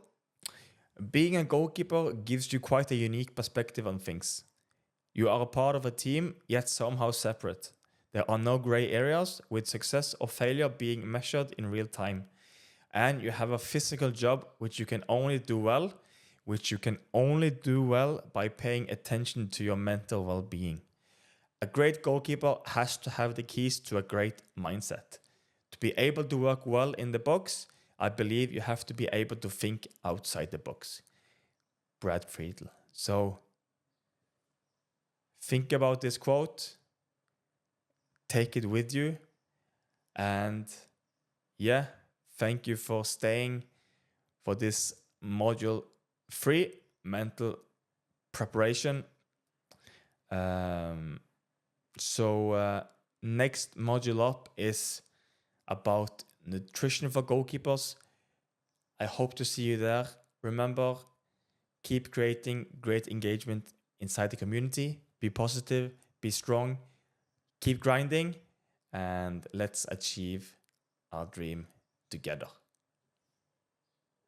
Welcome back to the GOA Goalkeeper Masterclass. Again, thank you very much for being a part of this. It's a growing community, a place where we can exchange experiences, ups, downs, drills, way of doing goalkeeping, and all sort of stuff related to the football industry. So thank you for being here, providing value for other members, and for taking your goalkeeping and your footballing dreams to new heights. So thank you for being here.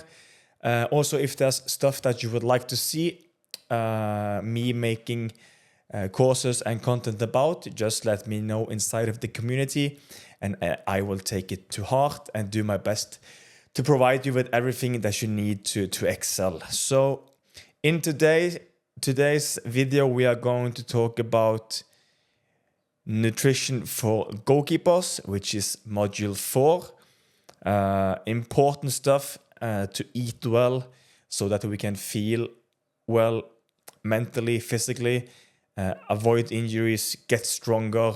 And yeah, if you eat good food, it's like the petrol for your Ferrari or the Lamborghini, so that you can get the output that you really want. And to get the output, you also have to get the right input inside of your body. So let's just walk on and kick on with today's module 4, nutrition for goalkeepers. We will talk about, in lesson 4.1, the basics of sports nutrition. Lesson 4.2, healthy eating for young goalkeepers.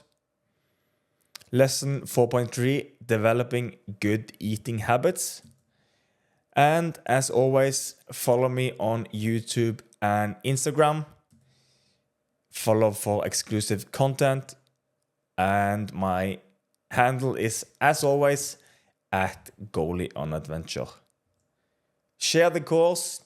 I know I talk about this a lot, but for me to help as many as possible, and for you to create an engaging community with lots of different contacts, different people inside there that can help your goalkeeping career and footballing career, coaching career, or to be the best parental advisor you can be. We need lots of people in here so that we can learn from each other, push each other, and get all the best knowledge inside of one place, so that we can develop at a faster pace, faster than anyone else. So share it, and let's achieve your goalkeeping dream together. Warning, this is the most important video in the entire course. Watch the entire video, don't skip, don't fast forward. And a pro tip, as always, you can watch the video in 2 times speed, 1.5, 1.2. I do feel 2 times speed, it's a bit fast, but 1.2 or 1.5 can sometimes be the solution. So, before we go on now, just have a sip of my coffee, and we will talk about the basics of nutrition. Lesson 4.1, the basics of nutrition. Nutrition for goalkeepers. A goalkeeper, like any athlete, needs a balanced diet that provides the right nutrients to support performance, recovery, and overall health. The key food groups are carbohydrates, proteins, fats, vitamins and minerals, fiber, and hydration. So all of this stuff, these different nutrients we need to have a healthy body and a healthy mind. It's not only to have the right fuel for practice, it's also to recover well, grow muscle, have less inflammation in your body so that you're at a less risk of injury. And it's also about getting all this together as healthy habits so that we are consistent. We are consistent with our nutrition. We make sure we get all the carbs we need, the proteins, the fats, vitamins, minerals, fiber, and that we drink enough water. And doing this over time will create good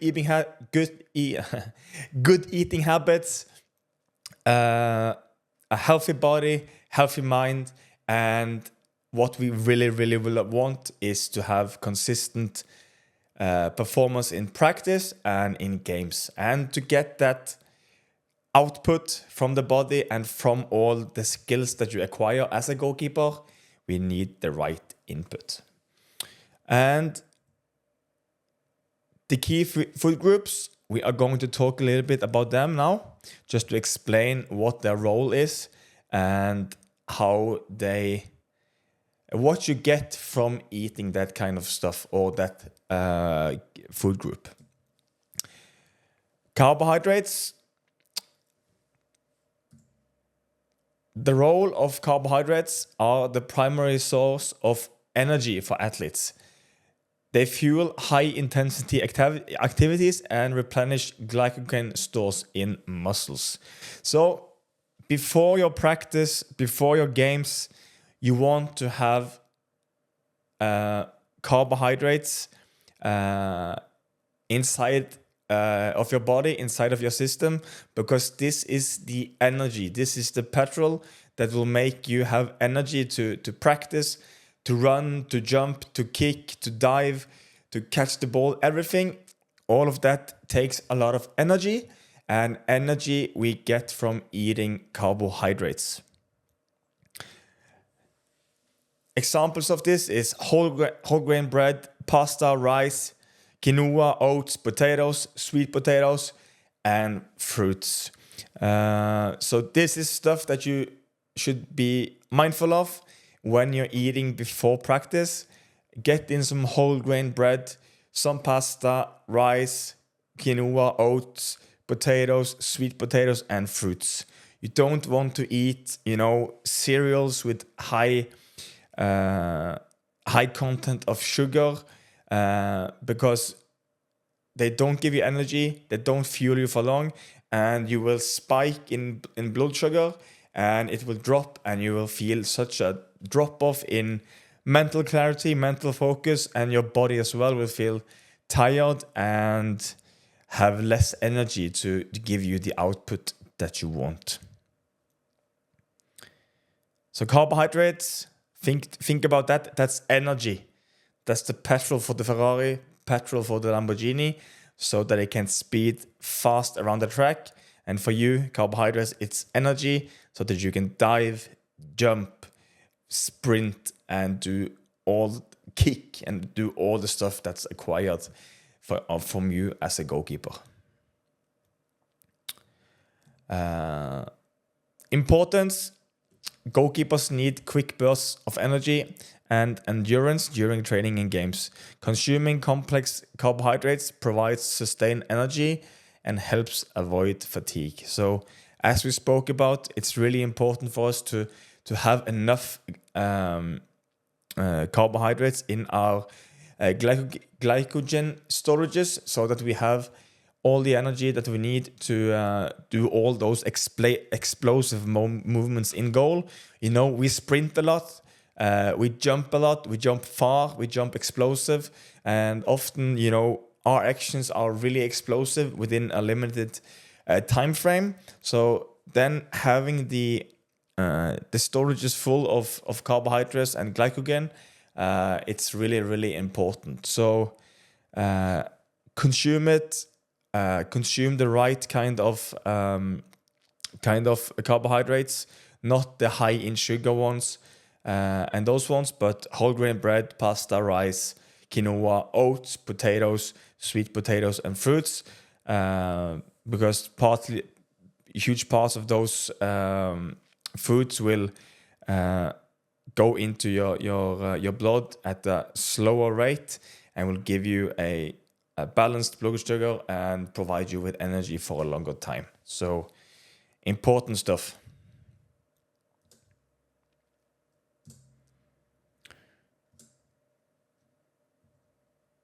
Next up, proteins. Proteins are essential for muscle repair, growth, and recovery. They also play a role in hormone production and immune function. So, if you look at carbohydrates as the energy, proteins are like the how can I say this the best way? I like protein. Imagine that you have something that's damaged. Protein come to the muscle when it's been really struggling during training in gym or on the pitch, and come to the rescue to help the muscle repair itself.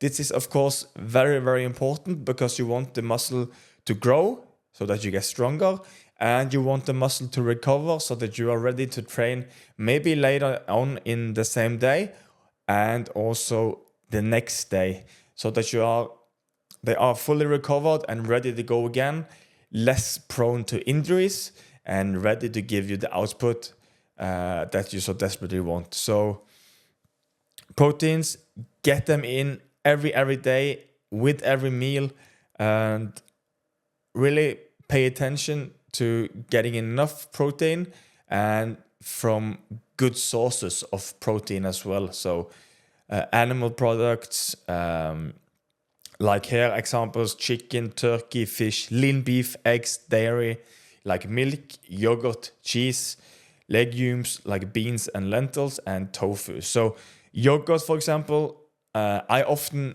eat Greek yogurt with some fruit. Greek yogurt is high in protein and have little to no fat. So I love that personally.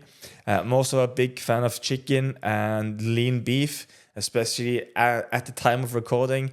It's getting close to summer here in Sweden, and then to put a lean beef on the grill together with some vegetables, maybe some potatoes. It's just really, really nice. So make sure that you hit your proteins, and these examples are great for hitting your protein every day.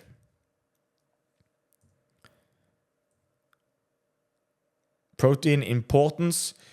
Goalkeepers undergo intense physical activity and require adequate protein intake to support muscle recovery and growth. So, as we talked about, protein has a huge role in supporting your muscle to recover and to allow them to grow. So, imagine you've been in the gym for 1.5 hours.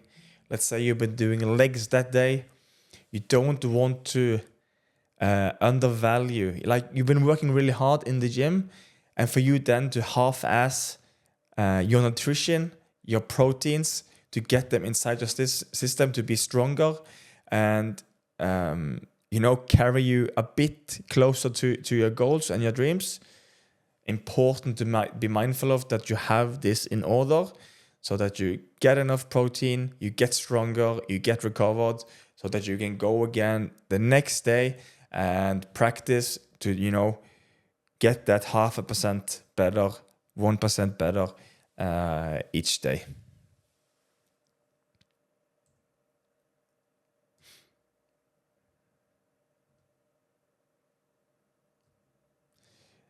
Next up,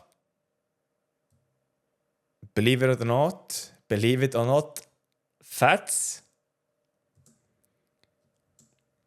The role of fats. Fats provide a concentrated source of energy and are crucial for absorbing fat-soluble vitamins A, D, E, and K. And they also support brain function and cell membrane integrity. So especially the part of brain function is really important for us as goalkeepers. Having a crystal clear mind, a focused mind, and a healthy mind and brain is, of course, very, very important for us because, as we know, the goalkeeper position is really a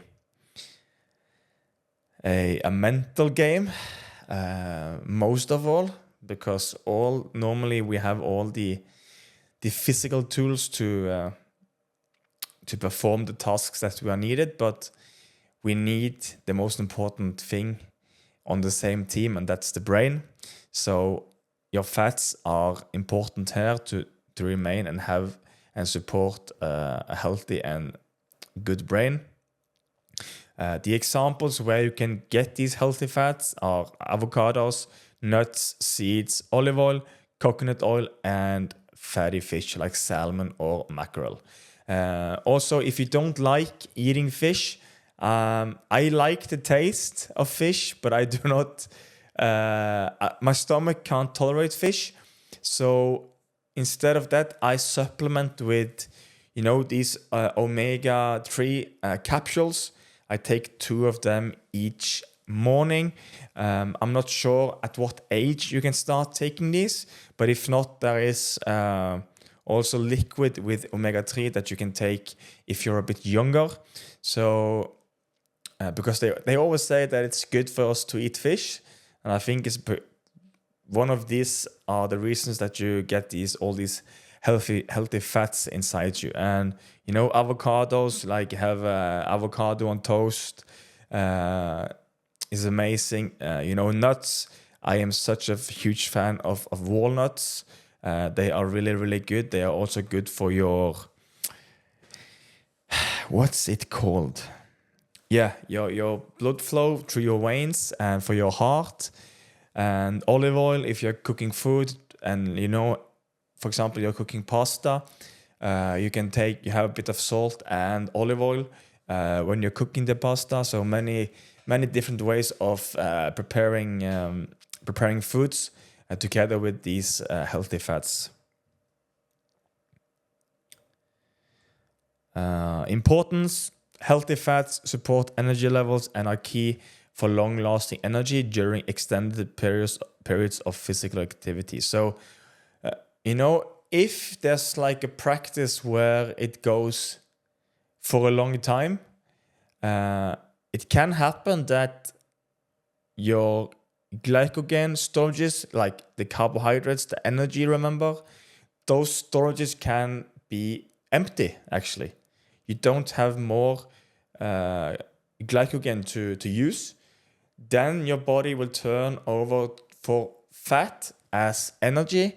So for some periods or for some special cases, your body needs a bit of fat as well to have energy to perform in practice.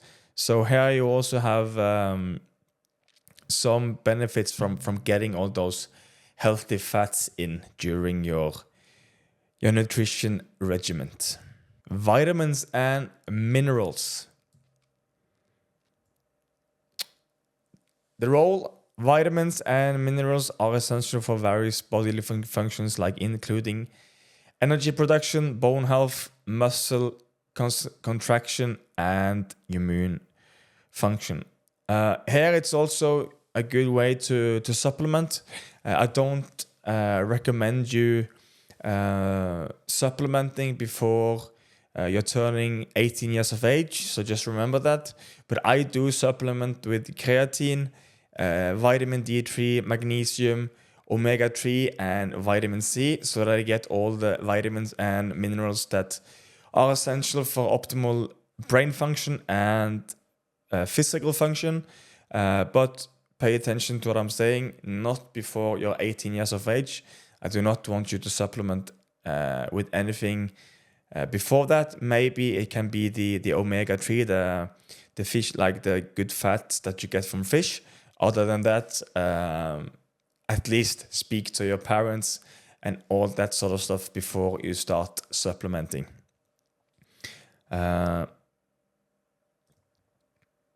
So examples from where you get this is fresh fruits and vegetables, dairy, nuts, and seeds. Importance: goalkeepers need a variety of vitamins and minerals to stay healthy and perform optimally.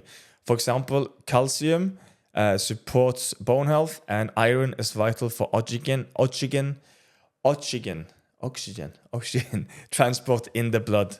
So as you see, getting it in all the vitamins and minerals is really key. And if you eat enough fruit, eat enough vegetables, have some nuts, have some dairy in your nutrition regimen, then you will also get all the vitamins and minerals that you need to get the output that you want. Also, calcium is also something that you can take as a supplement, and especially on warm days, it can be a good addition to take so that your body hold more water and you don't get cramp as easily. Next up is hydration. The role proper hydration is crucial for maintaining energy levels, regulating body temperature, and supporting muscle function. Examples how you can get hydrated is water, electrolyte drinks, and diluted fruit juices. So really, really important to stay hydrated during your practice, during your games. Importance is because of dehydration can lead to decreased performance, fatigue, and an increased risk of injury. Goalkeepers should drink water regularly and more during intense activities. So drinking really important. Drinking continuously during your whole day, but also during your training sessions. And also if it's really hot outside, it's really warm, sometimes it can be good to supplement with some sports drink, maybe like a diluted fruit juice, electrolyte drinks that you get from sports drinks, so that there is some other stuff that you also get with these sports drinks that makes you keep the water and also replenish all the loss of vitamins and minerals that you get when you sweat. So, and salts. So water mainly during the day, the whole day. Make sure that your urine is close to color, like that there's no color in your urine. The more yellow it is, the more dehydrated you are. So that's one measurement you can do when you go to the toilet to check if you're hydrated. If it's blank, you're hydrated. If there's a lot of color in your urine, then you are dehydrated. So it can be a way of checking in that you have enough water and liquid in your system. And the last one, fiber. The role fiber plays is fiber aids digestion, regulates blood sugar levels, and contributes to feeling full.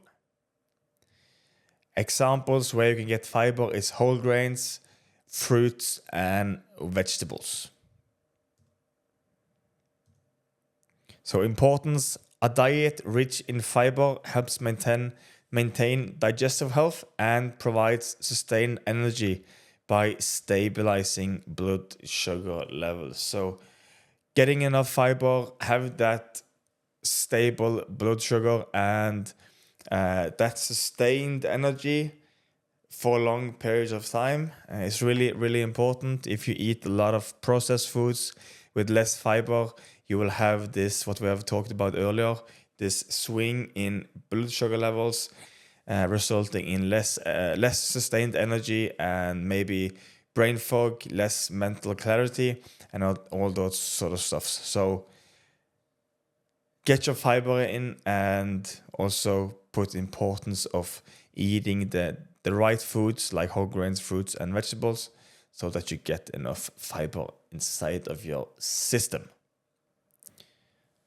Summary. So summary of the basics of nutrition. Summary: by incorporating a variety of foods from these groups, a young goalkeeper and goalkeepers at any age can ensure they are getting a well-rounded diet that support their energy needs, muscle recovery, and overall health. Eating balanced meals and snacks helps maintain peak performance during training and games.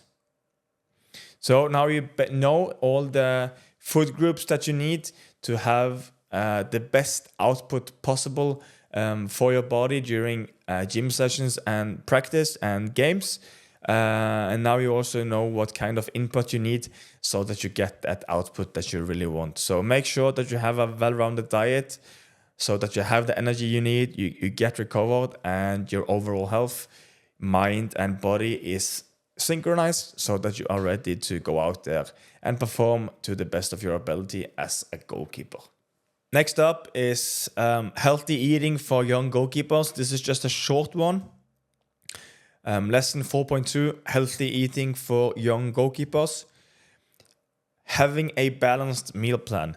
Implementing a balanced meal plan as a young goalkeeper requires considering the energy demands of your training and games, as well as providing the right nutrients to support performance, recovery, and growth. I have created a meal plan example for a whole week that you can follow with special attention to the day before and on game day. You can download the meal plan under here in the description underneath the video. So go there, check out the meal plan. This is targeted for anyone really, but also for you as a young goalkeeper to have some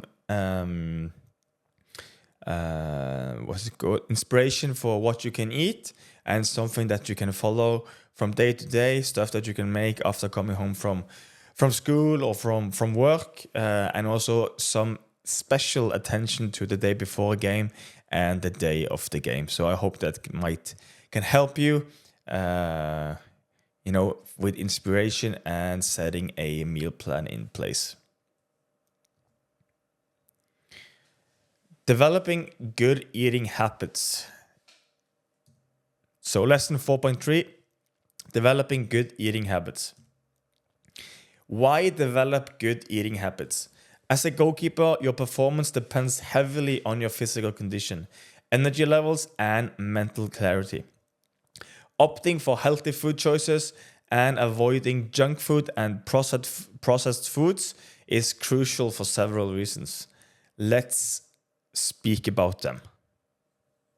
So now we're just going to talk about why it's so important that you have good habits, that it doesn't fluctuate like this, that one day you eat something that's healthy, next day you have a breakfast at the drive-in for McDonald's, you have a pizza for lunch, and you have a kebab for dinner, and then on the next day after that you're back eating healthy again. We want to stay consistent, and if we want something that's a bit more dirty and not as healthy for our body, we have to choose at what time we eat it, and also not to eat it at a consistent level. We want to develop good eating habits so that we give the body and mind all the nutrients we need to perform at our very best.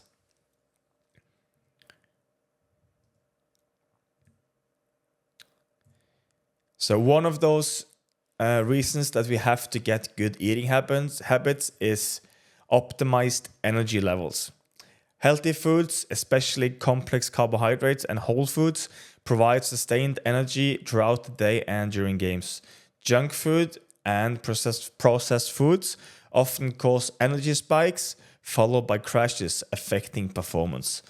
So here, as we talked about earlier, getting in those healthy carbohydrates, complex carbohydrates and whole foods is really, really important so that you get, sustained energy within your body. Your body have high energy because it gets the right foods. If it's high in junk food, your blood sugar and the energy levels of your mind and body will go up like this and really just crash. So make sure that you pay attention and also lay huge importance of getting in good habits in terms of getting in the right carbohydrates, the healthy carbohydrates, so that you have energy throughout the whole day and during games. Also, if you eat lots of junk, you will maybe experience brain fog, less mental clarity, and that will in turn affect your performance when you're out on the pitch.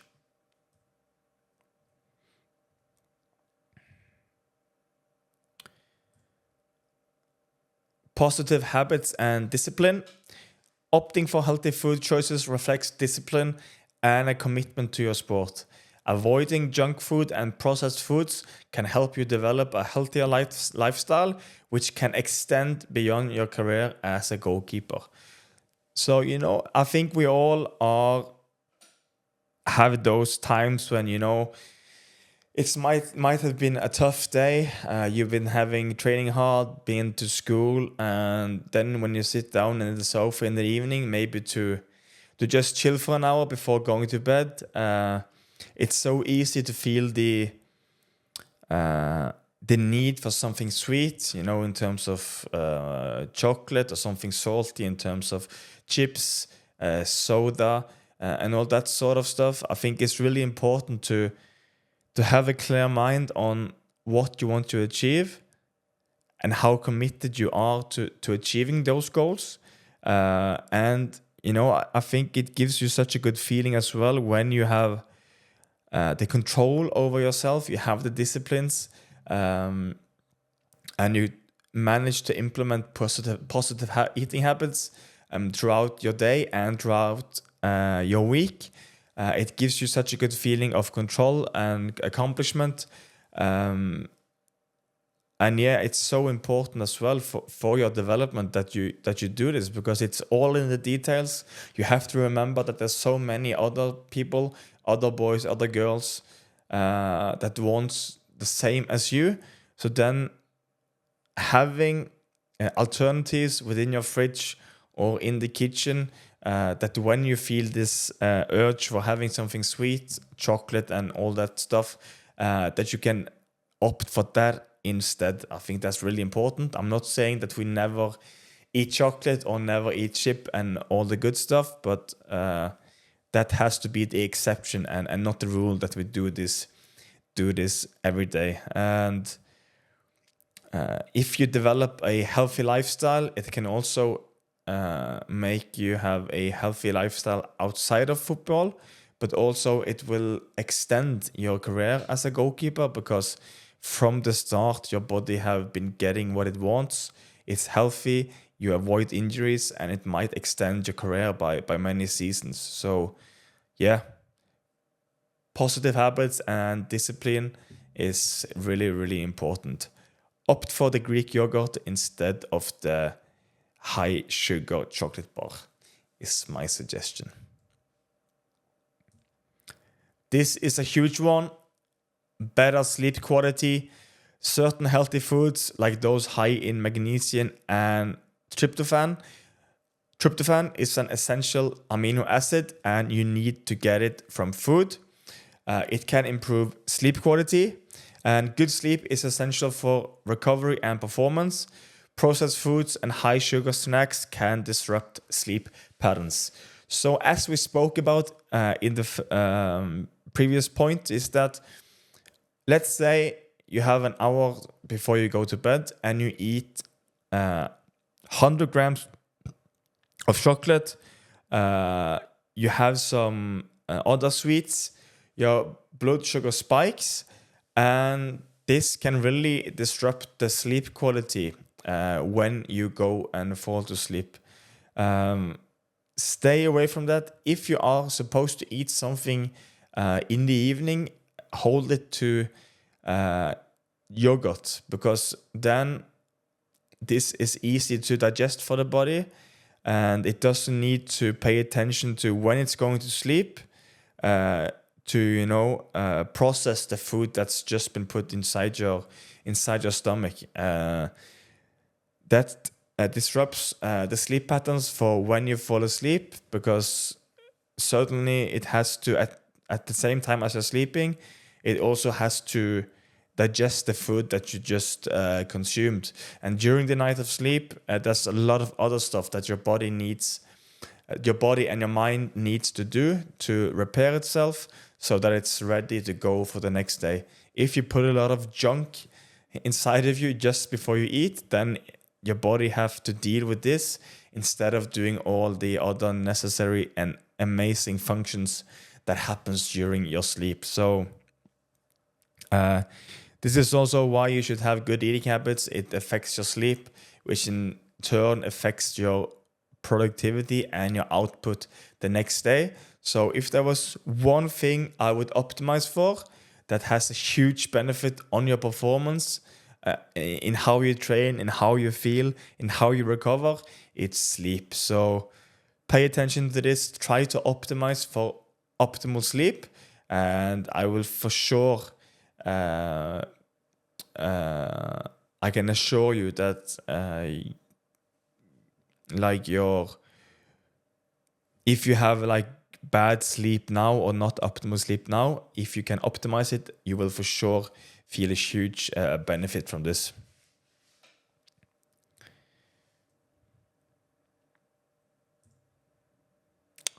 Another way or reason why we should have good eating habits is mental clarity and focus.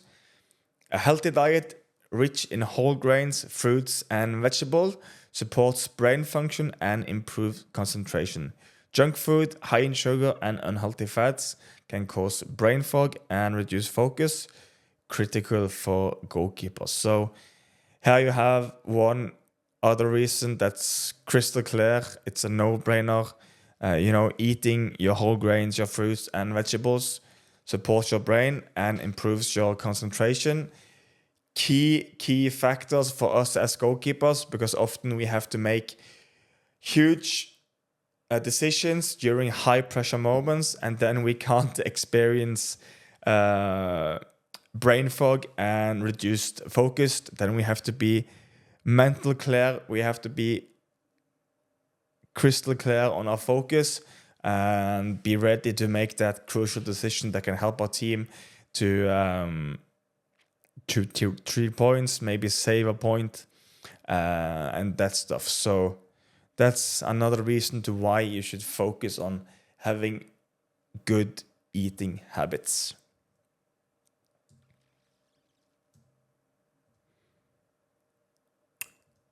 This one is also really, really important. Improve recovery. Nutritious foods contain the proteins, vitamins, and minerals needed for muscle repair and recovery. Junk food and processed food typically lack these nutrients, hindering recovery. So, why do we want to recover? One, we want to recover after the session that we just did.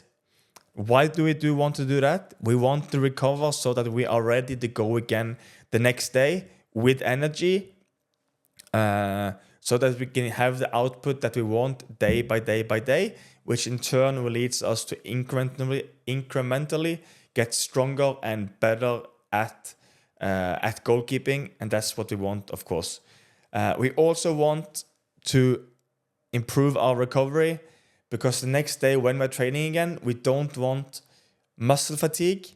Muscle fatigue can in turn heighten the risk of having a muscle tear.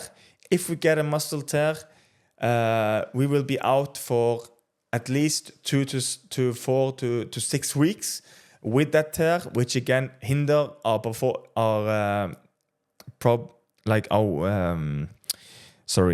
which again hinders us to develop at the proper speed that we want in goal, because we are not able to be on the pitch and practice goalkeeping, practice football together with our teammates. So that's also why we want to recover. And if you eat junk food and processed foods, they don't have these nutrients. Also, if you need them, they are high in sugar and high in wrong fats that heighten the inflammation inside your body, and higher inflammation also can lead to higher risk of injury. So very important to eat good foods, proteins and vitamins, minerals, so that you can repair the muscles and recover the best way possible. So don't skip this, so that you can be recovered and you can go hard day by day by day.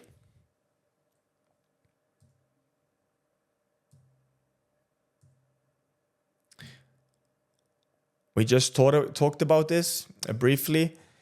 Reduced inflammation. Processed foods are often high in unhealthy fats, sugars, and additives, which can cause inflammation in the body. Chronic inflammation can lead to muscle soreness and increase the risk of injury. So, after practice, have something prepared.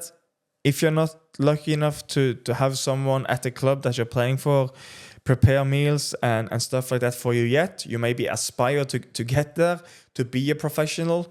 Because me as a professional, I eat breakfast and I eat lunch at the club. And here in IFK Gothenburg, we have 2 chefs preparing food for us. So we have all the stuff that we need. We don't even need to think about the stuff that we are served because it's healthy and good for us. But if you don't have all of this put in place for you, talk to your mom, talk to your dad, talk to someone you know, talk to maybe your coach or whoever can maybe help you, like to prepare food for you that you have after practice. Don't opt for McDonald's or petrol station food or 7-Eleven with the sausage and stuff like that, because it heightens the inflammation inside of your body, and the risk of injury is higher. And if you get injured, as we spoke about, this can hinder you from developing and chasing your dreams. So, it's so difficult to be one of those that get the chance to be a professional. So we don't want to leave anything up to chance. So be disciplined, be strong here, and have good eating habits, and make a plan for what you're going to eat before and after practice and during your days. It's really, really important. Avoid all the shitty stuff. You have less soreness and you have the less risk of injury. So really important stuff. Summary. Making healthy food choices is not just about performance. It's about creating a sustainable lifestyle that supports your career as a goalkeeper and promotes overall well-being. So, foods, they help you not only to stay in physical good shape, but also in a mental good state. Really, there's so much science that shows that your gut health is directly related to how you feel within your brain, in your mind. So eating all the good food that your body needs, opting for the healthy stuff, the banana, the Greek yogurt instead of the chocolate bar, and the Reese's peanut butter cups, and all of that stuff that's out there, or ice cream or whatever, is so important. Because we want to live a good life. We want to be strong. We want to be healthy. We want to be happy. We want to be enjoying ourselves. We want to feel good within ourselves, and making healthy choices in terms of food, it gives you a positive feeling. You feel in control, you're disciplined, and you feel that you're on the right path. And that's often all you need to gain the momentum that you need to chase your dreams and make your dreams come true. Just the feeling that you're on the right path is just huge. And opting for healthy food choices is also about that. It's not only about performance, but creating a lifestyle for yourself where you feel good every day in your body, in your mind, and you're ready to attack every challenge that's out there. So important. You know a little bit now why we want to do it. You know a little bit now about the different food groups that you should input into your body and why. And yeah, you're really ready to create a good meal plan for yourself and get into having good habits in your nutrition. We will end the video here with a little quote from Jack LaLanne. He's a bit old now, but he's talked about as being one of the first fitness influencers back in the day, even though there weren't any social media at that time. And he said that exercise is king, nutrition is queen. Put them together and you've got a kingdom. So for us, then you will have a goalkeeping kingdom if you can implement having good exercise, good practice, along with good nutrition. You can create your own goalkeeping kingdom. And yeah, powerful, important stuff. Do not sleep on nutrition.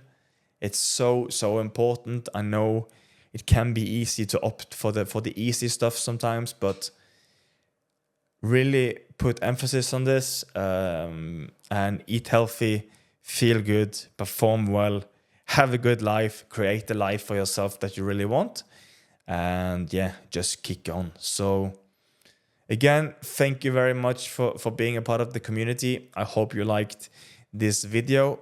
We will go in more in detail later on in future content and future videos on nutrition and on everything that I put out. So, but now you have like a broad picture of how nutrition works and how making good habits can really excel you towards all your dreams within football. So thank you. This was module 4. And I can't wait to see you for the next video inside the GOA Goalkeeper Masterclass. Welcome back to the GOA Goalkeeper Masterclass, Module 5, Dominating Your Area. We are going to talk about everything about set pieces, crosses, positioning, how you should think, and all that kind of stuff, so that you, to the best of your ability, can be better at claiming crosses and dominate your area and take the pressure off for your team and for your defense.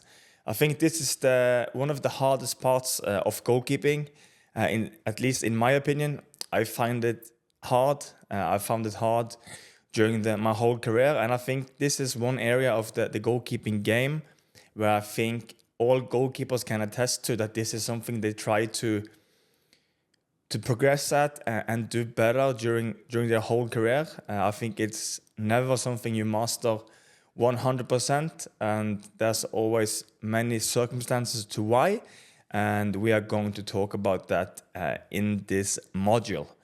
So let's just kick on. Dominating your area. We are going to talk about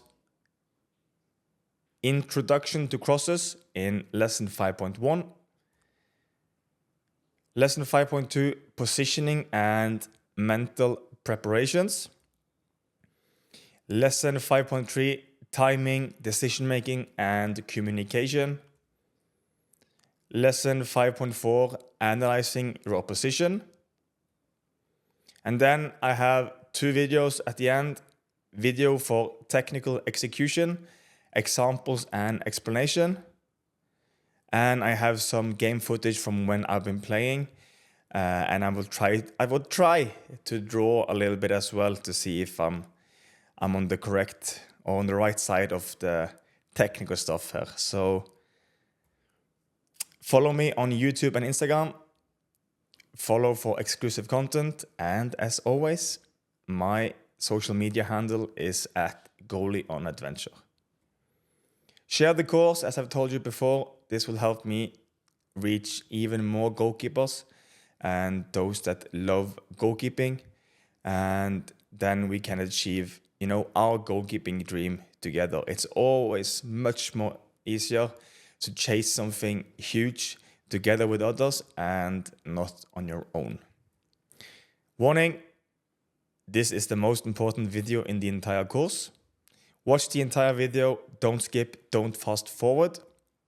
And the pro tip, watch this video in 2 times speed, or 1.2 or 1.5.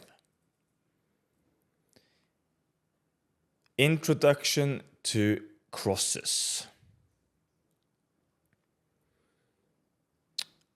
the process of claiming a cross. Before claiming a cross successfully, there is a process with numerous factors that has to be done correctly. We as goalkeepers have to have the right mindset, correct position, strong physical abilities, good reading of the game, and correct decision making. Confident communication and the technical ability to safely claim a cross. Crosses is a threat in open play and from set pieces. So as we see here and read here, there's lots of stuff that needs to go right in order to make a successful claim or punch in any set piece or in a cross from open play. So I think having all these components also, I guess, is the why it is so difficult to master 100%. There's moving parts. The players that whip in the crosses and the set pieces are just getting better and better day by day, season by season.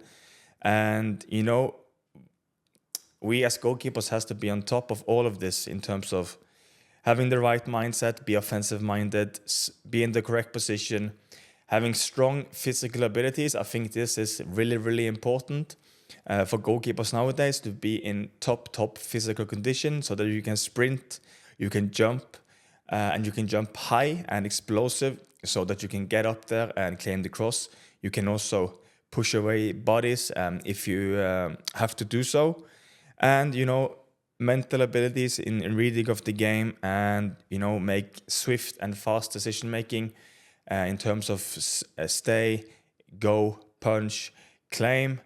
And yeah, confident communication with your teammates so that they know where they have the goalkeeper and if you come or not. So, and then it's the technical ability that we train every day in goalkeeper training, and then utilize it when you need it the most. So crosses is a threat in open play. So in open play, when it's just normal football, there's no set piece, so it's the whistle haven't gone, and then set pieces is a huge part of the game. It's from corners, free kicks, and throw-ins. So lesson 5.2, positioning and mental preparations. This is a long one, but I just felt that I needed to, so just bear with me here. Go through your checklist, which means your analysis, your positioning, where you want your defenders to be placed. Run this fast through your head. So I'll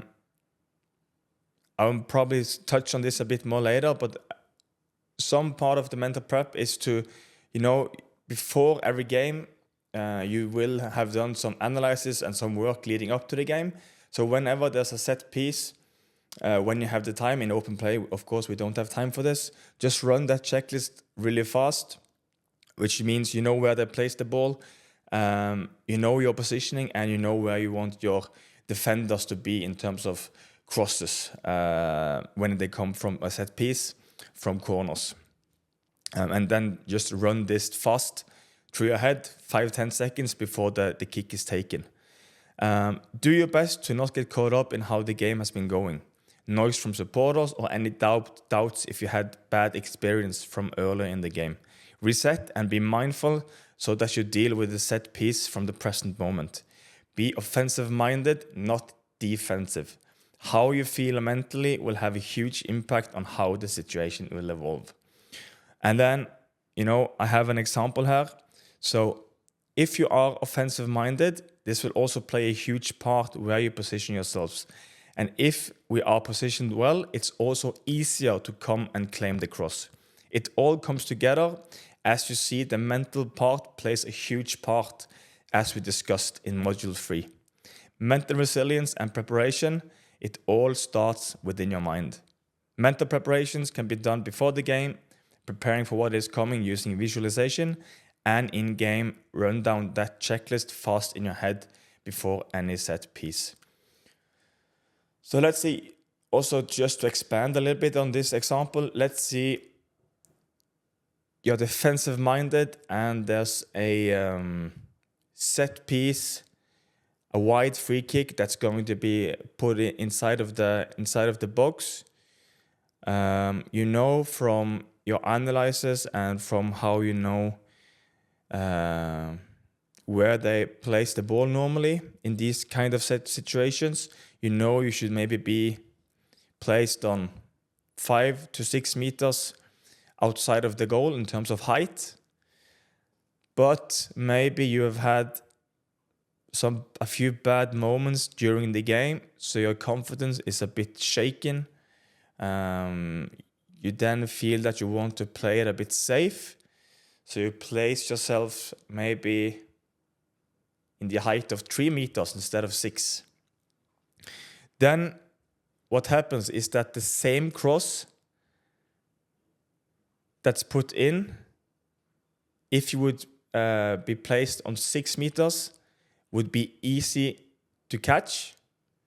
But if your positioning is on 3 meters, you're defensive minded, then the same cross will not be able to come and claim because of your positioning. So it all starts about being offensive minded, because in your mind, this will translate to where you position yourself in terms of being positive and aggressive, so that you really can have the chance to come and claim the cross. If we are defensive minded, we don't position ourselves where we should be positioned, then we don't set ourselves up for the chance to come and claim that cross. So it all starts from the basics, from the start of every situation, from every set piece. We have to give ourselves the chance to come and claim the cross. Oh, somebody's calling. So yeah.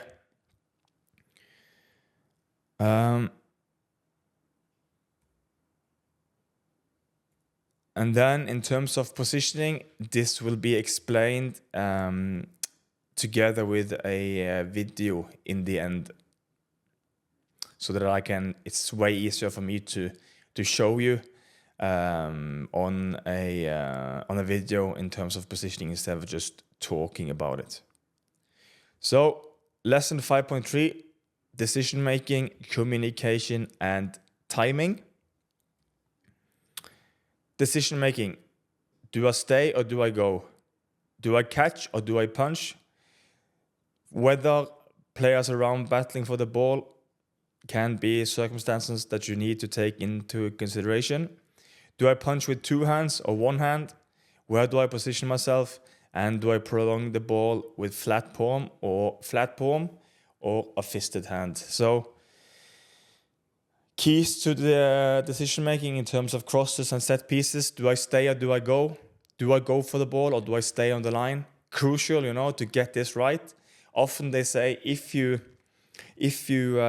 go, you have to go 100%. Really, really important not to hesitate and doubt yourself when you made the decision to go. Then you just go full power. Either you punch it, either you prolong the ball with a flat palm or fisted punch, or you claim the cross. And there is stuff that we need to take into consideration if we do catch the ball or punch it away. Weather, slippery ball, lots of wind, lots of players around where you're supposed to catch the ball might, or it will affect your decision. If it's really windy and rainy, lots of bodies in between you, then it's maybe the best thing to just punch it and get it out of harm's way, because we don't want to risk too much of claiming the ball when it's really wet, windy, and lots of bodies in between. Because it's not always, maybe sometimes we feel that we should have gotten a free kick, but sometimes we also don't get it. So this is really, sometimes it's really delicate and there's many nuances, but that's some kind of considerations we need to take if we elect to claim, punch, and punch the ball. And also, where do you position yourself in terms of is it an outswing, inswing? Do they cross it flat? Is there a lot of wind against you, which makes you more prone to taking a bit more defensive position because you don't want to get beaten over your head if there's a lot of wind. Many different stuff that determines on where you position yourself, but often or not we want to have the most optimal position for every cross and for every set piece, which allows us to make a good decision and allows us to give ourselves the chance to come and claim the cross. Communication, vital. Communicate to your defenders where the opposition team players are before the cross comes in. On set pieces, we have to communicate to our team where we want them to be positioned, and this is always determined before the game starts. Know your teammates' roles.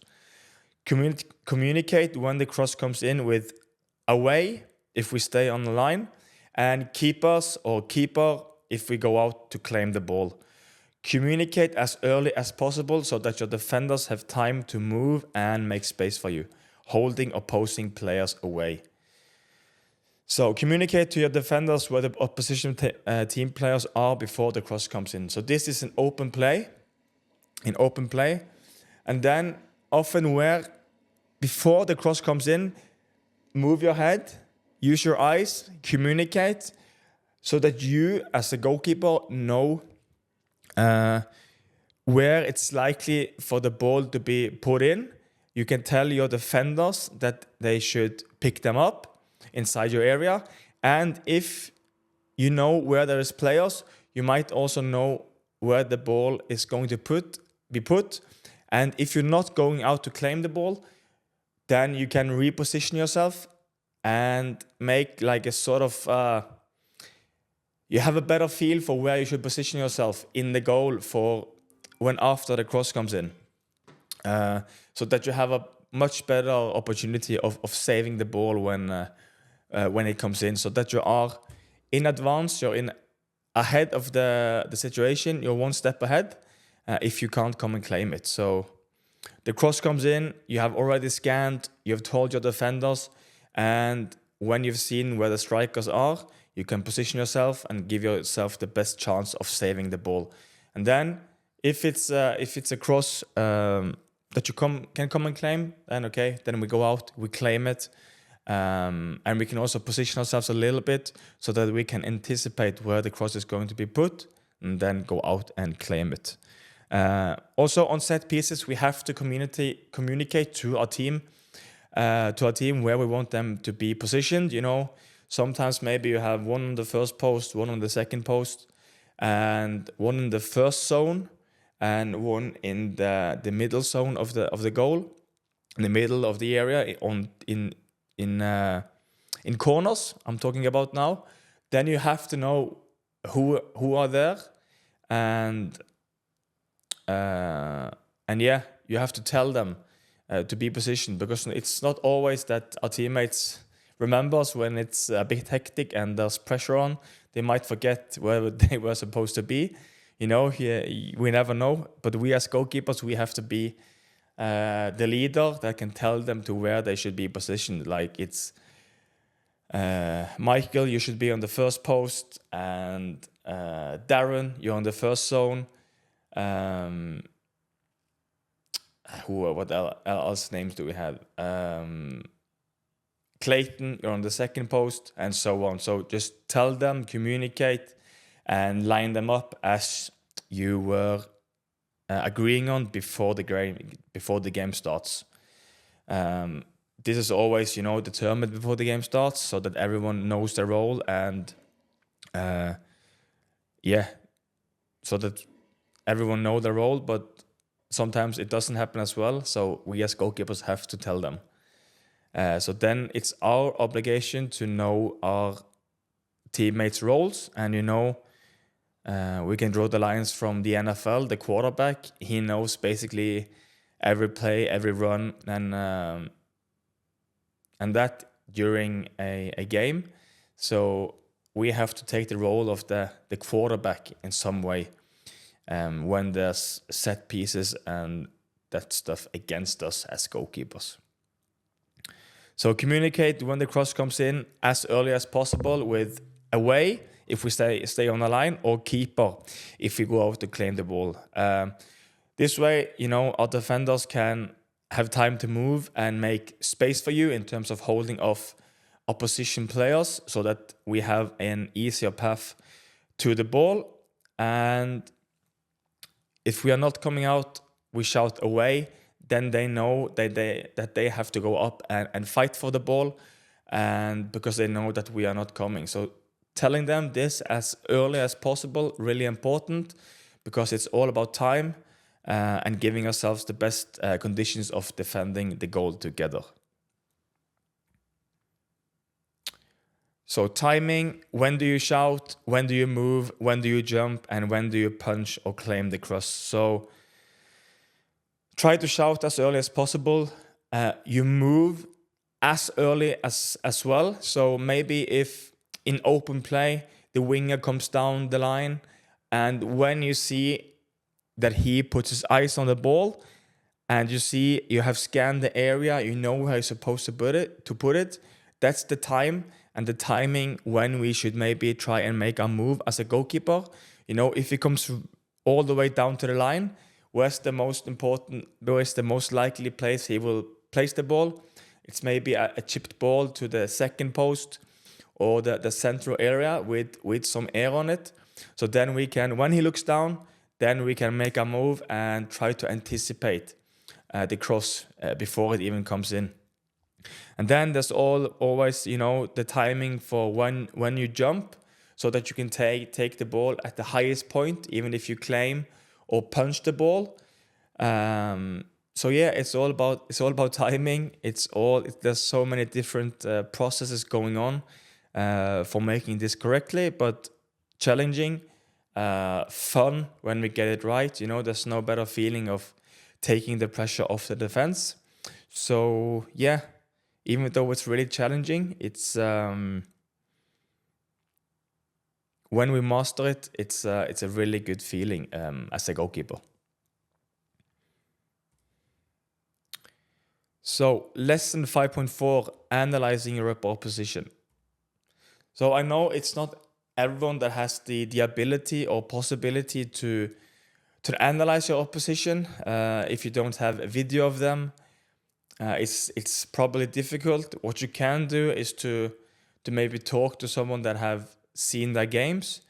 If you have the possibility, you can go out and watch the games locally if they are playing, and you can make some notes.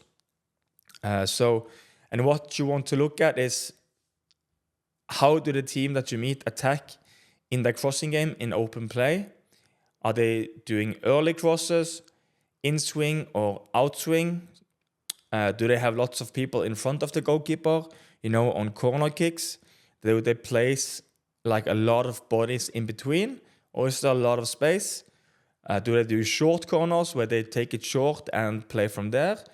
Throw-ins, do they have maybe long throw-ins where they bring up all the big central defenders and the big lads to come in and try to score, and they have a thrower that can throw the ball into the box? All of these stuff can be really good to maybe analyze and know beforehand, because then you can also prepare yourself during the week of training on the way they like to attack in terms of crosses and set pieces. Also, where do they like to put their crosses? Far post, first post, right in front of goal. Also throw-ins here. In open play, where is the striker position himself in terms of receiving the cross? Does he like to go hard on the first post? Does he spin off to the second post? Look for those patterns. Look for those relationships they have within the team, so that you can more easily anticipate where the cross is going to put. So, as I stated here, far post, maybe first post, maybe it's right in front of goal. so that they maybe not go for the finish first hand, but then try to create situations within the box and pick up the second ball and then finish from there.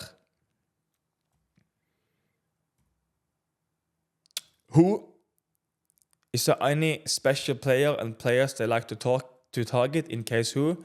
So is there any, special, if it's the opposite winger that cuts inside the box that they like to aim at? Do they have a big, strong striker that they put the ball up to and create situations from there? Do they have a small, fast striker so they like to put in low and hard crosses early? Try to look for that as well. Analyze that so that you can be prepared for whatever's coming in the next game. And as I told you also before, that way you can plan your week of training in terms of what you're going to meet at the weekend.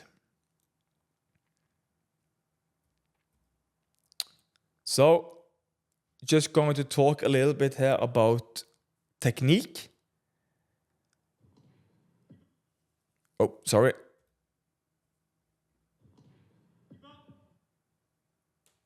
So here you see this first cross comes a bit behind. So sometimes if you not are able to move and get that step behind so that you can jump on 1 foot, it sometimes can also be beneficial to jump on 2 feet, because you see we get great height. And also you hear me shouting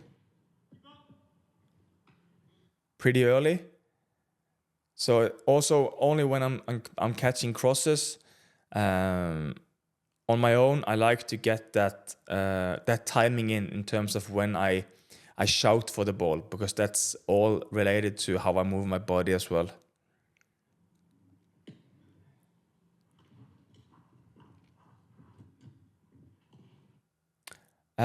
You hear the kick. Fast steps in the start of claiming the cross, just creating momentum, lots of speed. And here it was pretty low, so I just took it into my chest.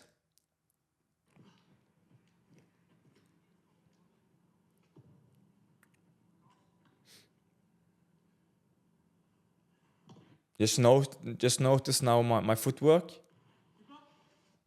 So the first few steps there are really rapid. I take my knee up as well to create momentum. Really, really stretched hands. Try to, claim the cross at the highest possible point. And landing on 2 feet.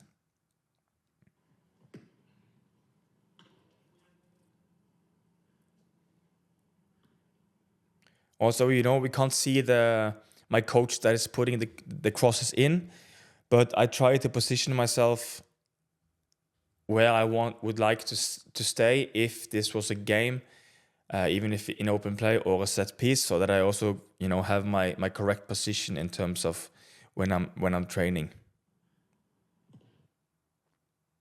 So not taking, you heard the kick of the ball.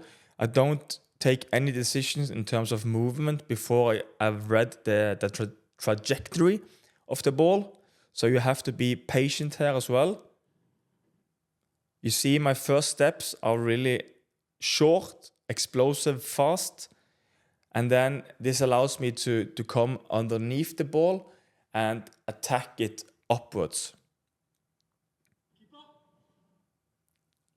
You see here, try to take it a little back. Stretched hands, knee up, eyes on the ball. We get underneath the ball, claim it, and land on 2 feet. And do a couple of side volleys back, so they will also work on our positioning, on our distribution. Here as well, patient. I don't take a step. I don't jump or anything. Take a step forward or whatnot. I wait. I read the trajectory of the ball, and then I make everything as fast and controllable as possible.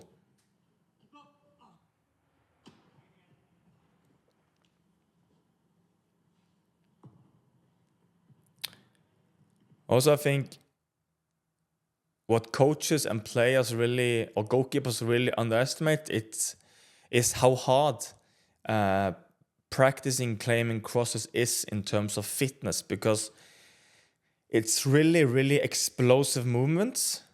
You jump on 1 foot normally, and you have to just put max effort into that jump.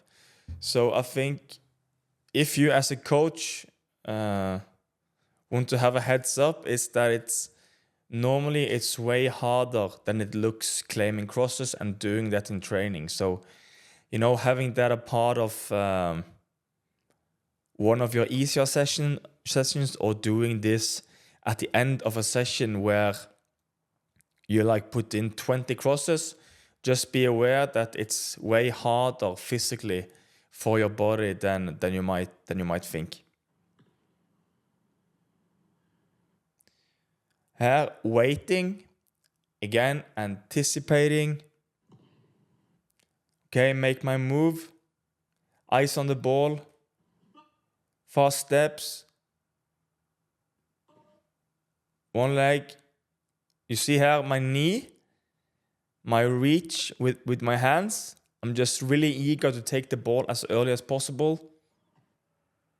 And we land on 2 feet to be stable and to be strong if we get pushed from anyone. And it's also way better for our knees, ankles, and body in general to land on 2 feet in terms of taking the load off.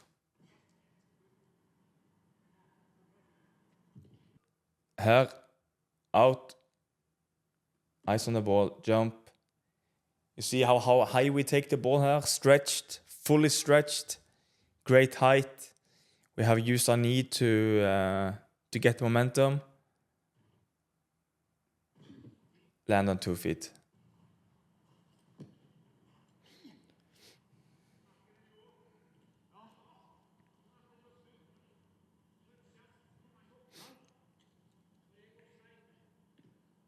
Footage is from when I was home in December of 2023, and I was training with my mentor from the early days as well, Kurt Hegre. He's the goalkeeper coach of Viking.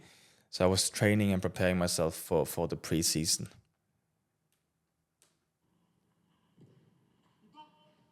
Here, sometimes there is situations where we want to jump on 2 feet because we just don't have time. It's not possible to get the footwork in and to jump with only one. So sometimes we also get great height by jumping on 2 feet. Try to get stretched arms here as well and claim it on the highest point.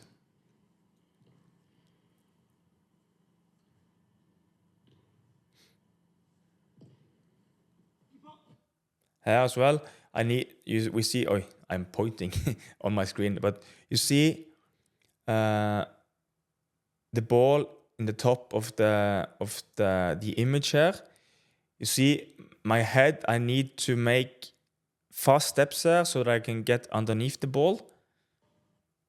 And here, we are at max stretch, almost taking the ball a little bit behind us, which is not super ideal, but if we manage to claim it at this height, you see where my feet are in terms of the ground, but there's no one beating us up there.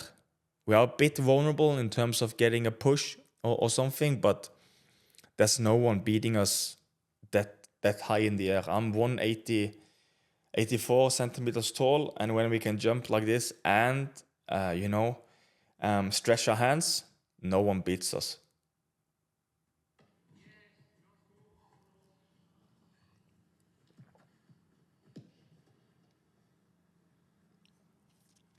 Yes, it was on my vacation I did this training, but you can almost hear me breathing in the video. As well, I get underneath the ball because and what allows me to do that is my footwork. and stretch, bam, take the ball. Good stuff. So fast footwork. Or first, don't make your decision before you can read the trajectory of the ball. Don't take a step further or a step forward or make a jump forward, guessing where the ball is supposed to come. Be balanced. Then watch the kick, watch the ball, watch the trajectory. Then the first few steps, really fast, high speed. And then watch the ball all the time. Get underneath it. Stretch your hands. Claim the ball. Punch it. Flick it away at the highest point. Then claim it or whatever you do. And land securely on both feet. Good. Then next, I have some footage, as I told you also, from games. So this is a corner kick. It's a in-swing. And when it's an in-swing, we have to take a little bit more precautions. We have to defend the goal a little bit more in terms of our defending. So I'm just outside of my line. Oh, sorry. Here you can see early I read the trajectory. Lots of bodies here. You see, it would, if I were to catch this ball, it would be easy to drop it. So I make my decision to bam, punch it. And as always, it's a good feeling. Of course, we don't want to hurt any players. But when you see there's a player laying on the ground, the ball flies away, and you are getting straight up, always a good feeling. So here as well, in my head, I'm really, really eager to go out and get this ball. Position, good. Decision making in terms of when I jump so that I take it on a high point. In terms of punching or claiming, I think I make the right decision. And I follow through 100% as well.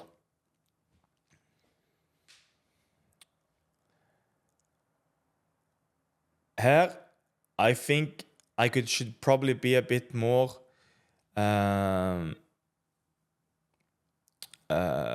positioned a bit more to the first post, in my opinion, so that I could be a bit more closer to when the throw comes in. And this one I should probably have claimed and just secured and played on. But at this time, during last season in 2023, my confidence was a little bit low, and that affected my decision making, my positioning. So, I'm always talking about being mindful. Don't get bothered or let circumstances get inside your head. But sometimes this also happen to professionals. It happens all the time. And as Ben Foster also have said on his podcast, and Mark Howard, we do get nervous. Also professional goalkeepers, we do get nervous. We do have periods where we don't have the same self-belief and self-confidence, and then this stuff can happen to us as well. Normally, if I'm confident, if I'm on my game, where I want to be, then this is a easy claim for me. And then what happens is that I give away a corner and a possible chance for them to have a shot to score from a new position. Let's roll it there. This is from a throw-in, as we also talked about before. Throw-ins is also a part of the set pieces and crossing game. So here I know that they want to target the HamKam player or the white player that stands closest to to my post, my nearest post. I know this from analyzing HamKam in the first place and in the days leading up to the game. You see, if you can see my body language, I really want to be aggressive here. I'm offensive minded, and in my head, it's only one guy that's going to claim this cross, and that's me. You see that from my positioning and from how aggressive I am in my body language. And here I just move them away, take the ball instead of him heading it into the area again. I take the ball and we can attack as a team. So a few elements here that I would like to change. So I would like the player that I have in the wall take one or like two small steps to his right side, because it's a left footer here that's putting the ball inside the box. So I don't want him to be able to hit him around him on the inside, rather on the outside, away from the goal, because then it's not so easy to be put as close to the goal as he can when the wall is placed like this with a lot of pace. So that's the first thing. That would have also allowed me to maybe be placed on 4 meters instead of 3 meters, which then allows me to have a better chance of claiming it. Of course, here now, I wouldn't been able to claim it anyway, but it's like details like this that set you up for the possibility of making the claim in the first place. But here, what happens is that there's a second ball, a really, really difficult one. It's one of those that just goes straight up into the air, lots of air on it, lots of time to think. So, but here I make my decision pretty early that I'm just going to get a lot of height in my jump, and I'm not sure what's around me at this point. I know there's some people, but I make the decision early to shout and punch it away. You can maybe argue, as you see, I'm so high up here that I could claim it, but better safe than sorry sometimes. I make the decision wholeheartedly, 100%, and I clear the situation with a great punch. You see, all the way here, I punched it onto the side. This one, cross and open play. You can't see my positioning now, right here now, but I could probably have been 2 or 3 meters higher up, because here I probably taken a step. But anyways, it's an easy catch. But if the cross were better, then I could maybe have been compromised by having a too low of a position.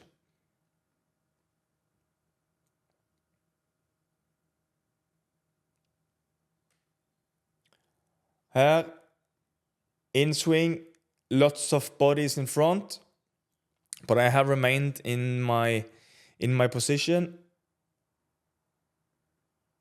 And here I just want to, with my fingers, because I can't punch it because the ball is too high in terms of my timing and how I jumped.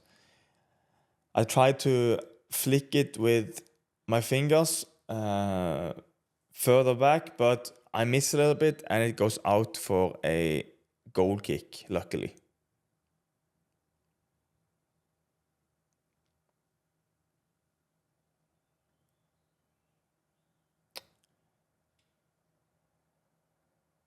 So in swing again, my position is a bit more in the way of protecting the goal a little bit more. You can't be as aggressive in your positioning if the corner kick is an in swing, because it can be hit straight at goal, and then you have to be prepared. So I take my position just like a half a meter outside of the line. Like this is not optimal to come in this way, but sometimes unconventional and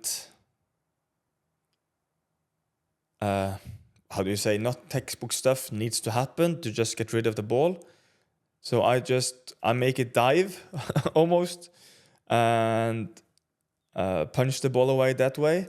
Normally we want to have a better footwork, be a bit more calmer so that we use the right technique so that I could probably punch the ball with 2 hands or maybe even claim it. But sometimes I just also want to show you that for us, it's sometimes just about be first at the ball, get rid of the ball, and try to help your team out the best way possible. Open play. We see the left winger of Sandefjord has the ball. Here, positioning.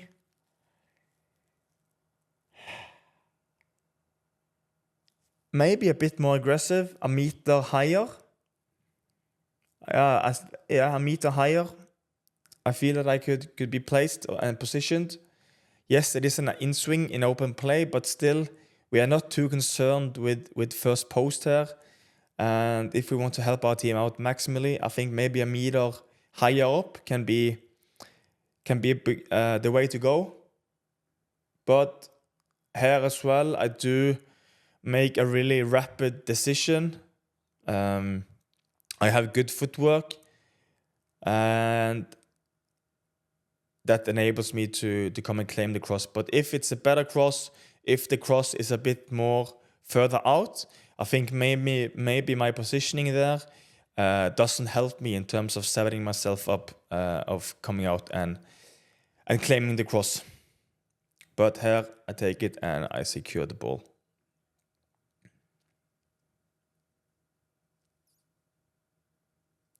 This is early parts of the game. Or I think it was the first corner kick against Rosenborg last season. And sometimes it's also about getting, to get going in a game. This is an in-swing, lots of people around. And maybe here, maybe I should claim it. But maybe if it's the second or third cross that I claim that game, then I might opt to claim this instead of punching it. But sometimes you want to just get into the game, get that first situation sorted. Don't make a mistake. I know we shouldn't, worry about that too much, but it does get into our head sometimes. And here, I'm a bit lucky because I do not do a really good punch. So maybe here I should claim it. But again, decision making, how do you feel at the moment? And all of that stuff plays into your decision making. I know we should be just mindful, be in the present, and don't think about what happened or what can happen. But sometimes it's just inevitable to do that. So then you just have to make the most of it. But here, positioning good, decision making, punch or claim, not so sure. But we get away with it in the end.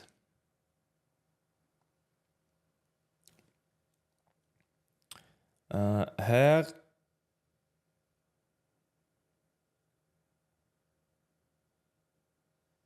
what I don't like in this corner kick, if you watch me here, now I have my position. As he goes to the ball, you see the ball now in the corner. Then I'm moving towards the ball. You see? I should not be there. I should be more central of the goal so that I could be,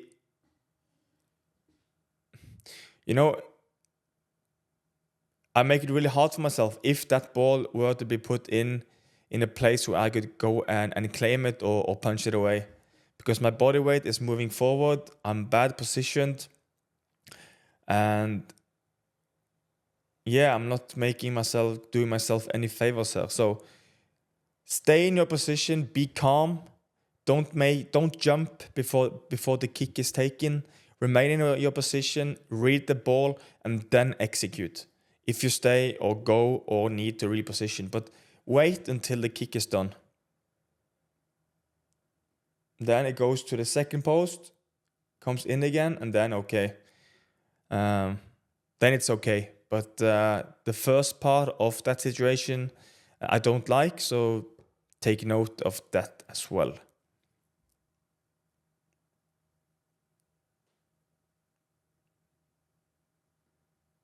Open play.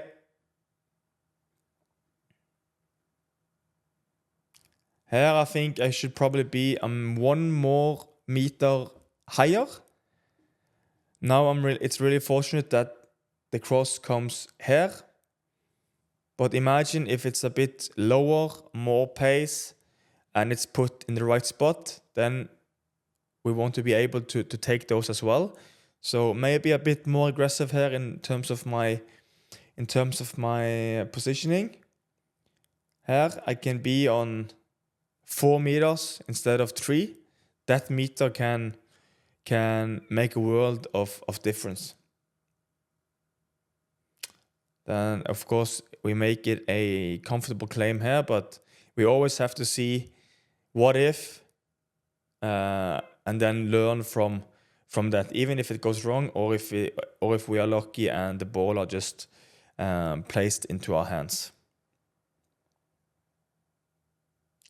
Here it's not a cross, but it's part of dominating your area, staying calm, reading the ball, reading your defender, reading the attacker. So it's a ball from a duel in the middle of the pitch, high ball. Here, I have to anticipate the bounce there. And then I come out and make a safe claim. So stuff happens in games. You always have to be ready.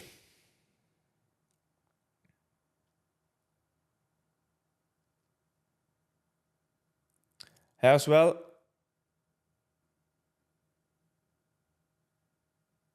What's going to happen here? In swing. Where do we want to be placed in this moment? I think around maybe 5 meters, around the 5 meter line. Okay.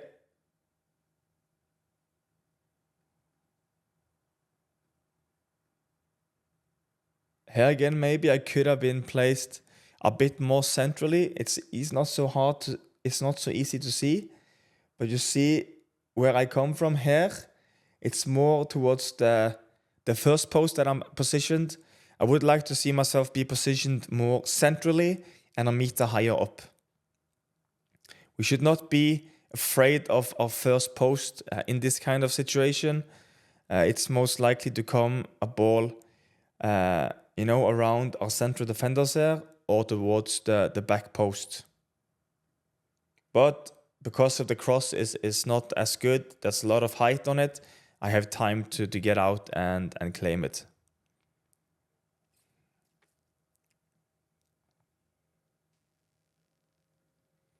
This one, really, really difficult. In swing, lot of bodies, lot of air time on the ball, as you see here. You see, this is not easy for us as goalkeepers. We have to battle with our own defenders, basically, because they are trying to mark, and we also have to get through the opposition players' bodies. So here I try to jump as early as possible. Claiming the cross, I think, is difficult. Yes, we can argue that that we need to get a better punch, but at least I get it away, get up ready, and I get to make a save with my feet. Same here. Vålerenga were in that time really good at making a lot of chaos in front of us as goalkeepers with these set pieces. Here again, a lot of air time on the ball that's put in. It's done that consciously because they want us to stay inside there, fight for positions. And yeah, here again, I try to jump early. You see my hand there? At least I get it away and we can clear the ball. Good work also from our defenders there to really be focused and aggressive on the second ball. Let's see here. Open play. Right winger, right foot. Yeah, I think my position is decent here. I think it's decent.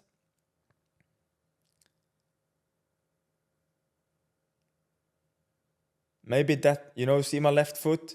That step is maybe not necessary. If I could here now take my right foot a bit more to the right and I could just stay there in that position, that I think would be optimal. But here we move a little bit more down, which I don't like. Anyways, it's a easy claim, but details, and details.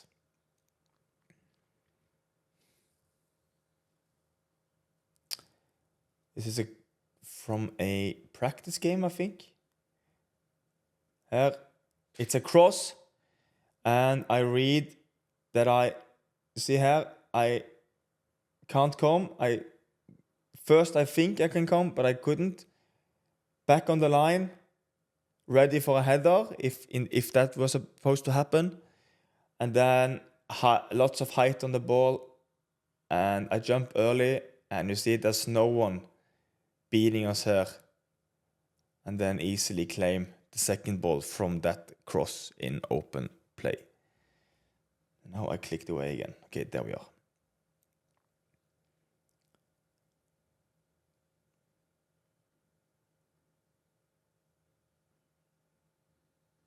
Here as well, I think, why am I doing this? Huh? People.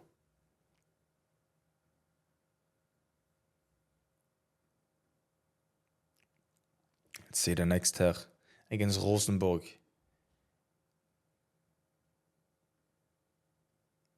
Where is the most likely place that the cross is going to come here? Right-footed, down to the line. What's normally going to happen? For me, it's a ball towards the, where our number 7 is, the blue one, number 7, around there, or the second post. So then, do we need to be so close to the first post as I am here? I don't think so. A better cross placed higher up in the inside of the box or to the second post, I'm really compromised. I have no chance of getting there. So here, being placed higher up and more towards the middle of the goal, it allows us to have a much wider and bigger area of setting ourselves up to claim all those crosses. Here we only can claim this ball basically. If it's put more to the second post, higher up in the box, I have no chance. I have to stay on the line. And also, when I see that Rosenborg's right wing, here, his eyes are on the ball, then we can anticipate, then we can move up and stay ahead of the situation and stay ahead of the game, basically. So don't like this. Be more central. Be a bit more aggressive, more offensive-minded, and more positive in your positioning so that you widen the area where you can go and dominate and claim crosses.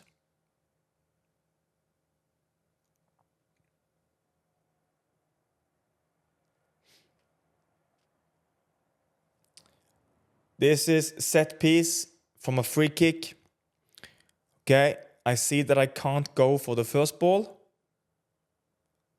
Reposition. Second ball. and he comes in.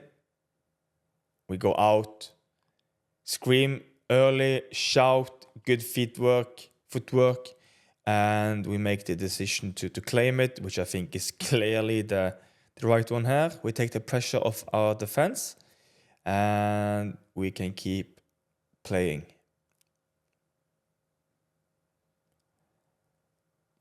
Here as well, it's a bit hard to see where the cross is put in from, but it's an in-swing. Position, I think, is okay in this height.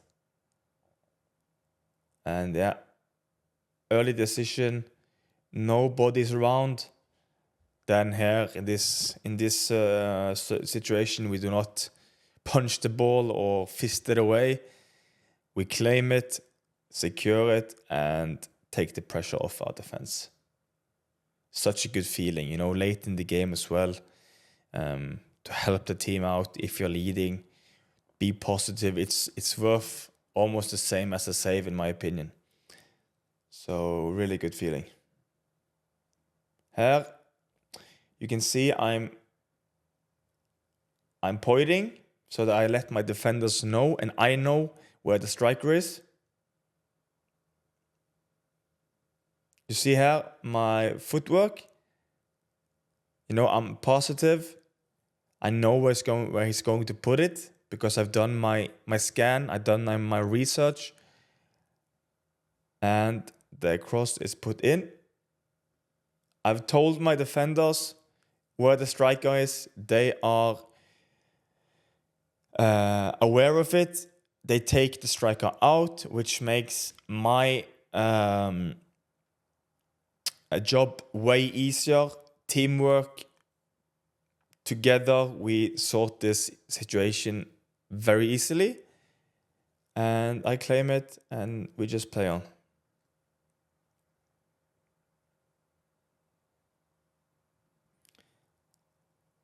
Here, I think my positioning is okay. Could maybe be on the 5-meter line, possibly. You see how the ball is traveling. I have not made any decision yet. I see the ball. I can't come and claim. I can't start to attack the ball before I know the trajectory. I wait, and as I see the ball coming in, footwork, and claim the cross. Not optimally, but more than enough to claim it. So, summary of dominating your area. You now have information on how you should think and act if you want to help your team and your defense by claiming crosses. You have the principles dialed in, and in theory what to do. What I want you to do now is to get on the pitch and execute. So with your friends, if you have a goalkeeper coach, with some teammates maybe, go out, practice claiming crosses. In training, when you have games in training, focus on being offensive-minded, positive-minded in terms of going out and claiming a cross. Dare to make mistakes. Just go for lots of balls. Maybe those that you maybe don't think that you have a chance of getting, so that you push your boundaries and you get to know more where your boundaries are in terms of claiming crosses.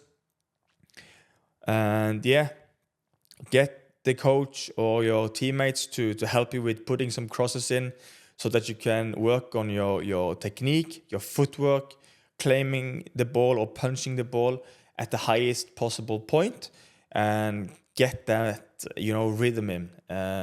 You don't get better at this with just watching videos or not trying to push yourself. So now you know some sorts of positioning, the technique, what goes into it in terms of communication, stuff to think about. Is it in swing? Is it out swing? And all that sort of stuff. So take it to heart. remember it and go out and execute in the training and also in games. And we have Buffon, just as a little nugget in the end. The role of a goalkeeper is difficult to judge, above all if you haven't been a goalkeeper. Gianluigi Buffon. So, you hear pundits and podcasters and everything, the goalkeeper should have went out and claimed that ball, or he have to come for that. It's inside his 5-meter box. You have to come and take everything there. We know as goalkeepers that claiming a cross and making this complex situations look easy, or even just doing it, we know it's complex. So don't listen to all that rubbish. Practice it. We as goalkeepers know how hard this is. Don't get affected by all that kind of stuff, that if coaches or even your teammates also say that you have to come for it. Of course, we listen, but it's very difficult to say to a goalkeeper, if you haven't been there and played the position, it's hard to judge that as well. So good stuff. This was the last part of dominating your area. I can't wait to see you for the next module, which is called Module 6, the Promote Yourself Blueprint, where I will learn you how you can promote yourself and, get your name out there to clubs and coaches and other teams that you would like to play for, so that you can make leaps in your career. So can't wait to see you for that one. Thank you for being a part of the Goa Premium. And yeah, have a good one and good keeping.